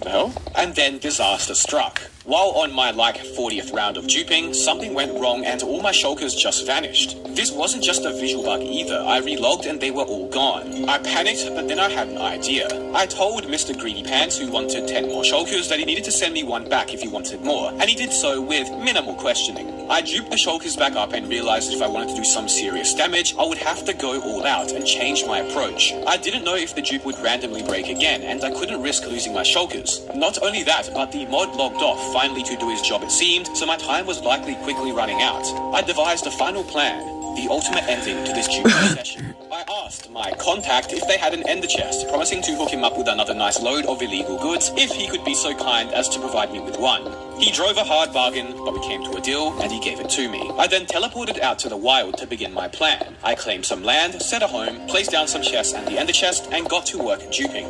This time I was going to dupe a full double chest worth of shulkers. It got laggy with all the data. In fact, my ping basically stayed at a consistent 1,000 throughout the process. But after a few minutes, it was done, and the stage was set for the final event. Now this is what I'm talking about.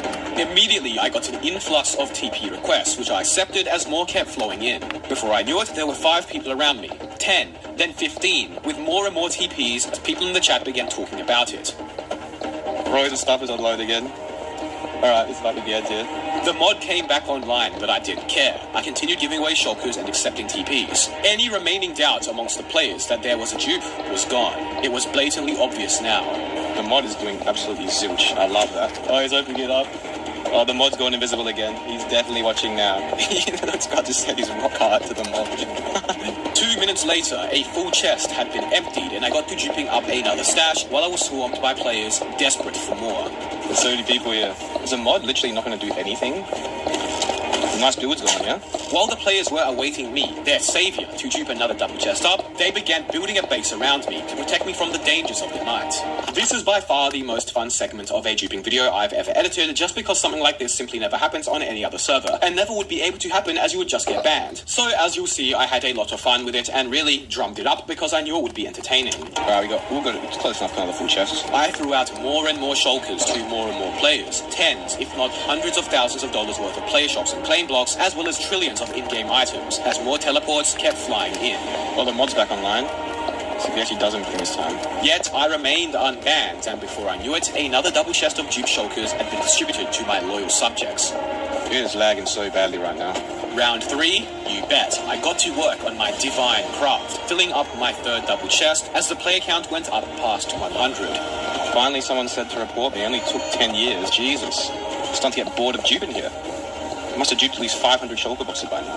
These guys are going to go and build a base over there. I would throw out a shulker box, and my devoted subjects, desperate for my vast treasures, would hastily rush over to try to obtain the riches. Nice community we're building around here, guys. Got a nice base going. A small community had begun forming around me as I shared my wealth with the commoners of the land. Alright, guess we go for round 4. They're not going to do anything, why not? That's how it is these days. It really is not going to do anything right. This is pretty funny. 122 online now. I stood above them all like their king, giving out my spoils of war. And before I knew it, a 3rd double chest of duped goods had been shared.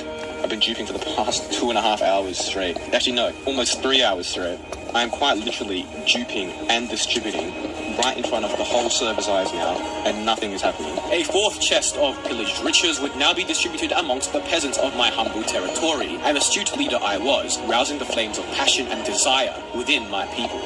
I don't know how long I'm going to have to keep doing this, but I'm actually going to have to leave soon, unironically. Let me get on my king's podium over here and drop some more items to all my peasants. Everyone up here, come on, up you come. There's one here, look, there you go, one over here. Okay, follow me around this way now, this way. There you go, another one, there you guys go. Bang, there you go. Follow the leader, everyone, follow the leader. Okay, this way. First on this block, there you go, someone's going to get that one. Bang, right there. Bang. Who's going to get that one first? Alright, let's go back to my little duping area over here. Today would forever go down in the history of my humble empire as the day God himself set foot. I just built something so stupid. On this mortal I wonder what it is. Plain, cleansing the desolate lands with wealth of immense quantities, the likes of which no other civilization had acquired before. I had ascended beyond mythhood, cementing myself as a celestial being amongst the... Oh! And there we go. Finally. Oh my god, it's been over 3 hours and I've done at least an hour of just duping in that one spot over and over. My alter ego has just banned myself. Okay, I might have gotten a bit too carried away there. Mr. Epic slain by Mr. Epico for duping. A valiant end to the Holy Crusade. Now, I had ended up duping for 3 hours by that point, handing out potentially thousands of shulker boxes with millions of dollars of claim blocks and player shops, and well into the trillions of I made something out of pistons that repeatedly smashes me. Pause. With Bolt-Up now well in the trillions of dollars, with most active survival players. Sounds like the sheep fucker 6000. Video, but I actually recorded this clip like 4 or 5 months after the dupe took place, and my account but hopefully not. Banned after the 90-day ban expired, but despite banning me for widespread duping, they didn't even clear my items, and I still had dupe shulkers on me. So they literally just banned me, and that was it. They didn't even attempt a rollback whatsoever. Possibly the worst dupe cleanup I've ever seen.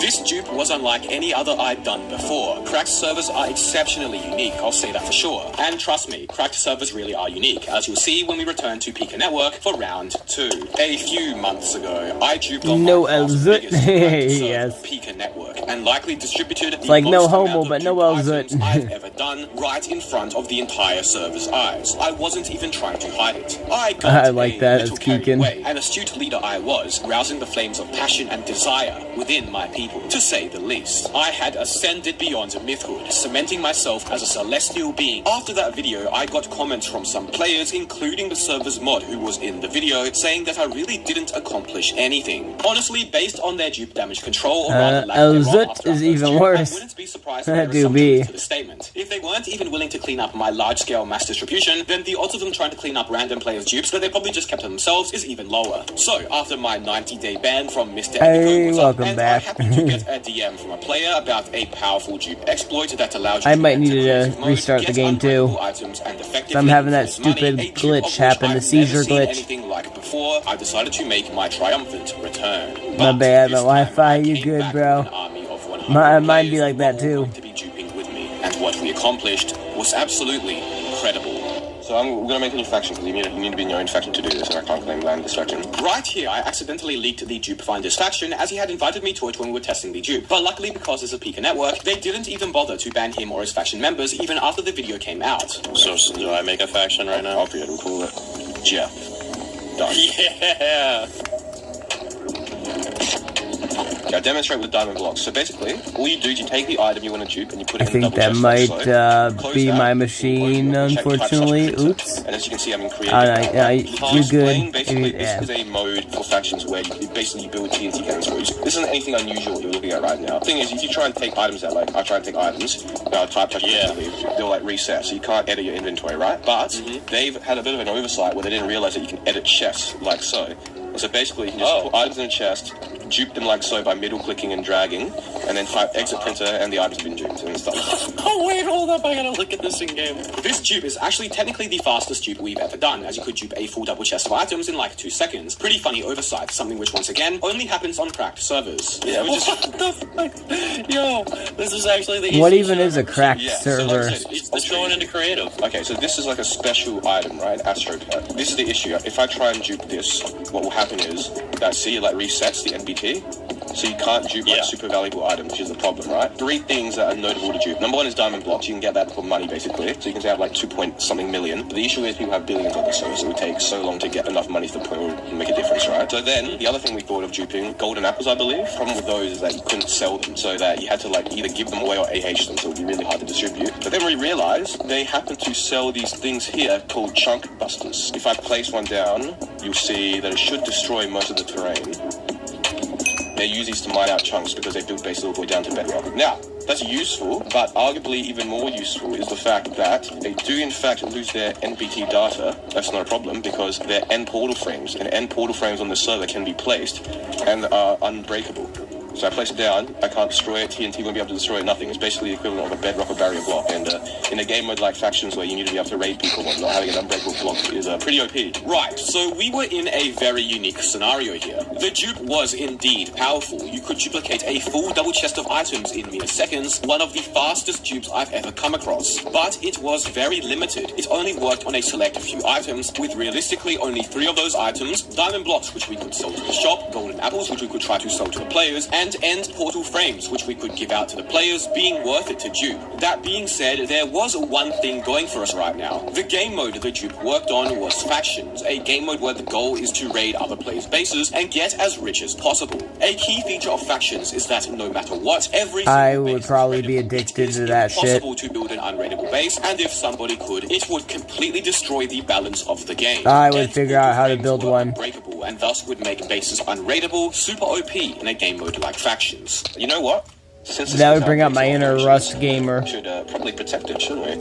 Oh, I'm gonna build a dirt house. By the way, I just misplaced a block, so that's there forever, technically. Oh, that's there forever. Oh, I accidentally misplaced one. Alright, that one's there forever. Which one? Oh, great. Oh, son of a bitch. We're rapidly running out of space here. We're gonna be careful with Oh my... Oh crap. Oh crap. Okay, that was pretty funny to watch. What? Just double misplaced there. Yeah, technically we actually have the only unraidable base on the server right now. It is unraidable. Alright, the base is done. Glorious. Let's bit of like natural light in, so you don't get too claustrophobic. So this is a double whammy. We can give out unbreakable blocks, and we could dupe money. Speaking Spanish, child. Alright, so the issue became that we didn't know how to actually use the dupe effectively. We went around the map looking for bases to make unraidable or players to give items to, but couldn't find any. You know what, let me TP to this. So give some portals. Here you go. El Diego. Gift El Diego some end portal unraidable base. There he goes. Almost nobody was accepting TPs because it's Factions. PvP is on, people don't trust you not to raid or kill them, and as such, most of the server was just ignoring us. We went around to various warps looking for players, bases, or just anyone, but we found nothing. Big ass cobblestone wall. I think it's supposed to be some sort of PvP thing, but no one's here. Well, no one can do anything because some factions, if you open F out, some factions just claim the whole area around the war zone and move to war. This is definitely not meant to happen, by the way. This is another classic scuff crack server moment. I didn't really explain it in the video, but essentially what happened is that a faction had built a giant cobblestone wall around one of the server's PvP warzone warps and had claimed all the land. That meant there was no way to even enter the wild from this warp or destroy the faction's walls, since you couldn't place or break blocks in their territory or in the protected warzone area. Yeah, okay, I just finished 17%, literally the whole server, over 40 people, and a single one even acknowledged it. We were about to give up when Z-Man had a fantastic idea. What if I started live streaming and I got the Zerg and we all started duping diamond blocks? I mean, you know what? Just start streaming with Mr. Epic. Guys, we're duping. Get on the server. We were about to summon an army. The original plan for this video was actually to go around to people's bases and place a bunch of endstone around them, making the bases unraidable in more of a trolling video style, but we simply couldn't find any players or bases to do so. Everyone, once you join the server, type /F space join and then Jeff to join our faction. And now we got a bunch of you missed it. We got like 10 people join the faction already. Everyone start duping diamond blocks. You guys know the method. Let me give you guys some chests. Z-Man,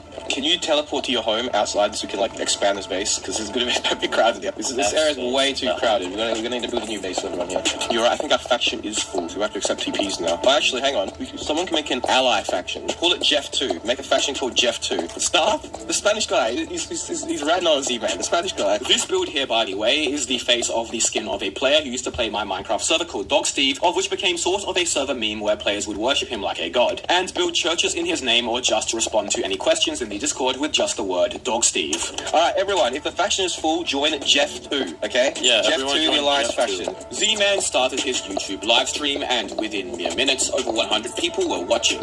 Very quickly, they began flooding into the server. Be sure to subscribe for more videos like this in the future, by the way. No pressure. Alright, if Jeff 2 fills up, we're going to need a Jeff 3, okay? So... Jeff 2's full. Jeff 2's full. No, we gotta make a Jeff 3. Oh, wait, hold on. /F space create Jeff 3. Everyone, if Jeff 1 and 2 are full, join Jeff 3. Join Jeff 3. Join Jeff 3. The plan was to... This reminds me of fucking... of gaming back in the day. We would have our main alliance or whatever. Let's say, Just Game Enjoys the main alliance. And then we would have that alliance would be, I don't know, a fucking silver alliance, or let's say a crystal alliance, like the Supermine is crystal, but it's the main alliance. But you want to have more than one Supermine, so you have Just Game 1. Oh, well, Just Game 1 is a silver alliance, so now your Supermine is a silver one, so you have a silver and a crystal alliance. But you need wood too, so you make Just Game 2. So now you have Just Game 2, Just Game 1, and Just Game Enjoy, but now you need more. You need a food, and you need an iron one, so you make Just Game 3 and Just Game 4. And now you have Just Game Enjoy, and you have Just Game 1, Just Game 2, Just Game 3, and Just Game 4. And that reminds me of that. The only difference is these guys are filling them up by using people in the stream. I was filling them up by basically using my own farm alliances or my own farm castles. Get all the hundreds of 3. Everyone, if Jeff 1 and 2 are full, join Jeff 3. Join Jeff 3. Join Jeff 3. The plan was to get all the hundreds of players to start duping and selling diamond blocks, and then at the end we would get all the players to pay us the money. Now, to be clear, I have zero issue with the standard pay-to-win ranks, perks, and mechanics on Kika Network, same as last time, but what I do very much dislike is the many crate and crate keys the server has, enabling real money pay-to-win gambling on a server predominantly played on by kids. Once you finish duping, take the items out the chest, use /sell to sell them, and then everyone we're going to accumulate as much money as we can to try and destroy the server economy, alright? Someone made Jeff 4, alright, if we need Jeff 4 there. People are duping up over here. Yeah, everyone dupe and sell, We need as much money as possible, guys. We've doubled the play count, otherwise, man. These chests aren't going to fill themselves, everyone, let's up the tempo, let's up the tempo here. Up the tempo. We gotta, here, let me do it. We gotta up the pace, boys. Yep, we're gonna up the tempo here, I'm gonna play some more chests as well. Everyone, we gotta go faster. A $20 Steam card. No, a $50 Steam card. The person who dupes the most. Dude, whoever dupes the most gets $50 on Steam. Each double chest of diamond blocks sold for about $725,000. The ball top was in the billions though. While by ourselves, me and Z-Man would never be able to get enough money from duping and selling diamond blocks alone to get on ball top. With the combined help of 100 players, all duping and selling as well, it was very much a possibility now. Everyone, dupe faster. We need to up the means of production here. How do I do? I explained it 6 times. Do I need to explain it again? Get a diamond block. You better shut that bell up. Jeff 2, please destroy that. As you can imagine, duping with 100 random players was always going to be extremely chaotic, and there were lots of parts of this recording that didn't make the final cut where I was just going around policing the players and kicking the trolls from the faction. But overall, honestly, I'd say about 90% of the players were cooperative, which was actually much higher than I expected. Oh, the money is rolling in. Okay, guys, these are rookie numbers though. We need to get to the billions, guys. We need at least 1 double chest sold every 10 seconds. Someone's got... What the hell is going on here? Someone's got like a automatic creeper spawner? What the hell is this? What is going on here? Okay, I'll fix that. Someone set up an observer loop. Bonus MC. No. Okay, no. We don't need creepers. Alright, I'm at 55 mil now. Nice. We're getting a lot of money. Alright, I'm almost at 100 mil. Nice. Jeff 3 is full. Okay, we need a Jeff 4. Okay, Jeff 4 is now open. Everyone, if the other Jeffs are full, join Jeff 4. Jeff 4 is open for business. Wait, did the service go down? I don't think so. Wait, the whole thing's frozen for me. Someone just said lag in the chat. It definitely lagged. Oh, hang on, I think it's coming back. It's back. I just sent you 117 million. Oh my god, I'm seeing it on the chat. Oh my god. Oh my god. Running it up. Run it up. I have 200 million. You need to sell these diamond blocks. Whoa. Who's griefing? There's someone griefing. But obviously, the one downside with having so many people duping is that some will troll and grief. The vast majority of the Jeff army was good though, and we were rapidly gaining money. After about 20 minutes, we had already duped well over $200 million. Okay, making a bunch of chests for you guys. You have plenty of space to dupe. Oh my god, I turned my sound back on, that guy's still hammering the stupid bell. If you're not duping, you're fucking fired. When I wasn't running around shouting orders at the Jeff Faction Alliance, I decided I would also dupe a bit of an insurance policy. Since, like the last Pika Network video, our dupe wasn't done in secret, but right out in the open. I mean, this time around we legitimately had over half the server duping with us. I was worried we were going to get caught and banned before we would get to distribute. I actually forgot how crazy fast this dupe was. You could actually set up multiple double chests with 1 stack of the item you wanted to dupe in them, and then go through each one and instantly dupe a full double chest. If you really wanted, you could legitimately dupe 100 odd double chests of items in a minute or 2. We've never had a dupe faster than that, I don't think. Gift Mr. Gamma, send that, done. Just gift TBR War. There we go. So I duped a bunch of end portal frames, more than enough to make an unraidable base and break the balance of the server, and used the gift command to send it to all the server's actual players. That freaking 10-year-old that we were trying to TP to before. The 10-year-old that we were trying to TP to before. Now, even if we were banned, the players who I gifted the end portal frames to would be able to use them to make unraidable bases and completely unbalance the server. Alright, I think I've gifted all the actual active players on the server end portal frames so they can just have whatever they want. Oh my god, it's becoming like a maze to navigate around. Have you seen Jeff 2? Jeff 2 is turning into a maze over here. Oh, You guys, Jeff 3s are like the most chess of anyone here. You guys are very efficient. Jeff 4 seems to be going pretty good as well. I don't know, Jeff 2 is falling into shambles here. OG Jeff is doing pretty well, but it seems like Jeff and Jeff 3 are the most efficient right now. Jeff 2 is too busy building random things. This was a very unique duping scenario because it was interesting to see what the players decided to do and build. I remember it sort of feeling similar to our place, like a collaborative art piece combined with a social experiment. In about 40 minutes, the Jeff Faction Alliance's land had become rather artistic. There was random crap everywhere, including a bunch of unbreakable end portal frames, Dog Steve arts, things I can't show on YouTube. Yes, trust me, there was quite a bit of that too, and we couldn't destroy it either as it was built out of unbreakable end portal frames, rather ironic. When going through the replays to record these cinematic clips, I had to use the power of video editing to hide them out of frame multiple times, and so much more. It was chaos. So much terrain is treacherous to navigate. How many viewers you got, by the way, man? 148. We're gonna run it up. Oh, the server's lagging. I don't know. I don't think I'm lagging. Okay, we might need a Jeff 5. Is there a reliable interview to make a Jeff 5, guys? What is this over here, bro? Yo, Epic. You gotta... Dude, Epic. They're building a fucking pyramid of diamond blocks. Look at all these diamond blocks. Guys, divert your efforts to things more useful. Someone please create Jeff 5. Thank you. What just happened? Uh-oh. Oh, I got banned. Bail the fuck out. I just got banned. Everyone, quick, pay me your money. Everyone pay Epic and leave. Everyone pay and leave. Everyone pay him. Everyone bail. Pay me your full amount of money. Quick. After about an hour of public duping, with 150 people watching and almost 100 on the server, the admins were alerted and Z-Man was banned. I don't think we're going to break a billion, Z-Man. I only have 630 million. Our time was cut short. As I would find out after, there were actually a few players who had duped 100 to 200 million on their own, but were banned before getting to pay me. So we likely did manage to dupe over 1 billion, technically. Now, I only had a limited amount of time to distribute the almost $800 million the Jeff Allegiance had collectively duped. Okay, pay that guy 10 million. Pay this guy 10 million.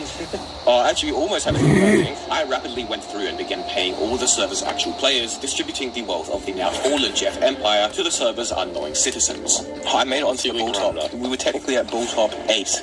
Yes, technically at bull top 8. Someone in the chat said they got banned too. Some of the Jeff Civilization's highest ranking and most intelligent members had duped almost 100 million alone. Oh, how the Empire could have prospered if our time ruling the lands was not cut so fatally short. Dude, apparently Magic Reaper had 250 mil and then he couldn't donate in time and got banned. Oh, damn. How did I not get banned then? I was giving out tens of millions to the server's players while the remnants of the Jeff Empire screamed their final battle cries, knowing their soon-to-be bans were on the horizon. I've already given most of it away, by the way. I only have 70 million left, so I've basically given it all away to the people who actually play on the server. Team Eclipse, give them 50 mil. The Jeff members are falling. A lot of us are getting banned. The real damage I think we did was when I gifted all those people end portal frames. Yeah, if that magic guy didn't get banned, you didn't get banned. We probably would have had a bill, yeah. We would have had $1 billion. This right here is Jeff 1, the OG Jeff. This is me and Z-Man's humble beginnings right here. We have a Jeff 2, which became very hazardous, unfortunately. We've got some Dog Steves, as per usual. Dog Steve! I'm in the Church of Dog Steve. And then we have Jeff 3. Jeff 3 was very prosperous, actually. Look at all the chests they got here. That was where I was. They were very efficient. Jeff 4, they're doing pretty well. They had a small little thing going. I think they're still duping. We have the honorable mention. The Diamond Pyramid. Look. The admin started to reboot. The reboot. The server is gone. Funny note about this I discovered after. Apparently this wasn't the server staff being proactive and taking the server down, but it was actually just the server's daily scheduled reboot. Only a few hours after the Jeff army made its mark on Pika Network, the faction's game mode went down, then rolled back 2 to 3 days in order to clear all of the duped money and all the duped end portal frames. The dupe was of course patched as well. Players were not happy, taking to the Discord to complain. Some even lost their entire bases due to the rollback. At least this time they actually rolled back and didn't let the duped items sit in their economy for months. I'd say that while the intellectually advanced forces of the Jeff civilization were unfortunately not able to complete their goal, success was in fact found. And that is that. Wow, that took a long time to make. Over 5,000 words of additional content. My longest video by far now, technically. If you made it this far, first of all, you are a true fan. Big shout out to you. But you Oh, only a 2 hour and 40 minute video is your biggest video ever? Shit, I got an 8 hour edited video up on mine. If I'm correct, it's 8 hours. And that was from the 42 hour live stream. That was pretty damn. But if you're not counting videos, you're just counting live streams, then I did it for 42 hours. But yeah, if you're counting videos, then just 8. But you also might have noticed that I didn't include many of the newer duping videos I've done, and the reason for that is honestly because this video already took way longer than expected. If you want to see another one of these with my later duping videos, be sure to leave a comment and let me know though. I hope you all enjoyed the video, be sure to subscribe. Thank you all so much for watching.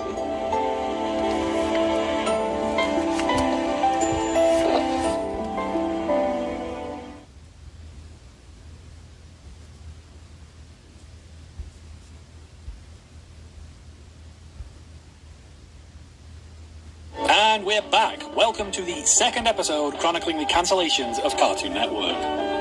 In the last video, we looked at all the CN shows that bit the dust between the 90s and 2000s, link in the description if you haven't watched it yet, and this time we'll be bringing things up to speed by covering all the shows which ended between January 2010 and present day. And just for clarity's sake, this video and the last one are covering any original or debuting show on Cartoon Network that ended for any reason. That way, I get to talk about more cartoons, and it covers shows that lie in that grey area, where there's not a lot of information on why it ended, or it's unclear whose decision that ultimately was. So let's not waste any time. Same rules apply for what's being counted as a CN show as the last video, so to go over those quickly, the show has to have had at least some new episodes debut on Cartoon Network, so no shows that only aired as reruns. This list is only going to take into account shows from Cartoon Network USA. So if a series only aired on an international version, but not the American channel, it won't count. However, international shows that debuted in the US on Cartoon Network do count, with the exception of anime. It's a whole different ballgame if we start including anime, so let's just not. This list is only counting shows from the main Cartoon Network block, so no affiliate stations like Boomerang or alternative blocks like Adult Swim. Boomerang was awesome. For something which didn't even need to be considered in the last video, streaming services. I like this content. I used to watch. I used to watch a bunch of this kind of stuff when I first started using YouTube. Nice. This new one that I turned on, or the last one? Some cartoons debuted simultaneously on CN and a streaming service like Max or Toonami's on-demand service. These can be trickier to classify because technically they're debuting on TV on Cartoon Network, even if they are available somewhere else slightly earlier. And some of them only aired a few episodes on Cartoon Network to promote their availability on other services, so were never really intended for CN to begin with. For these series, I've tried to take them case by case and include them where I feel they should count as CN shows and add as much context as I can. Just cartoon stuff in general. Same as the last video, nice. chapters will break down the shows year by year, and there'll be annotations to point out if they're CN originals, syndicated shows, acquisitions, international series, live action, etc, etc. And again, apologies for any mistakes in advance. I've tried to do my best with the info online, but some of these shows are really obscure, and there's hardly any information at all for some of them, so yeah, sorry for any mistakes. And with that, let's just get into it. Join me as we explore the second episode of the history of Cartoon Network cancellations. The Secret Saturdays. Final episode premiere date, 30th of January 2010. The Secret Saturdays on Cartoon Network. The first Cartoon Network show to end in the 2010s, The Secret Saturdays was an action... Okay, Secret Saturdays was fucking amazing when I was a kid. I don't care what anyone says. Secret Saturdays was awesome. I wanna, yeah.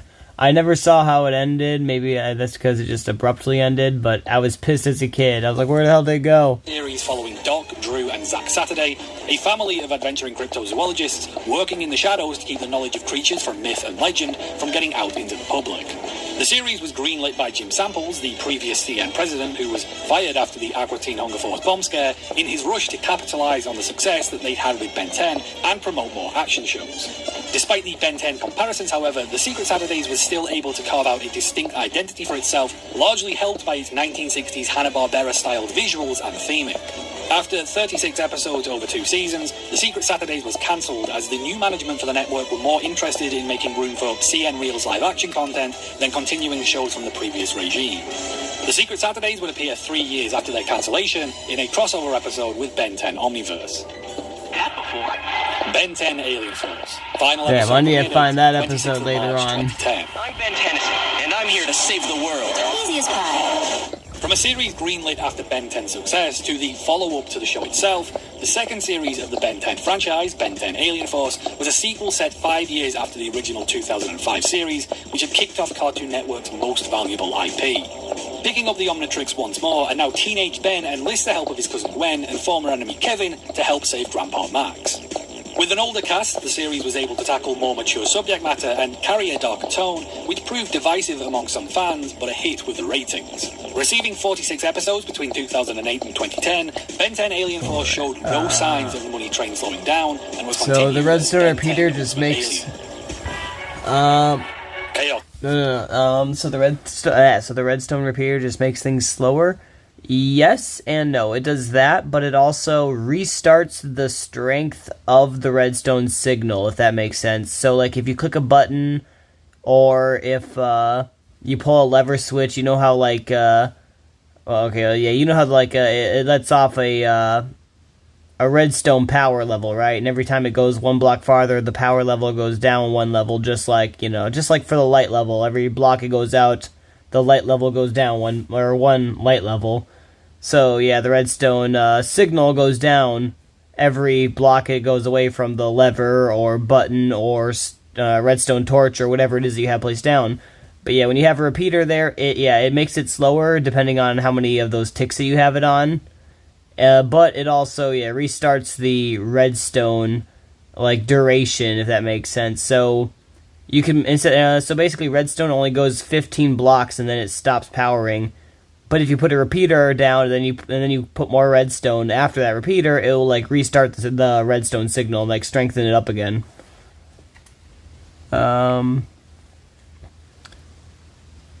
Why do they call it a repeater if the comparator does the repeating? Oh. The comparator has always been a weird one for me. If I'm being honest with you, I don't. The comparator is witchcraft. So it can be infinite. Yippers. Makes sense, thanks. Yeah. I don't know how that fucking comparator works. People be like, it's easy. It's like, no, it's not. And there's nothing easy to understand about that thing. It is just pure, the only thing that's easy to understand about it is it's witchcraft. That's easy to understand. Chaotic. Final. Ben 10 Alien Force showed no signs of the money train slowing down and was continued as Ben 10 Ultimate Alien. Chaotic. Final episode premiere date, 8th of May 2010. Hey, Chaotic was good too. Until researching these shows, I thought that this show and Gormiti were the same thing, but no, it turns out Chaotic I don't know what Garmiti is, but I know what Chaotic was. That was good back in the day. is a show on its own. Its production lives up to its own name. Based on a Danish online trading card game, Chaotic originally aired new episodes on 4Kids until midway through its second season when new episodes began to premiere on Cartoon Network. The series was about kids who could enter the world of the game. Chaotic's first season was animated in Canada, with Land Before Brain Rot, right? That's facts. I thought you were going to say Land Before Time, but yes. Land Before Brain Rot is facts. Only the Korean animated series ever aired on Cartoon Network. A series of lawsuits between 4Kids and the original Danish owners resulted in the entire franchise essentially being prematurely shelved, resulting in the show's third season ending before reaching its conclusion. Despite this, Chaotic's owner Brian Gannon remains hopeful in seeing the series one day getting a proper ending. All currently existing episodes of Chaotic are available to watch for free on YouTube. Oh, nice. Wedgies. Final episode premiere date, 28th of May 2010. Wedgies was a series of mixed media short films that aired between 2007 and 2010. Yeah, I remember these. Some of the standout shorts featured Nacho Chip. The Talented Mr. Bixby, about a temp worker who finds himself way over his head at every job he finds. The Bremen Avenue Experience. Be right back. I'm get some tea for my throat. Heck yeah, good sir. Anthropomorphic animals. And Angry Pig, which was just a guy in a pig costume attacking people for eating pork and pork byproducts. Literally the same joke every episode. And for me, that's peak TV right there. Wedgies is most significant for marking the first appearance of Flapjack on Cartoon Network. Oh, Flapjack was amazing. Show, which has since become lost media. Wedgies what? Stopped airing in 2010, just as Cartoon Flapjack Network was the shit. Short interstitial content. Just like Chowder. Totally Spies. Final episode premiere date, 1st of June 2010. Totally Spies. High school was never like this. Some people in the previous video were pointing out that I'd forgotten Totally Spies, and the joke's on me, actually, because I did forget. But now that I've actually looked into it, thanks to a technicality, I can legitimately include it in this episode. So, Totally Spies was a French action comedy series from David Michel and Vincent Chavon-Damascene, which ran originally from 2001 to 2008. However, and here's the technicality, the US airing of the show on Cartoon Network lagged behind the French broadcast by 2 years. So technically, CN was still debuting new episodes into Fuck June this 2010, game and its lag. and thus its placement here on the list. Though the series was French and later pulled in production from Canada for seasons 3 to 5, it was set in Beverly Hills and produced with both French and English voice tracks. The show was inspired by the movie Clueless, and the original 1970s Charlie's Angels series took visual cues from anime and manga and struck gold when the 2000 reboot of Charlie's Angels became a hit, leading to network executives suddenly becoming more interested in funding the show. Following Sam, Clover, and Alex, a trio of teenage secret agents, the show balanced its humor, largely based around spy movie references and stereotypes of American teenage girls, with action-packed missions taking down villainous criminals, all under the guidance of the director, Jerry. Given the show's longevity, it's apparent that it was a success on both sides of the Atlantic, leading to its creators making a number of other shows with their signature anime-inspired style, some of which also aired on Cartoon Network. The success also led to an enduring fandom and cultural impact that exists to this day. However, as much as the show is remembered fondly by those who grew up watching it, it's also kind of infamous for being the poster child of cartoons where the writers were just blatantly inserting their fetishes wherever they could. Like, I don't know how half of this stuff got past censorship. Totally Spies technically aired its first season in the US on Fox Family, which then became ABC Family, but seasons 2 through 5 debuted on Cartoon Network, though some season 4 episodes were never broadcast. The show ended production after season 5, as the creators were now working on so many other projects, and they felt they'd gotten all they could from Totally Spies, concluding with an origin story movie based around the girls' first mission. However, after a number of years, a 6th season was announced, though this season has never aired on Cartoon Network, instead premiering on Universal Kids in 2019. Another hiatus followed until season 7 was announced, finally returning to Cartoon Network with new episodes in 2025, after 15 years. Which I guess still makes Totally Spies a current Cartoon Network show. So, should it even be on this list? 16. Final episode premiere date. Total Drama Island. And 16 was awesome too. Bro, all these fucking awesome gemstones from back in the day. Holy fuck, it was 2010 was back when 16 was. Holy fuck. That was 15 fucking years ago. Oh my gosh, bro, in a few months 16 will be 16 years old. What the fuck? On June 21st of 2026. Right here on Cartoon Network. Originally airing on Teletoon in Canada, 16's first season debuted in the US on Nickelodeon before going off air in the States. 2 years later, the show would be brought back on Cartoon Network, this time featuring episodes from all 4 seasons, but not showing them in any kind of recognizable order, and simply missing out large numbers of episodes because they covered slightly risque material that wouldn't get past US censors. Bitch-ass, cocksucking, faggot-ass, US censored, twat rocket fucks. As for the show itself, you can probably guess from the title that 16 was a show about 16-year-olds. A sort of slice-of-life comedy about a clique of mole rat friends, the series covered all the topics you'd expect, from complaining about life and parents to first experiences with romance and freedom. Cartoon Network aired the final episode in 2010, which provided a proper conclusion to the series, with one of the main characters, Nikki, moving away.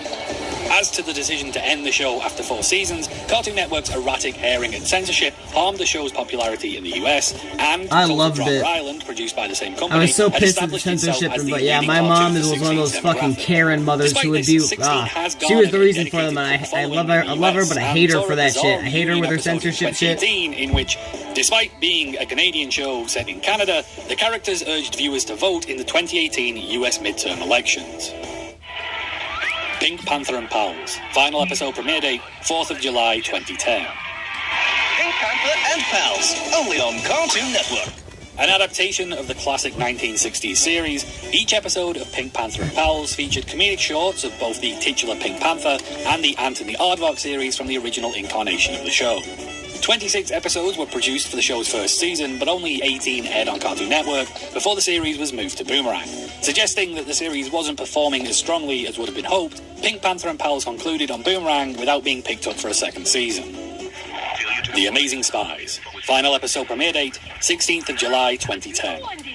Totally Spies and the Amazing Spies. Weekdays on Cartoon Pink Network. Panther was good too. A spin-off to the popular Canadian-French action, comedy, fetish series Totally Spies, The Amazing Spies was centered around younger agents who had been inducted into WHOOP to become international spies. Even with Totally Spies creators David Michel and Vincent Chalvan Demarce being behind The Amazing Spies, it failed to reach the popularity of the original series in the US, and Cartoon Network only aired 36 of the 52 episodes created.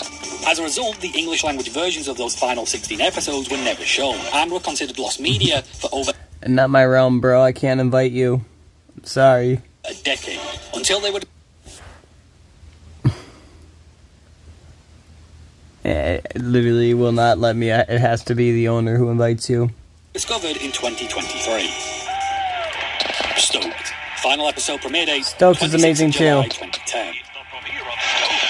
Thursday at 8:30. I'm gonna fucking kill myself. Continuing the streak of quickly cancelled acquired series, Stoked was a Canadian show about a group of teenage surfers looking to enjoy the summer of their lives by working at a famous surf resort, only to discover that the job isn't all it's cracked up to be. As you could probably tell from the art style, Stoked was another product of Fresh TV, the creators of 16 and Coke Island, and the show unfortunately shared a similar fate to the former.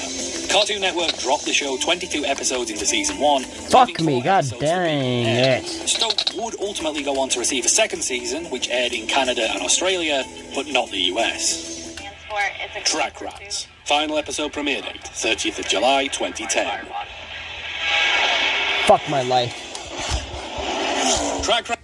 Oh my god, this fucking cock-sucking, fucking worthless piece of cock fucking sucking shithole. Holy fuck, it's gonna piss me off.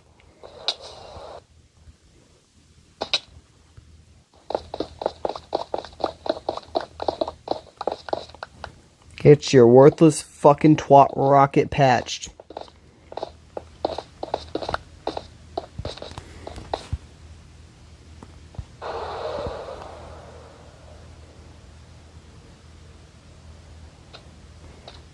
Thank you. Fuck. Is he online? No. He's asleep right now. It's 1 in the morning. It's this guy, if you want to add him. Scooties.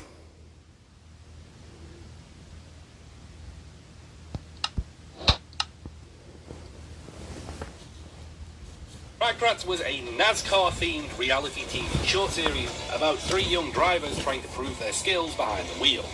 There were a total of 5 episodes made, each one only around 2 minutes long, and they are all lost media, and good. Nobody should preserve a NASCAR reality show made by Cartoon Network. However, on an unrelated note, 2 of the kids featured in the show went on to get married and now actually have a family of their own. And all 3 kids did eventually become professional stock car racers, so I guess something came out of it. Chowder. Final episode premiere date, 7th of August 2010. November 2nd at 7:30, only on Cartoon Network. On a more successful note, Chowder was a Cartoon Network original, headed up by former SpongeBob and Billy and Mandy alumni, C.H. Greenblatt. The series was a bizarre comedy following an absent-minded apprentice chef named Chowder, training under Chef Mongal and constantly getting into situations beyond his control. The show stood out for its well-delivered comedy and unique visuals that involved using static textures instead of filled colours and a heavy use of mixed media. Despite critical success and a loyal fan base, Chowder was an unfortunate victim of Stu Snyder's push for live action, as Chowder was cancelled in favour of Destroy, Build, Destroy, a live-action series. Wow, Destroy, Build, Destroy was fucking dog shit. It didn't. In total, Chowder had 49 episodes over 3 seasons. Reflecting on the cancellation, Greenblatt said it gave him time to formulate new ideas, and he would go on to create Harvey Beaks at Nickelodeon and be the showrunner on Jellystone for HBO Max. Metajets. Final episode premiere date, 13th of August 2010. Set in a future in which people live in floating cities, Metajets was a Canadian South Korean action series about young competitors taking part in high-octane aeronautics races. 40 episodes were produced, all of which aired on Cartoon Network, which, compared to some of the other shows we've covered, sounds like a huge success, until you look at when exactly those episodes aired. The first 10 episodes were shown on the same day during a 4th of July marathon. Then the remaining 30 debuted at 6 a.m. between July and August 2010, which definitely gives the impression that Cartoon Network were trying to burn through the show as quickly and quietly as possible. The fact that MetaJets ran its full course rather than being cancelled suggests that Cartoon Network were contractually obliged to air the show, with more weight being added to this theory, seeing as the exact same thing happened in Canada, with Teletoon burning through the series at 6:30 in the morning. Given that the Canadian studio behind the series was Cookie Jar, it's possible that MetaJets was tied up in some sort of agreement that allowed Cartoon Network and Teletoon to broadcast Cookie Jar's other show, Johnny Test, which by 2010 had become a major hit. Essentially, this means that MetaJets was a show that neither network wanted to air, but had to, so they dumped all the episodes in the early morning slot, never really giving the show a chance. The Marvelous Misadventures of Flapjack. Final episode premiere date, 31st of August 2010. Flapjack's fire. Inspired by creator Thurb Van Orman's reckless adventuring during his youth, The Marvelous Misadventures of Flapjack was a nautical-themed surreal comedy series starring the eponymous Flapjack alongside Bubby and Captain Knuckles as they searched Captain Knuckles. Flapjack quickly received a dedicated fanbase due to its bizarre and sometimes dark style of comedy, and similar to its Bro, I love the dark shit. Even as a child, I was like, yes. Unfortunately, Flapjack would share more similarities with Chowder, as it was cancelled by Cartoon Network after 3 seasons and 49 episodes. Yeah, because they're bastards. They cancel the good shit. Namely, shows for C and Real. Bro, back in the day, I was like, why the fuck are they canceling all this good shit to add this fucking garbage? And it's stupid that even a child back then could realize that the stuff they were adding was retarded compared to what they had. It's like, don't fix what ain't broken, you dumbasses. And now, well, Cartoon Network's rip, it's gone. Because they're fucking greedy scumbuckets. Fortunately, Flapjack's legacy would live on through the shows created by its staff, with former Flapjack crew members J.G. Quintel, Pendleton Ward, Alex Hirsch and Pat McHale going on to create Regular Show, Adventure Time, Gravity Falls and Over the Garden Wall, respectively. Unnatural History. Final episode premiere date, 21st of September 2010. Only on Cartoon Network. Created by Warner TV, Unnatural History was a live-action teen drama and Cartoon Network's second attempt at scripted live-action after Out of Jimmy's Head bombed. The show was based around a world-trotting Indiana Jones-esque teenager who finds himself enrolled at a normal high school, and discovers that although his adventures have left him with an incredible set of skills, he is socially unequipped to navigate high school. By all accounts, Unnatural History was a much better show than Out of Jimmy's Head, but that wasn't enough to secure it with a second season. Low viewership figures saw Unnatural History cancelled after just its first 13 episodes. League of Super Evil. Final episode premiere date, 1st of November 2010. Stylized as Lose, League of Super Evil was a Canadian slapstick series about a group of incompetent supervillains threatening and failing to take over their town. Internationally, the show ran for 3 seasons, but in the US, only season 1 ever aired, as it failed to gain any significant traction on Cartoon Network, and the channel simply declined to broadcast the remaining seasons. So if you guys... Tower Prep. Final episode premiere date, 28th of December, 2010. Wait. How are they going to get in touch with us? Another scripted live-action series, Tower Prep was created by veteran DC writer Paul Dini about a prep school for kids with superhuman abilities. The main characters awoke to find themselves in the school with no memory of how they got there, and the series was about them planning their escape. More like Unnatural History and less like the disastrous first wave of CNReal shows, Tower Prep enjoyed a relatively warm critical reception, though the low production quality fight scenes were criticised. Regardless, the show was cancelled after its first season. Dini has hinted that the reason was due to the series attracting a mainly female audience, when the whole point of Cartoon Network's live-action experiment was to capture the older boy audience, whereas others have suggested that Cartoon Network were simply facing the reality that their live-action content had failed in the face of the immediate success of some of their new cartoons. Various short series. Final episode premiere date. Call me a crazy nut job, but it's almost as if Cartoon Network's main appeal was to be a Cartoon Network. Crazy, I know. Almost unheard of to think like that, but if they would have just stuck to cartoons instead of the live action, who knows what they would be right now. Various in 2010. We should probably clean up some of this. Cartoon Network revived their interest in animated shorts in 2010, and then subsequently lost that interest the same year. I couldn't find enough definitive information about the air dates of some of these shows to add to the list accurately, as they're all incredibly obscure, so here they are just lumped together at the end of 2010. Hot Dog TV, a puppet series about talking hot dogs. The puppets came from the Henson Company, and some episodes were actually directed by Jim Henson's son Brian. Back, what's good, homie? Were made, but the series is almost entirely lost media, with only 2 clips from 2 episodes having been preserved. Lance and Derek. These were 6 2-minute long shorts about an alien named Lance learning about human society through his interactions with his slacker roommate, Derek. Rad Roach. 6 of these 2-minute shorts were made, following an Evel Knievel-inspired daredevil cockroach taking on death-defying stunts. The swashbuckling perils I'm gonna test that redstone thing, heck yeah. a series about a Spec Ops task force of hardened agents tasked with raising a boy named Jeremy. And Teddy Blue Eyes, a limited animation series following a creepy hug-obsessed teddy bear with superimposed real eyes. If this show didn't exist, we would have to invent it for like a terrible creepypasta. Robotomy. Final episode premiere date, 24th of January 2011. Okay, now this is getting weird. Say I'm sexy! Created by Michael Buckley, Robotomy was a Cartoon Network original comedy about a pair of outcast robots attending high school on their robot homeworld. I'll be honest, I initially overlooked this series in my research because I'd always assumed it was an Adult Swim series, and it turns out that wasn't my mistake. Robotomy was co-produced by the studio behind Venture Brothers, World Leaders Entertainment, and had Superjail and Ballmasters creator Christy Caracas directing the series and contributing to its art style. The art style featured a muted dusky colour palette, looking more at home with Adult Swim shows, and all of this because Robotomy was part of Cartoon Network's attempt to capture the older boy demographic, but this time using animation after coming to terms with the failure of CN Real. Unfortunately for Robotomy, it would end up sharing the same fate as many CN Real series, being cancelled after only 10 episodes, making it Cartoon Network's shortest running original animated show. Symbionic Titan. Final episode premiere date, 9th of April 2011. Transform into the mighty Symbionic Titan.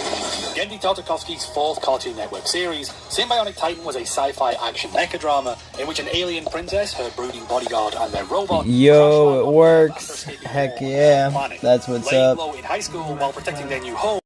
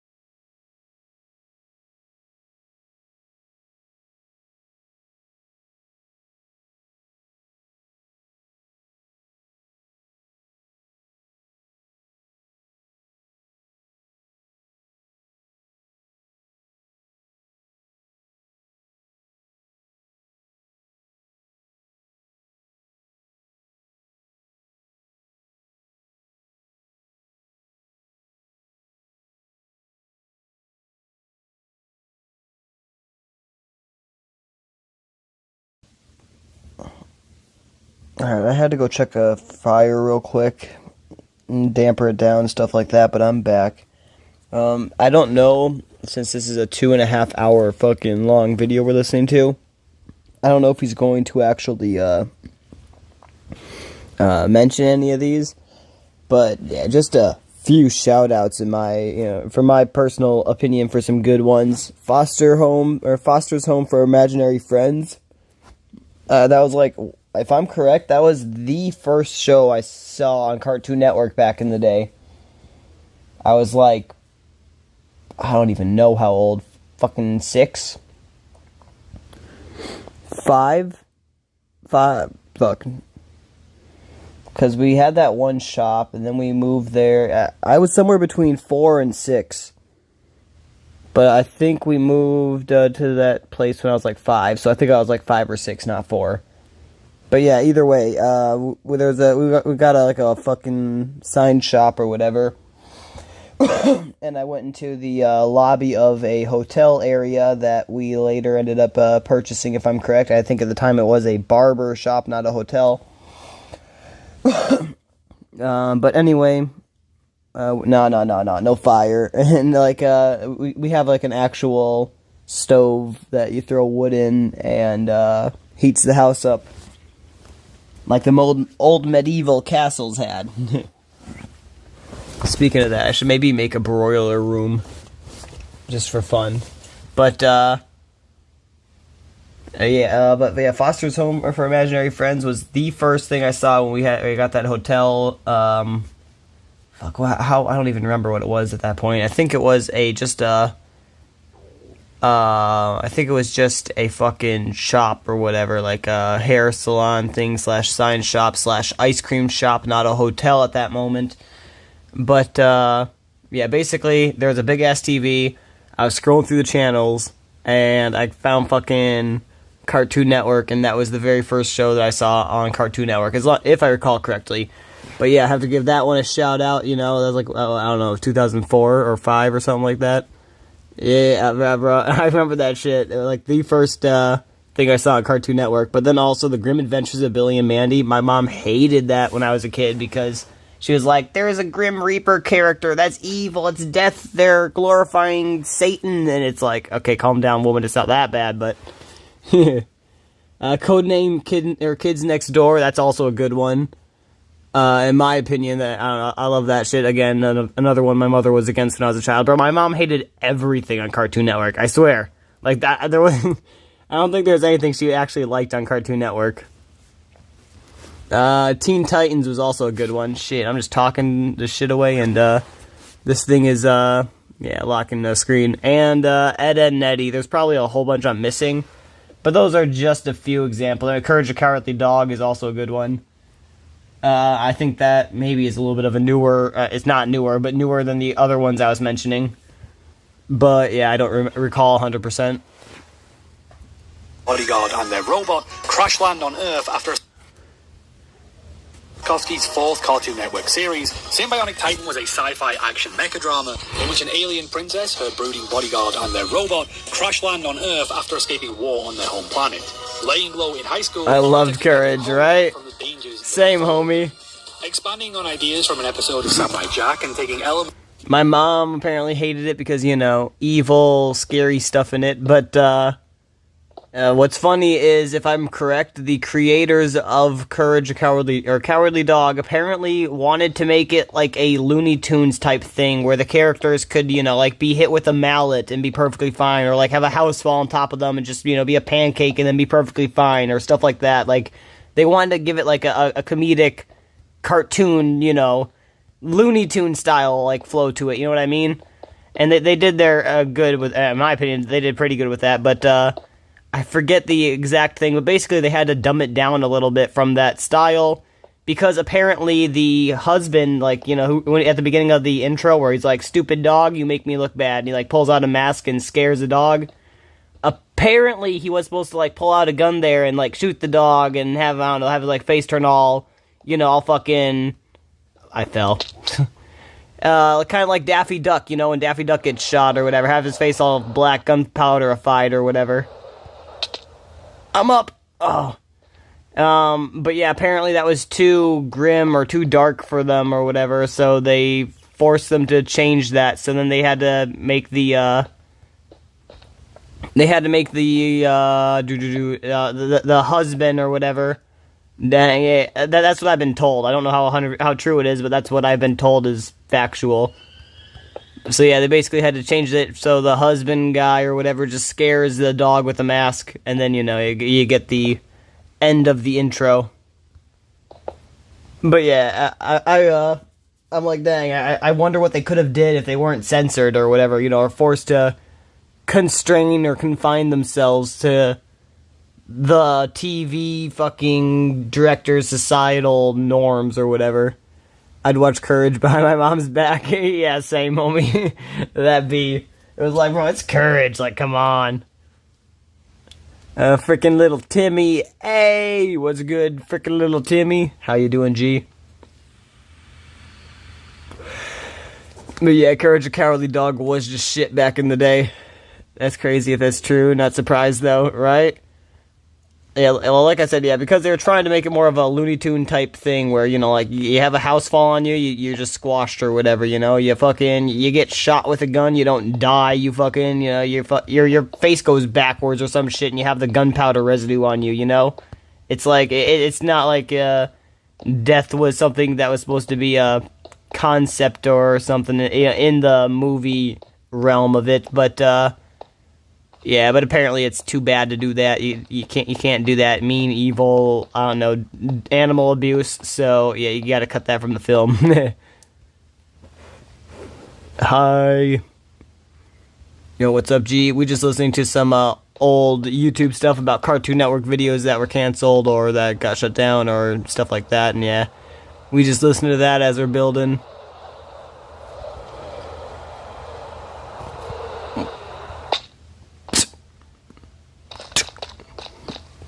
Let's turn something on again. Elements from classic mecha anime and 80s coming-of-age movies. Censorship even in the 90s.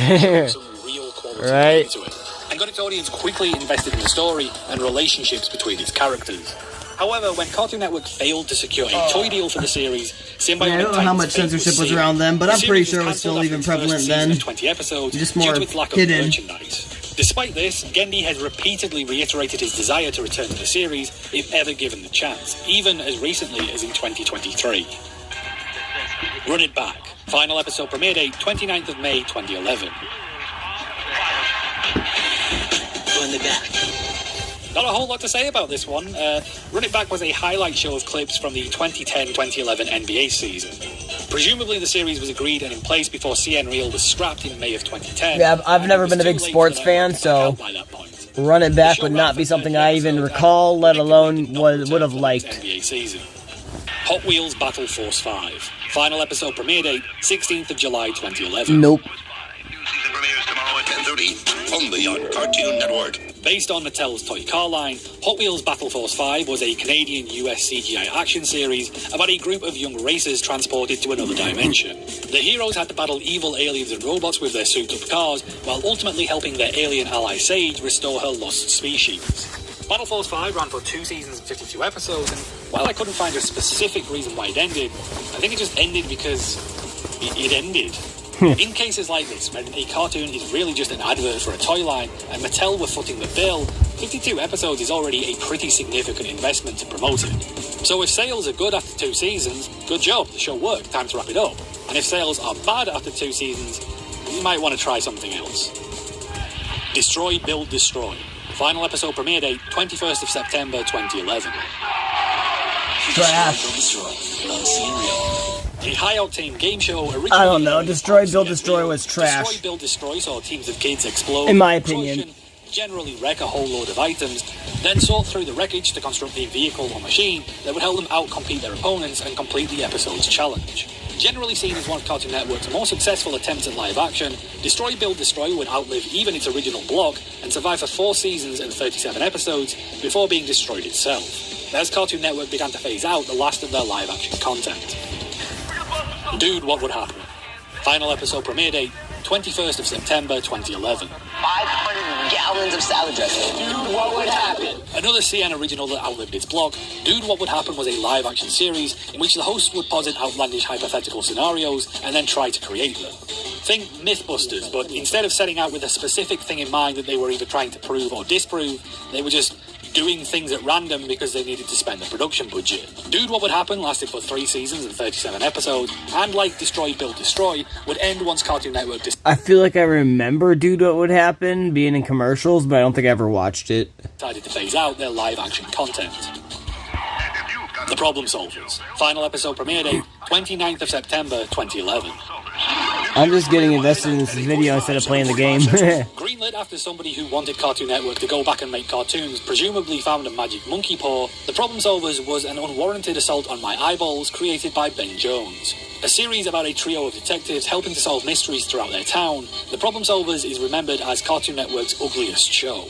With its unappealing character design, garish use of colour, overcomplicated backgrounds, and blatant disregard for any composition, focus, or stylistic consistency, to the point at which simply watching the show can feel genuinely overstimulating and uncomfortable. After its first 18-episode season, Cartoon Network cancelled The Problem Solvers because just fucking look at it. And unbelievably, they'd already created an 8-episode second season by that point, which wouldn't be seen until 2 years later, when the series moved to Netflix in 2013. The Superhero Squad Show. Final episode premiere date, 14th... Bro, I feel like I remember seeing that on commercials too back in the day, but I was like, this is some dumb shit I would never watch. of October 2011. Next Saturday morning at 6:30, 5:30 Central. Also, some dumb shit I would never watch. Of Marvel superheroes to promote a new line of Hasbro. Bro, it's so fucking crazy. I called it out back then too. I was like, well, in my personal opinion, I was like, around Adventure Time is when it started to die down, and like when a lot of stupid shit started coming out. Like, don't get me wrong, you still had stupid shit here and there, but it was all mixed in with Cartoon Network stuff. Where around Adventure Time, it's tended to be the opposite. There was like some good stuff here and there, like Adventure Time, but a lot of it was just bullshit, at least in my opinion. Action figures. Hell, even Adventure Time, I hated it for their ads or their commercials or whatever. Like, their commercials made it look worse than it was, which is why I didn't watch it at first, and I'm like, oh, it's nothing like the commercials. Okay, it's actually good. Superhero Squad Show reimagined popular Marvel heroes as miniature versions the internet was taking over, right? Scenarios. Yeah, B. The series ran for 2 seasons. That's true. They're trying to get more of that. October of 2011. Fuck, I fucking skipped it instead of pausing it. Piers Morgan just received 5:30 Central. They're trying to get more of that internet vibe instead of the long, Jeopardy of a show vibe. I don't know. A comedic parody of Marvel superheroes to promote a new line of Hasbro action figures, the Superhero Squad Show reimagined popular Marvel heroes as miniature versions of themselves in ridiculous slapstick scenarios. The series ran for 2 seasons and 52 episodes, ending in October of 2011. Cartoon Network would lose the rights to the series after 2011, after which the show would rerun on the Hub. Batman, The Brave and the Bold. Final episode premiere date, 18th of November 2011. You're the one who's caught that woman in the crooked claws of crime. Jumping from Marvel to DC, Batman the Brave and the Bold was a light-hearted take on The Dark Knight, sporting a retro art style and witty humour. The series was based around the concept of Batman teaming up with a new companion every episode to help him on his mission, running the full gamut from A-list to obscure DC characters. I just figured out how to make a trampoline in Minecraft with literally just slime with carpet on top of it. Nice. The show was warmly accepted as a charming interpretation of Batman, though it's more light.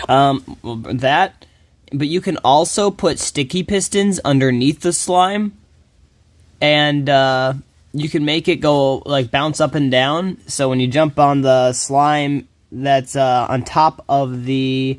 I mean, I guess the carpet might not work the best then, because it might push the carpet, but if you put sticky pistons under slime blocks, and then you have it set to a machine to, like, go turn it on and off, on and off, on and off, you can have the fucking, what do you call it, the slime blocks be moving up and down, and if you jump on them, it'll bounce you up in the air. But yeah, that I've already did that, actually. Heck yeah, nice. Its tone didn't spare it from controversy, with one episode from season 2 being banned from Cartoon Network before even airing due to a song with lyrics containing sexual innuendos about certain DC characters. Overall, Batman the Brave and the Bold received a run of 3 seasons and 65 episodes. That was the machine that was crashing me out. In a darker direction. Yes. My Dad's a Pro. Final episode premiere date sometime in 2011. Cartoon Network's all-new micro-reality show. Good luck finding anything about this one. I know this series stopped airing in 2011, but whether those were new episodes or reruns, I got no idea. My Dad's a Pro was a reality show following the eldest son of professional NBA player Eddie House. Episodes were short, like really short, only 2 to 5 minutes long, and a second series featuring the son of NFL player Tony Gonzalez apparently also aired, but I found even less info on that.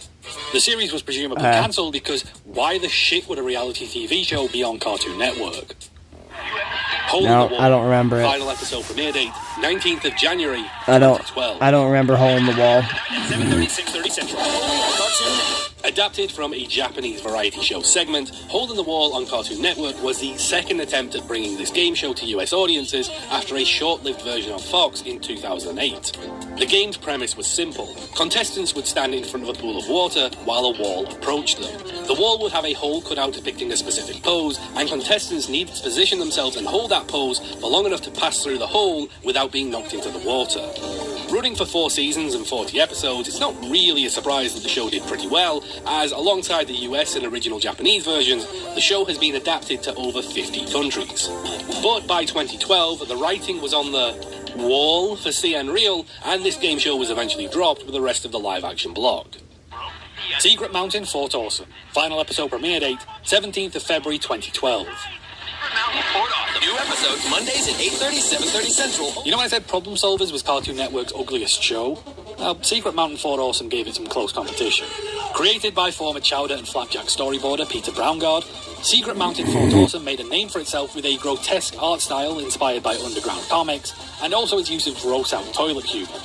The series was greenlit after Braungard's pilot, Uncle Grandpa, was submitted to the Cartoon Institute and spun off into this new series. Uncle Grandpa would also feature in Secret Mountain Fort Awesome as a character, and later be spun off into his own Cartoon Network show, making Secret Mountain Fort Awesome and Uncle Grandpa spin-offs of each other in a kind of I'm my own grandpa, Uncle Grandpa kind of way. The series received mixed reviews and criticisms of its humour throughout its run, and was cancelled halfway during Season 2 with 18 episodes.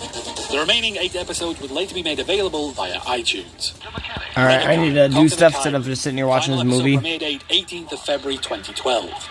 See how the experts do it in new episodes of Redakai, Conquer the Kairu. Created by Totally Spies creators Vincent Shelvan Damasé and David Michel, whose previous shows Team Galaxy and The Amazing Spies had also aired on Cartoon Network, Redakai Conquer the Kairu was an anime-inspired action-adventure series about a young martial artist facing off against evil aliens to prevent them from acquiring the Kairu, a mysterious source of energy. Though the show proved decently popular in Europe, the series' tie-in trading card game failed to really take off in the US. Poor viewing figures saw Cartoon Network drop the series after its first season, though a second season did air in Canada and in other countries. Ben 10 Ultimate Alien. Final episode premiere date, 31st of March 2012. That was a good one, at least to what I recall. Ben 10 Ultimate Alien is coming up next. Picking up after Ben 10 Alien Force, Ultimate Alien was Alien Force, basically all the Ben 10 stuff I loved when I was a kid. Continued to be a major moneymaker for Cartoon Network. Set immediately after the previous series, Ultimate Alien saw Ben dealing with the public exposure of his identity while mastering the Ultimatrix, an upgraded Omnitrix that allowed him to evolve his alien forms into more powerful versions. The series ran for 52 episodes over 3 seasons, wrapping up after the story concludes with Ben giving up the Ultimatrix and his adventures continuing in Ben 10 Omniverse. Thundercats. Final episode premiere date, 16th of June 2012. Thundercats, new episode. An updated reboot of the popular 1980s cartoon, Thundercats 2011 was produced by Warner Brothers and animated in Japan by Studio 4 Degrees C. With more emphasis on character arcs, a serialized storyline, and higher... Sorry. I need to check something real quick.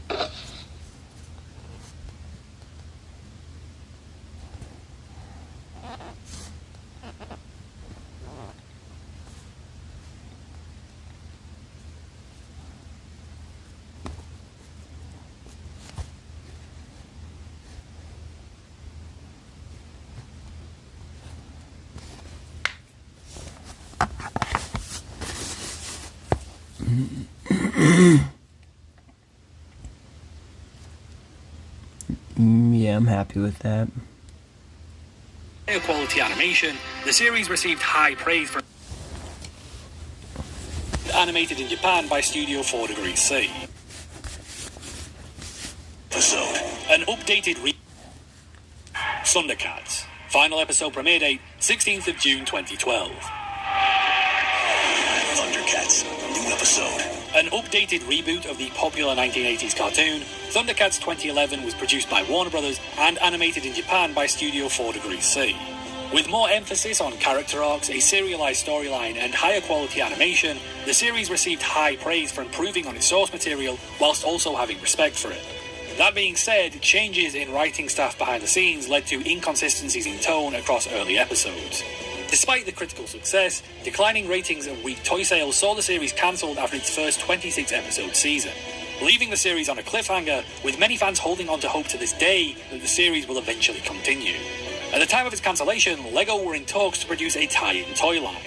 Once they got word of Thundercats' cancellation, they reformatted their plans, and the sets would eventually be released under the original LEGO Legends of Chima brand. Hero 108. I feel like I may have seen that one, but I can't guarantee. Final episode premiere date, 9th of July 2012. Loosely based on Chinese folklore, Hero 108 was an original science fantasy action series developed by Cartoon Network Europe and set in a world where animals and humans are at odds with one another, and follows a band of peacemakers attempting to reunite the warring factions. Despite a dedicated fanbase and big plans for the franchise, Cartoon Network ultimately decided to end Hero 108 to make way for new shows after 2 seasons and 52 episodes. Sidekick. Final episode premiere date 24th of September 2012. Sidekick on Cartoon Network. I can always count on my pals. A Canadian acquisition, Sidekick followed 12-year-old Eric, enrolled at the Academy for Aspiring Sidekicks after the disappearance of the world's greatest hero and his former mentor, Maxim Man. The series ran for 40 episodes across 2 seasons on Cartoon Network before they dropped it. Sidekick would have a 3rd season produced, which was broadcast in the US on Cubo. Not tons of info as to why Cartoon Network dropped it, but between seasons 1 and 2, it moved from 3:30pm debuts to 9am debuts, when most kids wouldn't be able to watch, suggesting that Cartoon Network were already losing faith in the series' popularity. The Garfield Show. Final episode premiere date, 5th of October 2012. Garfield Show. Weekdays at 3. Yes, even Mondays. A French-US production, The Garfield Show was a CGI adaptation of Jim Davis's ever-popular Lazy Orange Cat. Though the show reviewed fairly poorly due to its lackluster basic format and cheap-looking 3D animation, either the ratings were good enough or the animation was cheap enough to keep the show running for 5 seasons. Not all of these seasons aired on Cartoon Network, however. Is that the 3D Garfield? Yeah, I think so. Which makes sense given the old-school appeal of Garfield. Yes, sir. I watched this and loved it, or watched this, loved it. Yeah, I feel that. It was a pretty decent one in my opinion. I can't complain about it.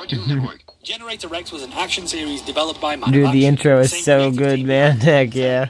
and was based on a short-lived comic created by some of Man of Action's writers. Set after a catastrophic event in which all life becomes infested with nanomachines that can cause dangerous mutations, 15-year-old Rex has the ability to control his nanomachines, allowing him to generate all kinds of body modifications, as well as being able to cure people of their mutations, putting him in a unique position to save the world. The series proved decently popular, enjoying 2 crossovers with Ben 10 in 2011 and 10 years later in 2021, and the series itself ended in 2013 after concluding on its own terms. I didn't know cartoons were allowed to do that. A reboot of the series was floated in 2023, but Cartoon Network ultimately decided to pass on the idea. I was a bit of a Garfield fan pre-Paper Mario days. Nice. Yeah, I used to read Garfield in school because it was one of the books our teachers didn't mind us reading, and that was funny. Level Up featured 4 teenagers dealing with the consequences of inadvertently opening a portal from the video game world. The show received a poor response from viewers, with many finding the series unfunny and just kinda cringe, undoing whatever faith on natural history and Tower Prep had built in Cartoon Network's ability to produce scripted live-action shows. I read the comics as a kid. Heck yeah. That's the type of, the quote-unquote books I'm talking about. Yeah, comics. Continue to clear out the last of their live-action flops. Star Wars: The Clone Wars. Final episode premiere date, 2nd of March 2013. See it all unfold on Star Wars The Clone War. The second Clone Wars series to air on Cartoon Network, this version of events began broadcast in 2008 and was overseen by George Lucas himself as well as his understudy Dave Filoni. Inspired by the success and creative vision of Tartakovsky's earlier series, Lucas saw the show as a continuation and sought to retain many of the previous show's design elements. Set between Star Wars Episodes 2 and 3, the series launched with a theatrical I wrote comics out of pure inspiration. Nice. Though the series often follows Anakin Skywalker and his new apprentice Ahsoka Tano, the show is primarily an anthology, exploring the Star Wars universe in the midst of war, from various sides and angles, giving a surprisingly nuanced and complex look at the wide-ranging effects of war on a galaxy far, far away. Independently produced and funded by Lucasfilm, the series was able to get away with much darker subject matter and more violent action than other Cartoon Network shows, which the network were happy to let slide as Clone Wars became one of their biggest ratings hits and drew critical acclaim during its later seasons for an increasingly complex storyline and impressive animation. Despite being a success for both parties, however, when Lucas sold Lucasfilm and Star Wars to Disney in 2013, the show was cancelled after its 5th season due to Disney, understandably, not wanting to produce content for one of their main competitors. In fact, it shows just how much the media landscape has changed, as at the time Disney saw Cartoon Network as bigger rivals to them than they did Netflix, where Disney were happy to let the unaired episodes for Season 6 be shown as The Lost Missions. The legacy of the 2008 Clone Wars series permeates pretty much everything about modern Star Wars through the ascension of Dave Filoni within Lucasfilm. The series was one of the few pieces of supplementary material to remain canon after the Disney acquisition. It received a revival season in 2020 on Disney+, had a number of spin-offs and sequels in Rebels, The Bad Batch and Tales of the Jedi, and Ahsoka has since become one of Star Wars' most popular characters, appearing in live action in The Mandalorian, The Book of Boba Fett, and her own series in 2023. The who? Star Wars. Star Wars most the new chick that they added. Appearing in live action in The Mandalorian, The Book of Boba Fett, and her own series in 2023. Young Justice. Final episode premiere date, 16th of March 2013. A superhero action series centered around various DC sidekicks forming their own super squad, Young Justice was a Warner Brothers collaboration which felt like a welcome combination of Teen Titans and Justice League. Headed up by Greg Weisman and Brandon Vietti, the series proved popular with fans due to its intricate long-running narratives and focus on complex character development and dynamics within the group. Though the series began with a core cast of heroes, over the course of the show it expanded to include a wide range of characters from across the DC universe. Though viewership remained strong, lower than expected toy sales unfortunately led to Mattel cutting their Young Justice toy line, kneecapping funding for the show. After 2 seasons and 46 episodes, Young Justice was cancelled, making way for new DC shows in Teen Titans Go and Beware the Batman. Fans, however, didn't give up on the series, and a fan petition in 2016 eventually led to Young Justice getting a 3rd season in 2019 on the DC Universe streaming service, 6 years after it had ended on Cartoon Network. After DC Universe was scrapped, the show was also dead, until it was revived for a 2nd time on HBO Max, with new episodes in 2021 and 2022. Following the HBO Warner merger and the chaos inflicted by cultural terrorist David Zaslav, it does look like Young Justice might have been cancelled for a 3rd time, but given the show's track record, I wouldn't rule anything out just yet. Green Lantern the Animated Series. Final episode premiere date, 16th of March 2013. Green Lantern returns Saturday, January 5th at 10 a.m. On the same day that Young Justice broadcast its final episode on Cartoon Network, so did another equally loved DC show, Green Lantern the Animated Series. However, unlike Young Justice, Green Lantern wouldn't find another home elsewhere. Following Green Lantern Hal Jordan, this was the first DC series to implement CG animation and was run by Bruce Timm and former episode director for Avatar The Last Airbender and Clone Wars, Giancarlo Volpe. Like Young Justice, the series proved popular with viewers and critics but was hamstrung by toy sales, except in the case of Green Lantern, it wasn't even their toys that were the issue. The failure of the 2011 Green Lantern movie starring Ryan Reynolds meant that many stores in America still had full stocks of Green Lantern toys from the film, so when asked about taking more stock from the animation, they declined, not drawing a distinction between the two. As a result, toys for the animated series never made it past prototype.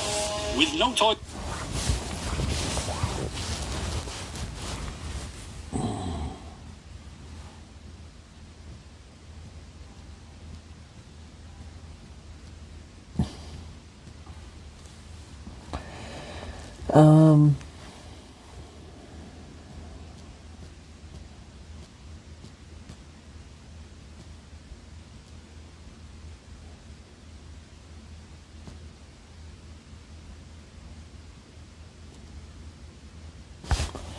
I just thought of something. Do I want to make the ground or the floor / ceiling black like the rest of the castle, or do I want to make it quartz and make it white? And I really feel like I want to make it the inside white. You sound really tired, bro. I mean, I'm a little slightly tired, but I was just sad at myself there, because I'm like, if I want to make this floor quartz, I'll need to tear up everything I just placed down, all these blocks.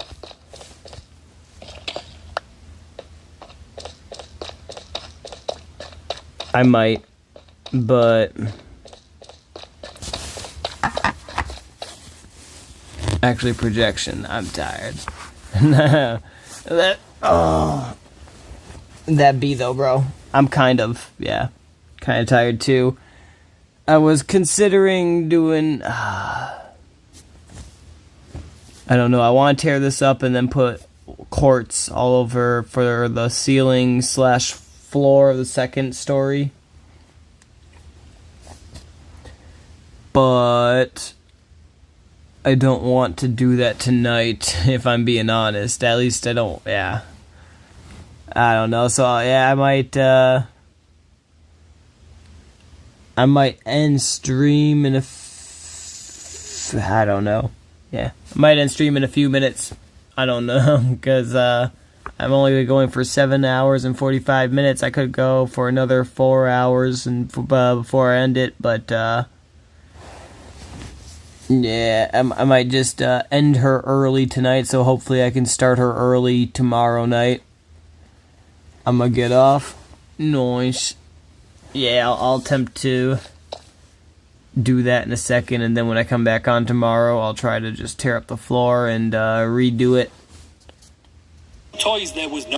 I don't know. I'll try to let this play a little bit longer, because I don't want. I mean, assuming you're listening to it. Actually, let me do this too.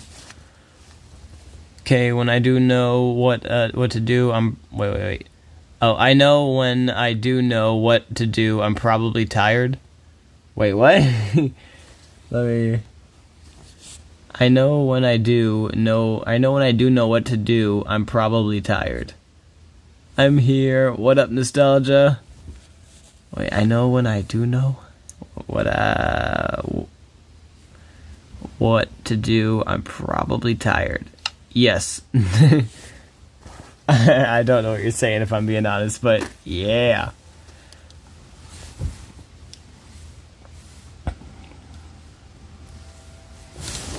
Oh, when you don't know? Wait, when you don't know what to do, you're probably tired? That makes sense.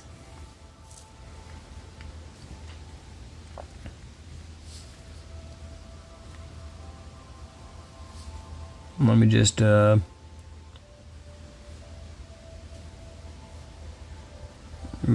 we're at the 45-minute and 58-second mark.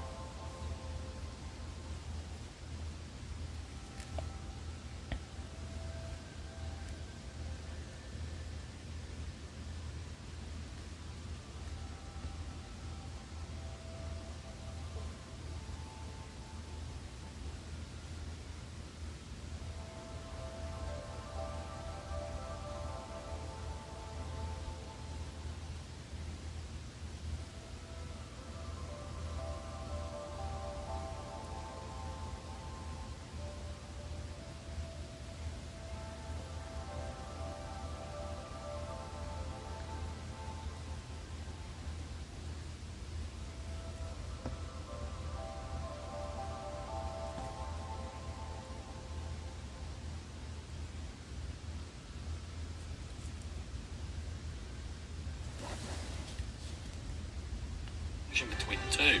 As a result, toys for the animated series never made it past prototype. With no toys, there was no money, and with no money, there was no show. Green Lantern was cancelled after its first 26-episode season. Again, like Young Justice, man, 7 likes, unusual. Right?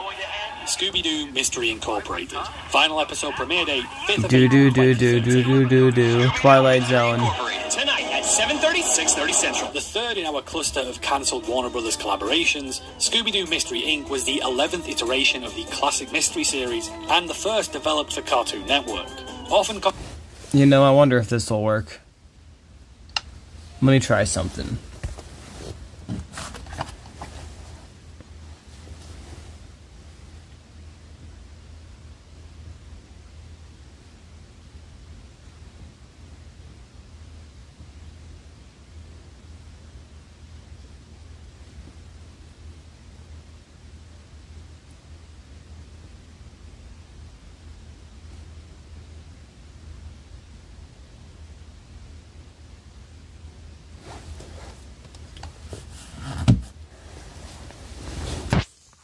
So I stink.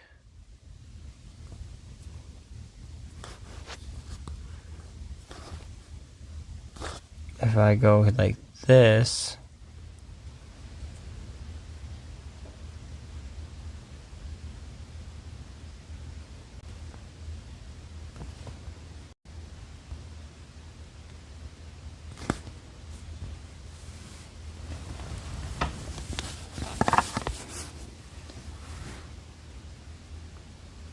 no, I'm not signed in.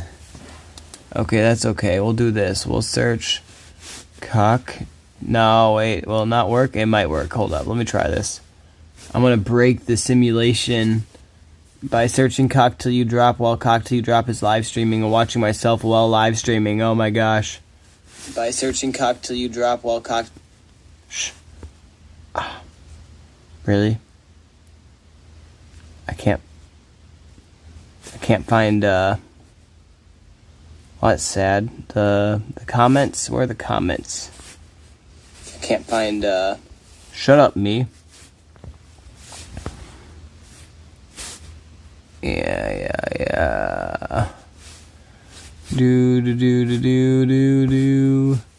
Alright, what I'm gonna do is do this for the sole fact that I don't know what's on here. I assume it's all fine, but just in case something is not YouTube TOS.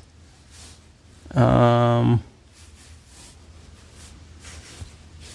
trying to do something, dang it, and I want it to work, but it does not want to work.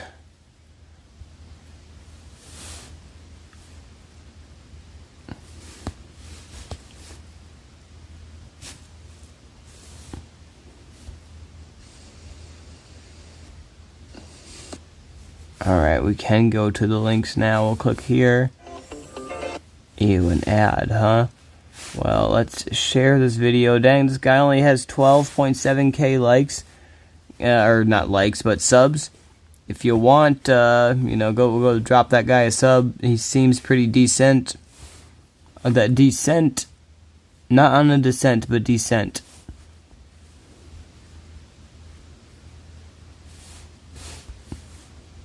Oh, of course it doesn't pop up. Okay. I know what to do.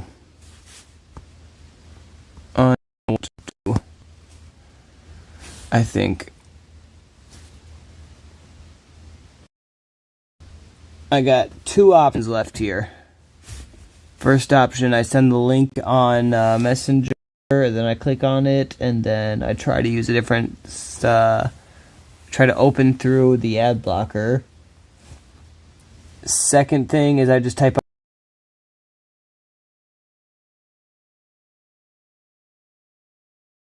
Whoa. Come on, you slow fucking thing.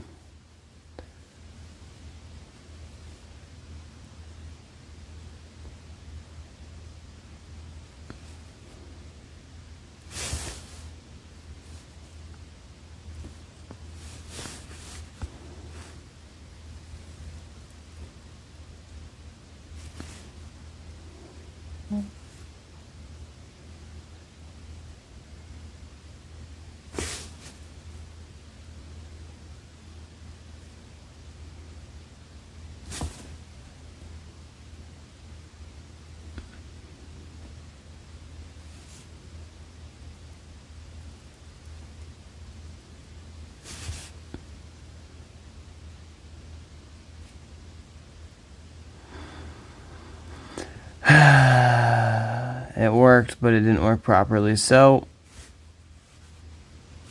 this is what we're going to do. Nobody cares about your deal.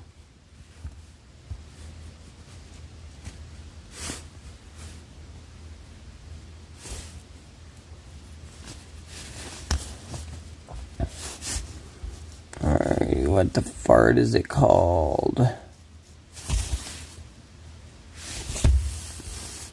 Every Cartoon Network.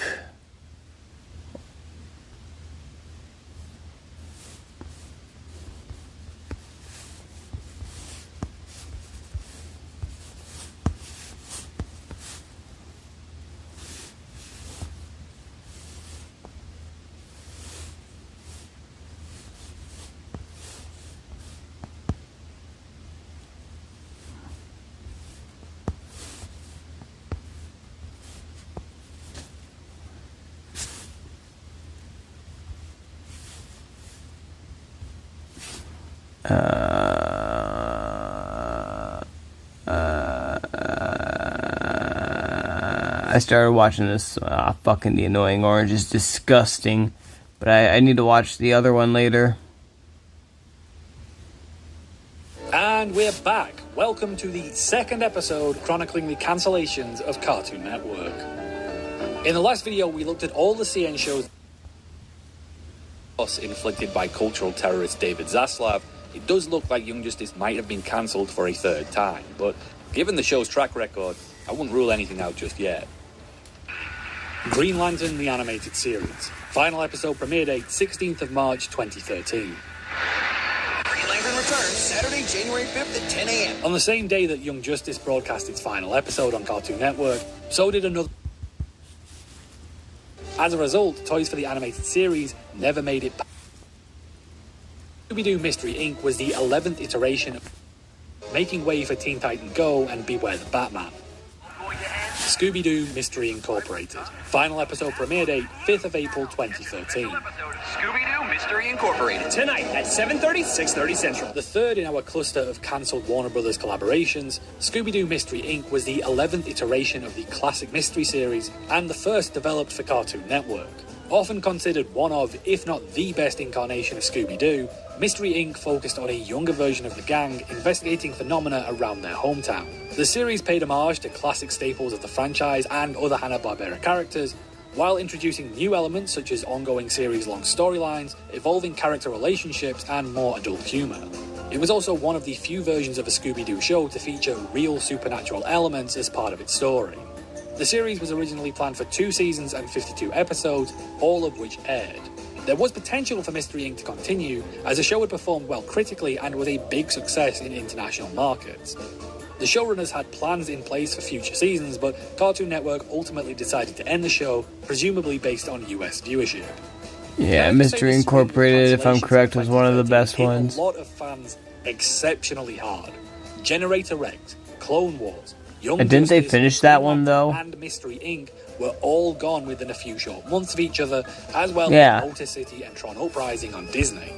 All shows that had... Bro, I'm 99% sure that the Mystery Incorporated one finished off though, like properly. Dude, didn't they make a spin-off on Velma? That could be the case. I feel like I heard something like that.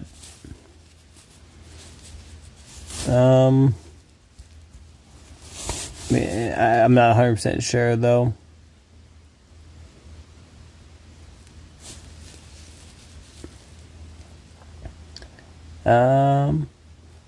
Apparently it says they did, but it was canceled by Max after 2 seasons, with the final episode being a Halloween special in late 2024. They made her black, bro. What the heck? I hate when they do that with every character. It's like, bro, why do you gotta do that to try to... I don't even know, just virtue signal your bullshit. But yeah, apparently they did. Bro, they made fucking... What's his face? I mean, I could be wrong on this, but I could have swore I heard something like they made the fucking Toy Story Buzz Lightyear guy like a fucking bisexual or some shit like that, or a transgender. It's crazy what they're doing these days. Quality animated action, more mature writing, or both. The things fans had desperately wanted to see more of from cartoons for years, and things animation fans still want to this day. Individually, each of these cancellations wouldn't have been... That's what I was told. But collectively, 2013 really did feel like the death of action-oriented cartoons. Incredible Crew. Final episode premiere date, 11th of April 2013. All new series coming in January to Cartoon Network. What wouldn't be mourned, however, I don't remember was the this. death of live action on Cartoon Network. Like a Japanese World War II soldier surviving off dead rats in the Filipino jungle for 20 years, Incredible Crew clung on to a lost cause long after the rest of the world had moved on. Created by and... Wait a second. No, wait, are you talking about the Lightyear movie? I think so, but I could be wrong. But I'm pretty sure that's the one I heard them complaining about.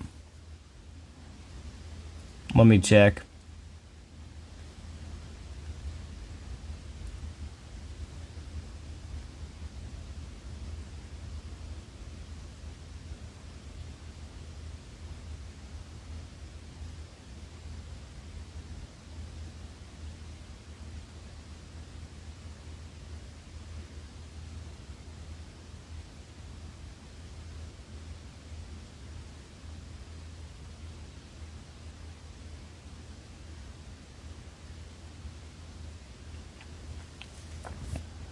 You watched it, you remember? It was a waste of life.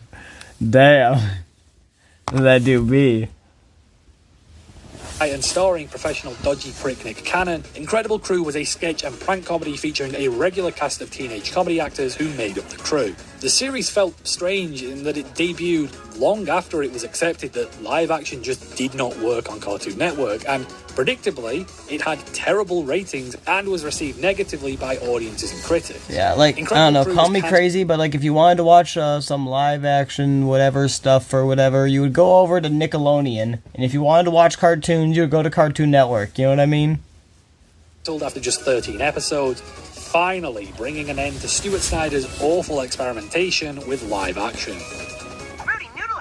Almost Naked Animals. Final episode premiere date, 19th of June, 2013. Hanging upside down, and this fork was lodged in my... Whoa! An acquired Canadian series from the creator of Fish Hooks, Almost Naked Animals was a wacky comedy series about shaved, talking animals in their underwear running a holiday resort.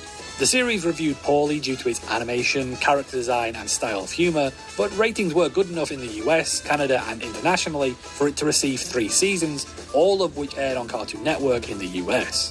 The series ran for 53 episodes in total, ending in 2013, without a specific reason being given why it ended, though production company 9 Story Media were picking up a lot of new projects around that time. So it's possibly a case that they just felt they'd gotten everything they were going to get from Almost Naked Animals and needed to allocate resources elsewhere.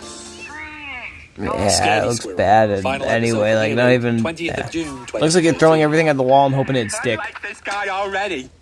You gonna eat that? Based on a series of children's books, Scaredy Squirrel was a Canadian comedy series about a neurotic squirrel named Scaredy who works at a grocery store. I honestly don't remember and the this. antics he and his co-workers get up to while on the job. Scaredy Squirrel's first 2 seasons aired on Cartoon Network before the show was dropped, with a 3rd season airing outside the US. There isn't much info as to why Cartoon Network decided to end its run of the show after 2 seasons, but it was rarely given a consistent time slot, and when it did, it was in the middle of the day, showing that Cartoon Network really didn't have that much confidence in the show to begin with. All in all, Cartoon Network broadcast 40 that's probably why I don't remember it. episodes. Looks like a Gumball ripoff, right? Final episode premiere date, 30th of July, 2013. Damn, I don't recall a lot of these around 2013. A Canadian co-production for Cartoon Network and Teletoon from the same studio as Total Drama Island, Garage Band was a musical comedy series about a bunch of young teens trying to get their rock band off the ground. Despite being reasonably formulaic, the series did quickly garner a surprisingly hardcore and ardent fan base. However, the wider viewership to support the show simply never materialized. Cartoon Network dropped Garage Band just 13 episodes into its run before transferring the series over to Boomerang, essentially spelling out the show's demise and causing production for the remaining episodes to drag out over the next 2 years. Beware the Batman. Final episode premiere date, 5th of October 2013. Yep, don't recall this one. a CGI noir series based around The Dark Knight. Following The Brave and the Bold, Beware the Batman was a darker take on the character, with more focus on his detective origins, headed up by Teen Titans showrunner Glenn Murakami and Hi Hi Puffy Amiyumi creator Sam Register. The series saw that at a birthday party. Nice. Before it even aired, getting it into fan controversy with an overly edgy depiction of Alfred in some promotional art. Bro, he looked kind of fake. I don't know. I mean, obviously it's cartoon, but like he just looks overly fake. To tone down the gun violence.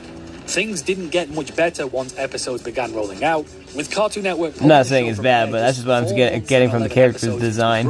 And quickly writing it off as a financial failure, then dumping the remainder of the series on Adult Swim at 2:30 in the morning. Multiple reasons have been posited as to why Beware the Batman got such a ruthless treatment, from boardroom politics between Cartoon Network and Warner Brothers, to Cartoon Network actively trying to kill off action series, to the show being sacrificed for more Teen Titans Go slots, but the most likely reason is it's too Matt. Toy sales. Beware the Batman only had a handful of toys and never really got a fully dedicated toy line. When Mattel turned down a deal to produce toys for the series in favor of their own Batman line not tied to any animation, the writing was on the wall for Beware the Batman. And while looks like my model treated the series was still disrespectful, looks like my model before I shade them. Yes. Casper's Scare School. Final episode premiere date 1st of November 2013. A US-French co-production based on a 2006 movie of the same name, Casper's Scare School sees the famous friendly ghost being sent to a school for monsters, where he must learn to be spooky or else be banished to the Valley of the Shadows, which sounds awfully ominous for a Casper cartoon. The show had a strange production, with the first season airing in 2009, and then taking a 3-year gap before season 2, which had a new art style and voice cast. Both seasons aired on Cartoon Network for 52 episodes in total. I couldn't find an official reason behind the cancellation, but given the production troubles between season 1 and 2, it probably wasn't worth the hassle to make any more. Or maybe season 3 is just around the corner. Who knows? In other words, hell. Mad. Final episode premiere date, 2nd of December 2013. You mean like where Casper would be banished to or something like that? Or you mean, that's what it looks like, or it looks like your model before you shade them. In other words, hell. Is that what you're referring to, or the Casper thing? Or I mean, it could fit both. Yes. Based on the long-running American satirical magazine, Mad was a mixed-media sketch comedy, regularly parodying pop culture and celebrities, basically serving as a kid-friendly version of Robot Chicken. Though the sketches themselves were pretty hit and miss, the focus on parodying highly topical subjects for the time allowed the show to run for 4 seasons and a whopping 103 episodes. Though now the show probably best serves as an incredibly specific time capsule for early 2010s pop culture and terrible meme humor, as a specificity which kept the show relevant at the time has meant it is quickly dated in the years since. Again, it's hard to find any discussion around why the series ended. It wasn't reviewed particularly well, but it also does seem to have had some pretty strong ratings and was always given a generous time slot by Cartoon Network.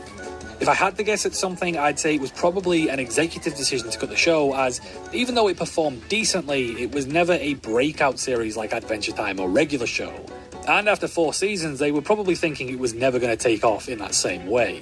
It also seems like one of those shows that a network executive could just very easily dislike, given its often lowbrow humour and its association with more adult franchises in both the magazine and the adult Mad TV sketch show. It's probably a show that could have gone on longer and had continuing success, but simply wasn't what the network wanted at the time. The Hall of Game Awards. Final episode premiere date, 17th of February, 2014. The Hall of Game Awards, tonight at 7/6 Central. The Hall of Game Awards.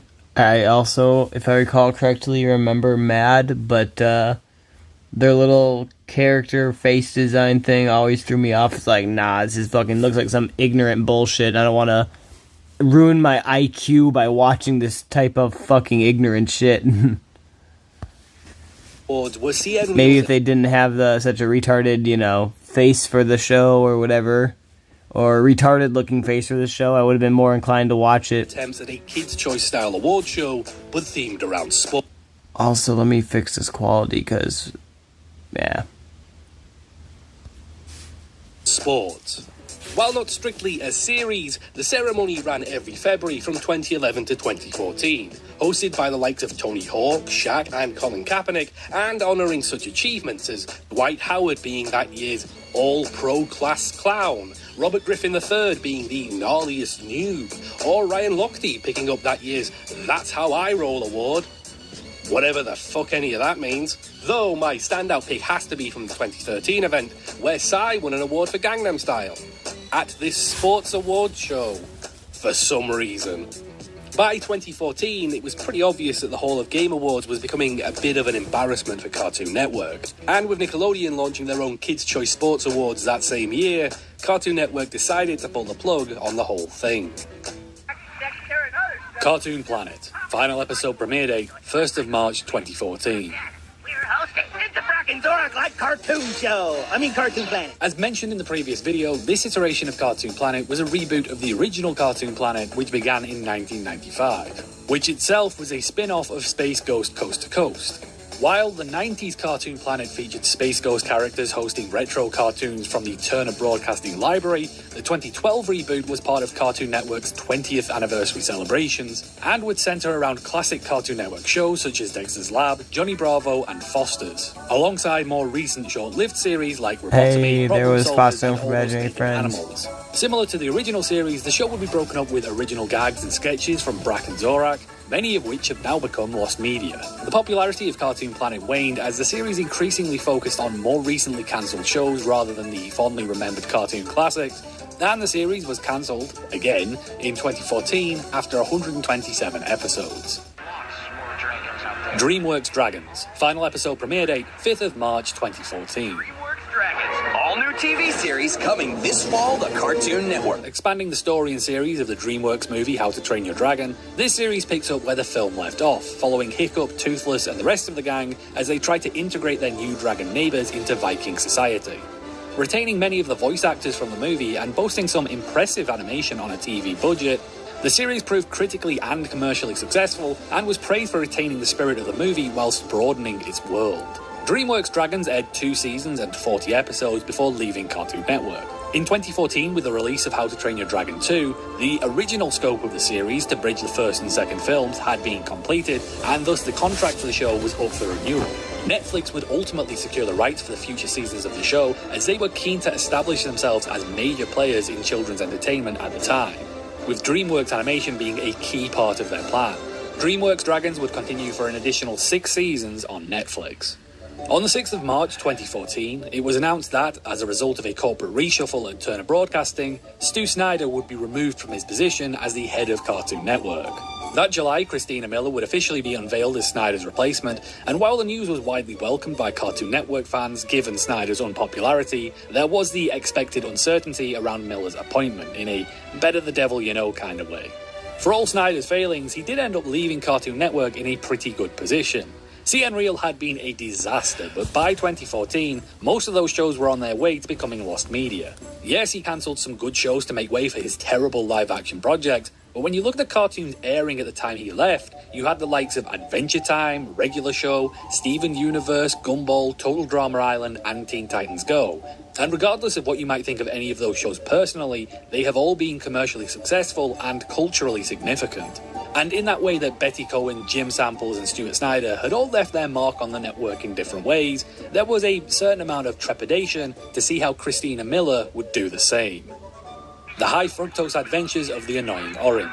Final episode premiere date, 17th of March 2014. The Annoying Orange, new series premiere coming up next. I'd love to say that killing the Annoying Orange was Christina's first decisive act of intent, but she wasn't actually The Annoying in charge Orange yet was when so the show fucking was cancelled. dumb. A TV adaptation of Dane Bodegheimer's YouTube series about an obnoxious piece of fruit with superimposed facial features, the TV show diverged from the web series in some aspects, but largely retained its loud, lowbrow style of humour. Despite its awful critical reviews, the series had consistently high ratings, seamlessly translating its internet success to traditional media. The series ran for 60 episodes over 2 seasons, and it wasn't actually Cartoon Network's decision to end the show. The cancellation came about as a result of the production company being bought out and having their TV division shut down. So, had things gone differently, The Annoying Orange could have been on our screens for a lot longer. Maybe there is a god. DC Nation Shorts. Final episode premiere date, 2nd of August 2014. Watercolor. Easily Cartoon Network's longest-running series of shorts, the DC Nation Shorts ran, unsurprisingly, alongside the other shows in the DC Nation block. In total, some 162 shorts were produced, each around 1 to 3 minutes long and covering a plethora of animation art styles, genres, and DC characters. Some of the most standout examples include the crossover minisodes with Mad, the anime-inspired Amethyst of Gemworld, the visually striking Batman of Shanghai, Super Best Friends Forever, developed by Lauren Faust, Superman of Tokyo by anime studio David Production, and, most significantly, the new Teen Titans shorts, which led to the new Teen Titans is dog shit. DC Nation shorts would end with the discontinuation of the DC Nation block itself in 2014. The Looney Tunes Show. Final episode premiere date, 31st of August 2014. The Looney Tunes Show. New episodes, Tuesdays at 8, 7 Central. A Warner Brothers production created by the showrunners of Duck Dodgers, The Looney Tunes Show was a complete reimagining of the classic Golden Age characters, which proved to be immediately controversial. Eschewing the fast-paced slapstick daftness that Bugs, Daffy & Co. are best known for, the 2011 Looney Tunes Show was a sedate domestic sitcom where the characters dealt with the struggles of work, their love lives, and dealing with roommates. Aiming at a more adult audience, the series was incredibly polarizing, with just as many being intrigued by this new direction as absolutely hated it. Alright, if we're being honest, a lot more people absolutely hated it, but the show did have its fans who were ready to defend it. Ultimately, though, it was the opinions of executives at Warner Brothers that mattered the most, and they were not fans. They gave the show 2 seasons for 52 episodes, all of which played out on Cartoon Network, before cancelling it in favour of a new Looney Tunes show that would stick truer to the original style. Over the Garden Wall. Final episode premiere date, 7th of November 2014. Over the Garden Wall. A 5-night mystery adventure. Airing 10 episodes over 5 nights, Over the Garden Wall was Cartoon Network's first ever miniseries. Created by former Flapjack and Adventure Time storyboarder Pat McHale, I don't think I've seen this, but it looks good. Was about 2 brothers searching for a oh, way I have home seen some of after it. being trapped in a dark fantasy world of haunted forests and talking animals. Adopting a slower, creeping pace, a muted colour palette, and an art style inspired by Gilded Age Americana, tinged with horror elements, Over the Garden Wall felt different to anything else airing around this time, unfolding more like a fairy tale from a bygone era than a modern cartoon. Add on top of that the astonishing Dixie folk soundtrack by the Blasting Company and the show's equally brilliant original songs, and what you have is, in my money, arguably the best show Cartoon Network has ever made. Although it originally aired in November, the series has quickly become quintessential Halloween viewing for many fans. Hey, he so said if my you're name. searching for something to watch around spooky season, give this a try if you haven't already. Anyway, fanboying finished, Over the Garden Wall ended after 10 episodes, because it's a mini-series, obviously. Ben 10 Omniverse. Final episode premiere date, 14th of November 2014. Ben 10 Omniverse. All new series this fall. The 4th and final installment of the original Ben 10 continuity, Omniverse saw the extraterrestrial transforming teen story finally come to a close.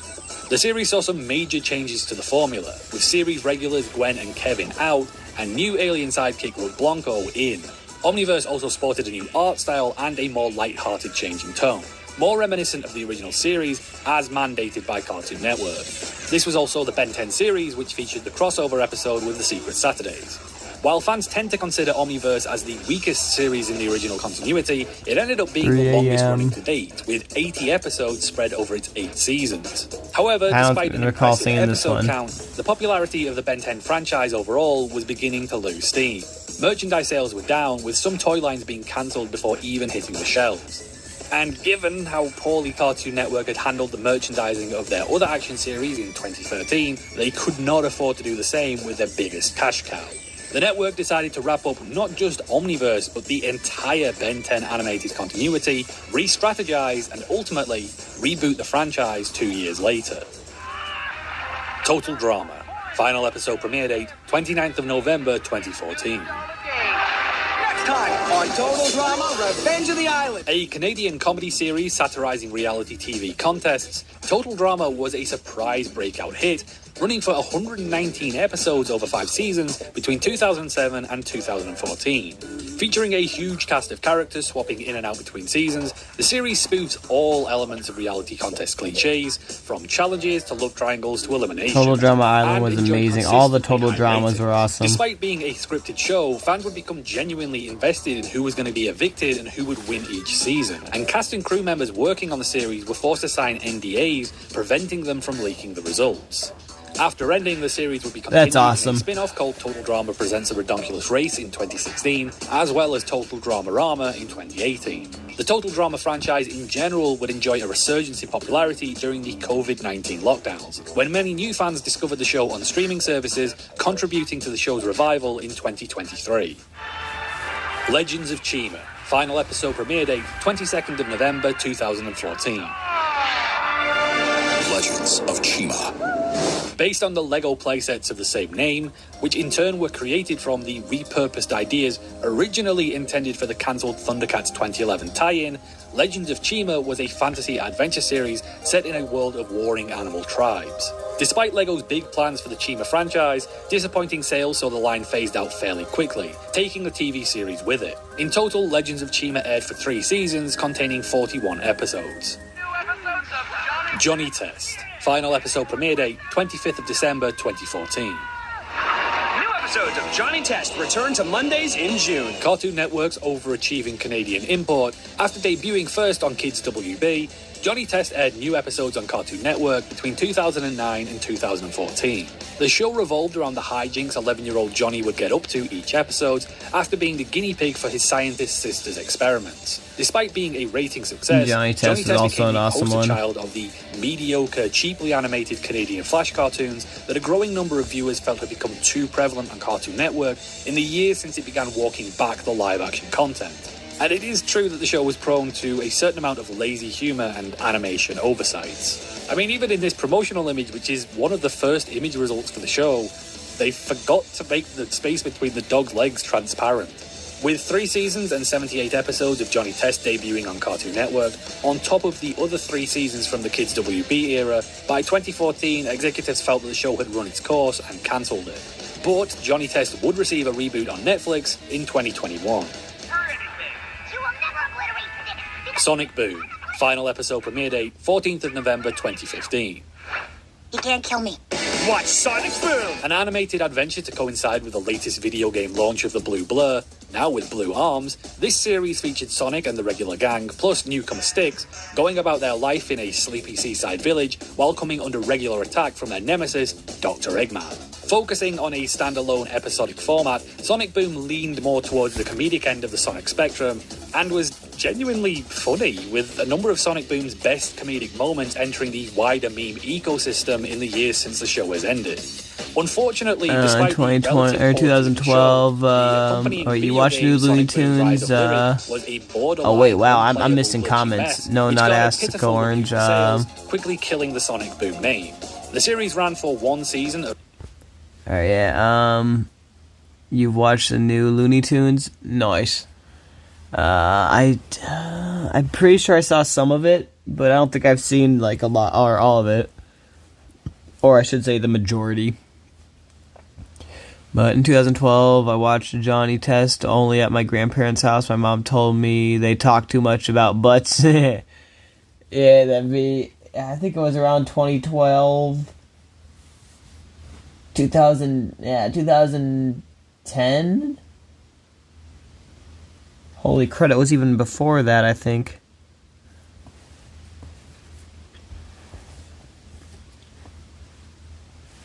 Bro, I was like 8 or 9 years old, so 2008 or 9, I think, maybe. I was watching Johnny Test, and yeah, I don't know, so like I was 8 or 9 years old. I thought it was funny back then. I'm gonna have to go for a few minutes, but I'm gonna leave this on since we got over an hour and some to basically of watching. I'll just let it play, and you can watch it, and if you want, you can watch it on your own screen too, maybe, since I sent the link. But that's up to you if you want to, of course. But yeah, I'll be right back in a few minutes. Okay, heck yeah.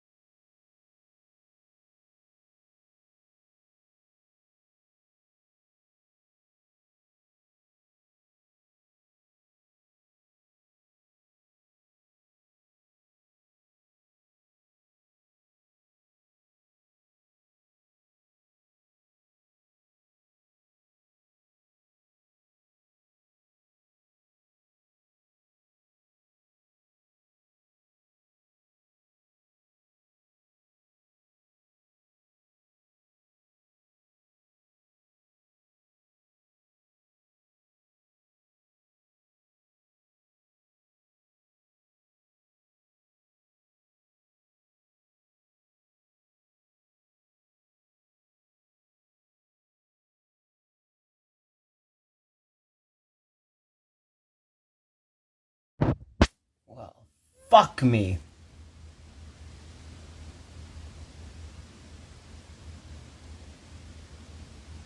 That did nothing. I left it playing so you could, watch it while I was doing stuff, but you couldn't hear anything. You just saw a whole bunch of fucking cartoons on the screen without no audio, so nice. Well, rip. I guess scroll up a little bit to where I sent the link if you want, and you can watch it there. But since I butchered it that badly, I'm probably going to, well, not simply because I butchered it that badly, but since I butchered it that badly, and I'm not really going to be doing that much else. You know, there's only 20 minutes left of this stream, or 30-ish minutes left of the video, and if I restart it, there's going to be like, at least another hour and a half. So with that being said, I'm probably going to end the stream and start up tomorrow sometime, good sir. Hope you all enjoyed. Hope you're all having a great day. If you did, a like and or subscription would be amazing. And catch y'all later, and peace out, everyone. See ya.